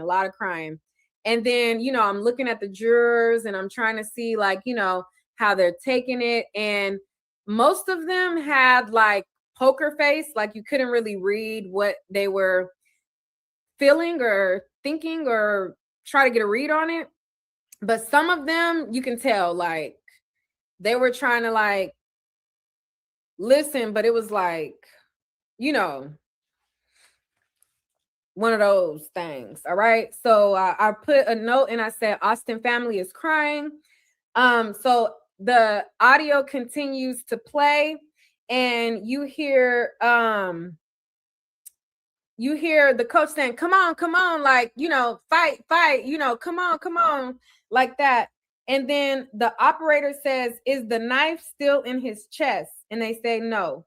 And so then they wanted to know if he was breathing. They say he's not breathing. When they said he wasn't breathing, oof, you just heard all of the sniffles and the cries from the family. I was like, oh my God. Like, I'm like, I wonder if this is their first time hearing this audio, or I don't know. Like, it was intense. Like, that moment was intense. So then I noted that, the kids were hysterical in the back. Somebody was saying, come on, there you go, Austin. And then I put juror looks worked up. And then I put juror has hands over his mouth with concern look. And then the audio says, come on, Austin, you got this. Fight through it. You're doing good. And then they were putting the sweats on the compressions. Come on, Austin, fight, push through. And so after that, they showed a photo of Austin when they worked on him. But because the family was crying and they were like shook from that 911 call, after they played the 911 call, they showed a picture of what Austin looked like when the paramedics was working on him. And so because the family was so worked up, the prosecution said, out of respect for the family, don't publish it for the audience, just publish it for the jury. And it was a picture of Austin being worked on by the paramedics, and they showed that to the jury, but were careful not to show it to the family. And then after that, they showed when the coach was running to him and taking off his jacket, the bloody the bloody jacket that he used to do the chest compressions. They showed a picture of it. Sorry. It was a lot going on, y'all. Okay, so they showed the picture of the jacket and they published that to us. So we saw the bloody jacket. So they showed the front of it. They showed the inside of it. They showed it inside out, and they showed, how it had blood on it. And after they showed those pictures to the jury, then they said, now we're pulling at the actual evidence. And then they pulled out the real jacket. Okay. So then they pulled out the jacket that he, like the real one that day that got Austin's real blood on it, like not just a picture, like the real jacket. So then he says, admitting the real jacket into evidence. He didn't say it in that way, but admitting the real jacket into evidence. And so he went and then he showed the jacket to the judge, said that they were admitting into evidence, showed it to the defense, and then he came back around and he showed the jacket to the jury, and he opened it up and he was showing them, like, this is all the blood on the jacket. And I was like, like, whew, I'm like, this is a lot. And, the poor family is just bawling their eyes out. Like, I'm like, this is a lot. So I had to decompress after court. That's why, like, it took me a few hours to get to y'all. Like, I really had to just, you know what I mean? Sit with myself and just have some me time after that. But because tomorrow is a new day, I'm not going to be able to, go through all this. Then I was like, we getting through it. So after that, let's see. Okay, they showed the bloody jacket. They pulled out the actual jacket. And then they told him, so you did everything you could to try and save his life. And he said yes. And then that was it for him. And then it was time for the defense to do their cross. And they were asking him about who the other coach was that was standing next to him. So when all of the commotion happened, it was him, the coach there, and then it was another coach that was standing next to him also. And so they wanted to know who that other coach was. And he said that the other coach was Coach Burnett. And they didn't really ask him a lot after that. Like the defense didn't really ask him a lot. They asked him, let's say, typically doesn't. They was like, typically doesn't like kids from other schools come, but when they do come, they talk for a bit, then they leave together. Something about that. So that was the end of the day. So that was the entire day. It took me 2 hours to get through it.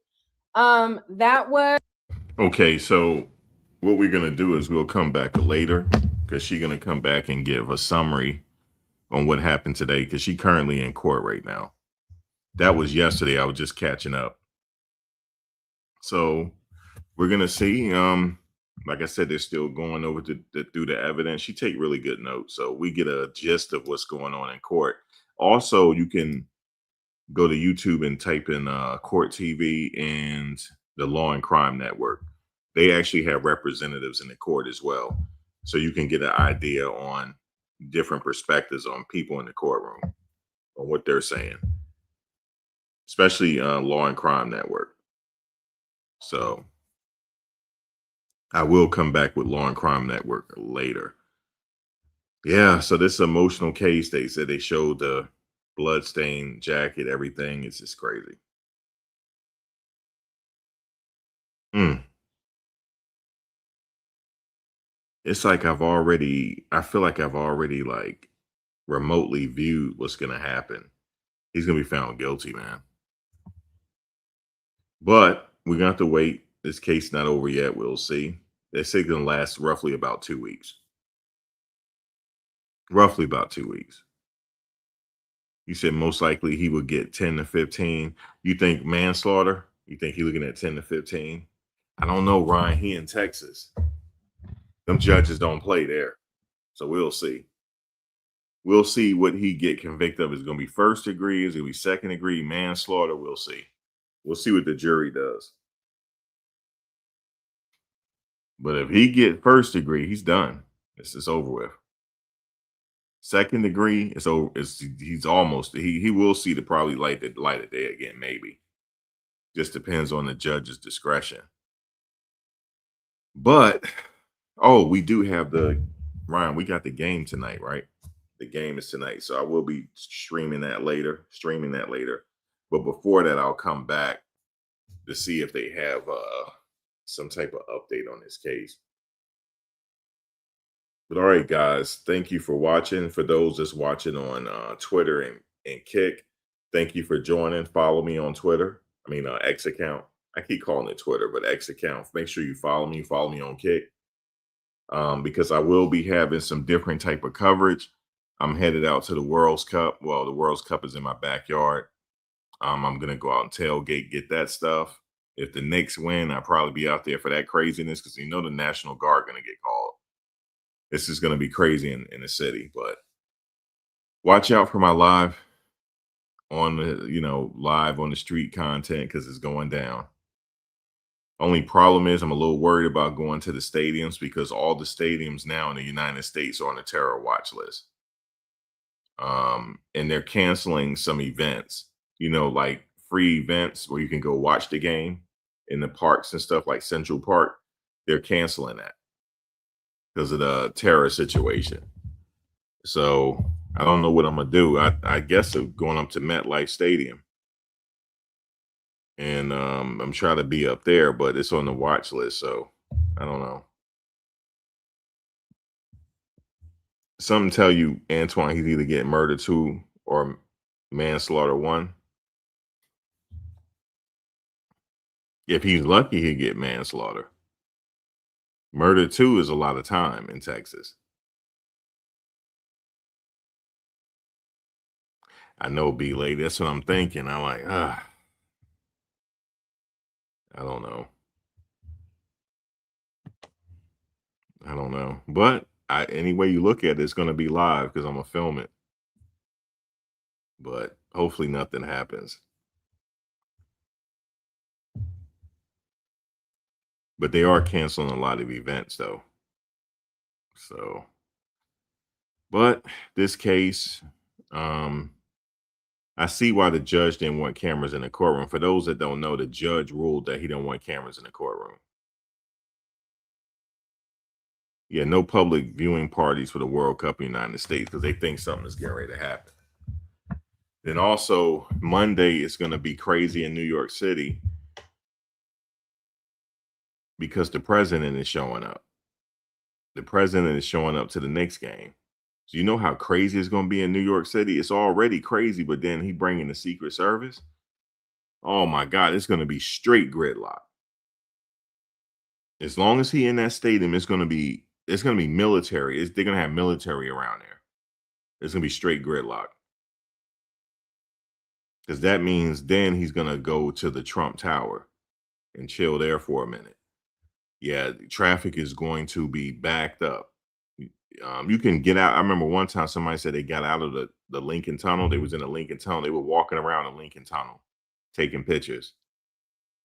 That's how gridlock it was. You said 47 is at Bedminster for the weekend. Yeah, Monday he's going to New York though. He's going to the city to watch the Knicks game.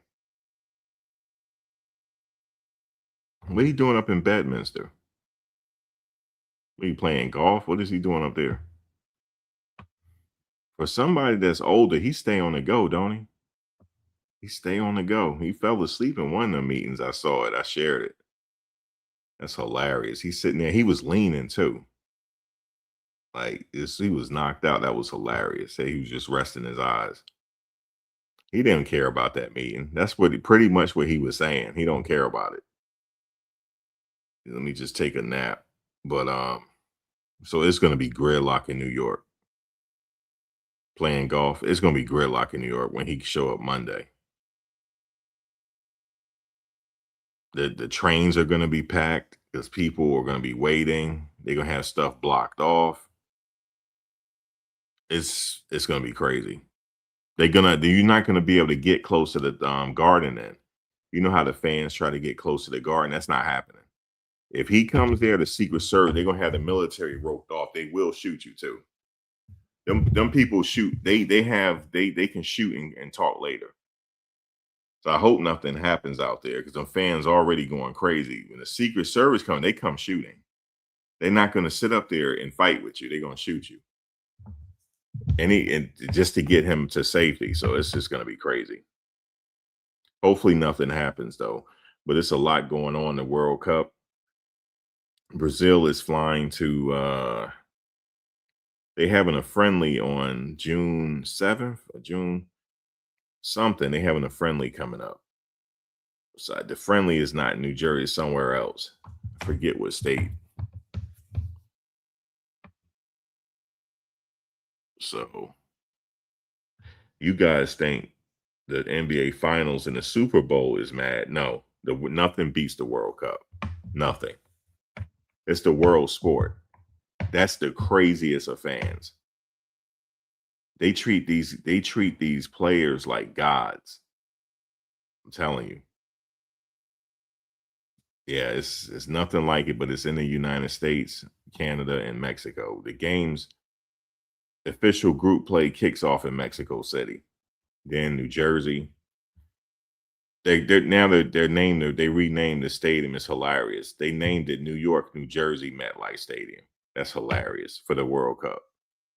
They had to add New York, and it's in New Jersey. The World Cup is not in New York. It's in New Jersey. Well, part of the World Cup. But they're not giving, Jersey no credit, Antoine, It's in East Rutherford.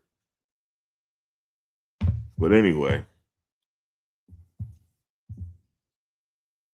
but this Carmelo Anthony case has the potential. People are gonna see. People are already trying to hype this case up. This ain't no man. This ain't no case where you riot over. This is not it. This is not. I'm sorry. Pick another case. This is not it. It's not it. He made a poor choice to do what he did, and he got it. Ultimately, he gonna have to pay for it.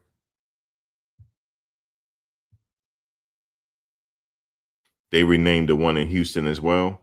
I don't know why they're doing that. Like, I think they said they're doing it because of FIFA reasons. But yeah, guys, this case has the potential to blow up though, Carmelo, especially if he's found guilty. People are gonna be very, very upset. Either way you look at it, people are gonna be upset. Whether he goes free or he gets convicted. But anyway, it's still going on. You know how it is. We have to wait and see for all the evidence and see, and then go from there. It's up to the jury, though. We'll see. His life is in the hands of those jurors. Was interesting. I think they said that the demographic makeup of the jurors mostly like people of color, not in his demographic though, and the rest white, but they're young. It's a young jury, so see what happens. Rename NRG to Houston Stadium. Yeah, they said they're doing that because of FIFA. Yeah, they renamed MetLife Stadium, New York, New Jersey MetLife Stadium. It's weird. I mean, just keep the stadiums the way it is, but that's what they're doing. But unfortunately, they cut out all the events, the free events for the World Cup. There will be no gatherings. Now, I don't know if they're going to have gatherings in the parking lot, so we could tailgate, because that's what I plan to do. So hopefully we could still do that, because you got to pay. You got to pay for, to get into the parking area. So I would like to go out there and tailgate. The last time the World Cup came to the United States was in 1994. It was strictly just in the United States, though. It wasn't in Mexico or Canada. And in the fact, when I was out at Giant Stadium, because that's what they used to call it, Giant Stadium, when Brazil was playing, I was out in Giant Stadium. We were tailgating on that day. There was the OJ Bronco chase. Arnold Palmer took his last shot. Tiger Woods took center stage for the first time at Stanford. The Knicks was in the Eastern Conference Finals. They didn't make the finals. They were in the Eastern Conference Finals. The Rangers was in the Stanley Cup Finals. What else happened, Antoine? What else happened on that day? I think that was it. I said Arnold Palmer, right? And like I said, the OJ Bronco chase. All that happened on the same day. Brazil was playing at Giant Stadium. Oh, and Ronaldo, the Brazilian Ronaldo, he subbed in for the first time. He didn't start the game. He subbed in and he got on the pitch for the first time for the national team for Brazil. And we know the Brazilian Ronaldo went on to be one of the all-time goal scorers for FIFA. Listen, ain't nothing like partying. When you go up there to the stadium, you are going to party. Let me tell you something. These players are everything to their nations. Everything. Brazil is doing a chant for their players. I don't know if y'all saw that chant they doing. That's a chant. That's a tribal chant. Like giving them power for the World Cup. And Brazil got the most World Cups out of any nation. They have 5. Pele got 2 just by himself. So Pele was a part of that 5.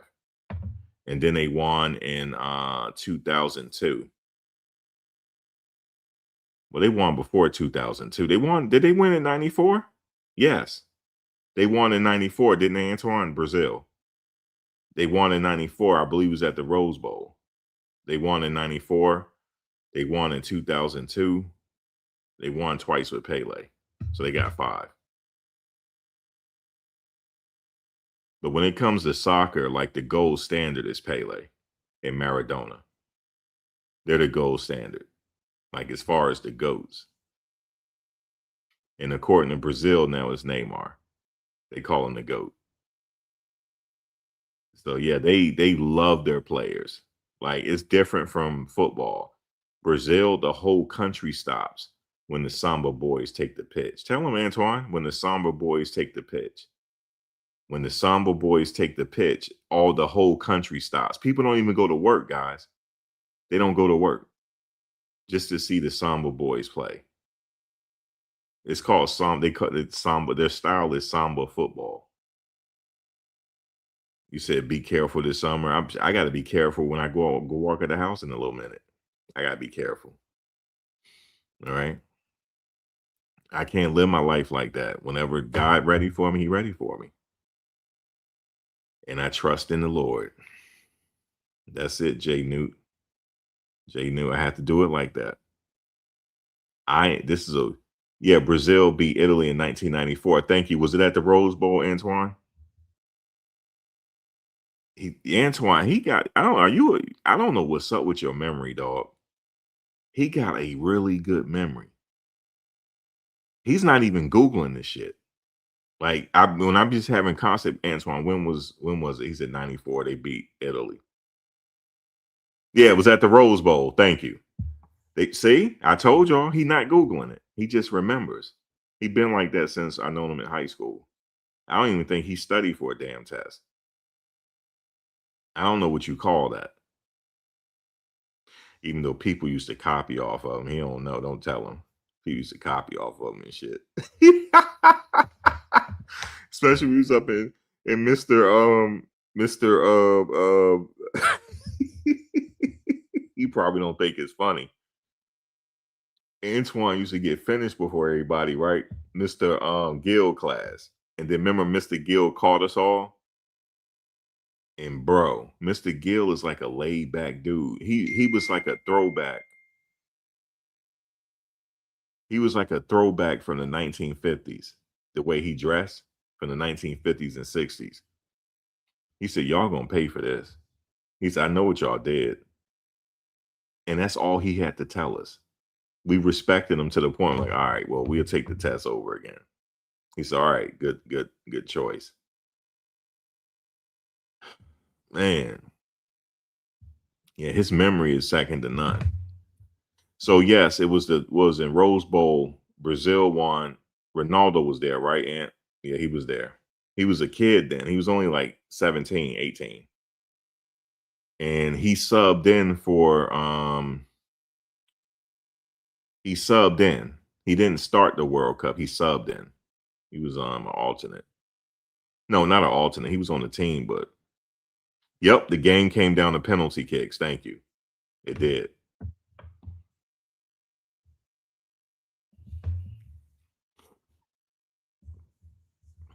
Cafu was on the team. Cafu definitely was there. Yeah, the history class, right. But yeah, man, Karmelo, man, Rachel just said she told me he raised all this money. She said he gonna have it on his books. No, his family gonna enjoy that money. He going to jail. He might. I'm sorry, guy. He might be going to jail. Sorry, I hate to say it that way. We'll see. But guys, I will talk to you guys later.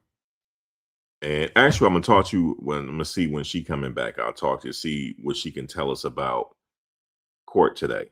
Or go check out Court TV. I might play Court TV later and play Law and Crime. I'll be back about a couple of hours. Wait for trial to be over. And then tonight we got the Knicks game, Knicks in San Antonio. We're gonna do a live watch party over here. All right, guys. I will catch you then. Take care. Thanks for watching.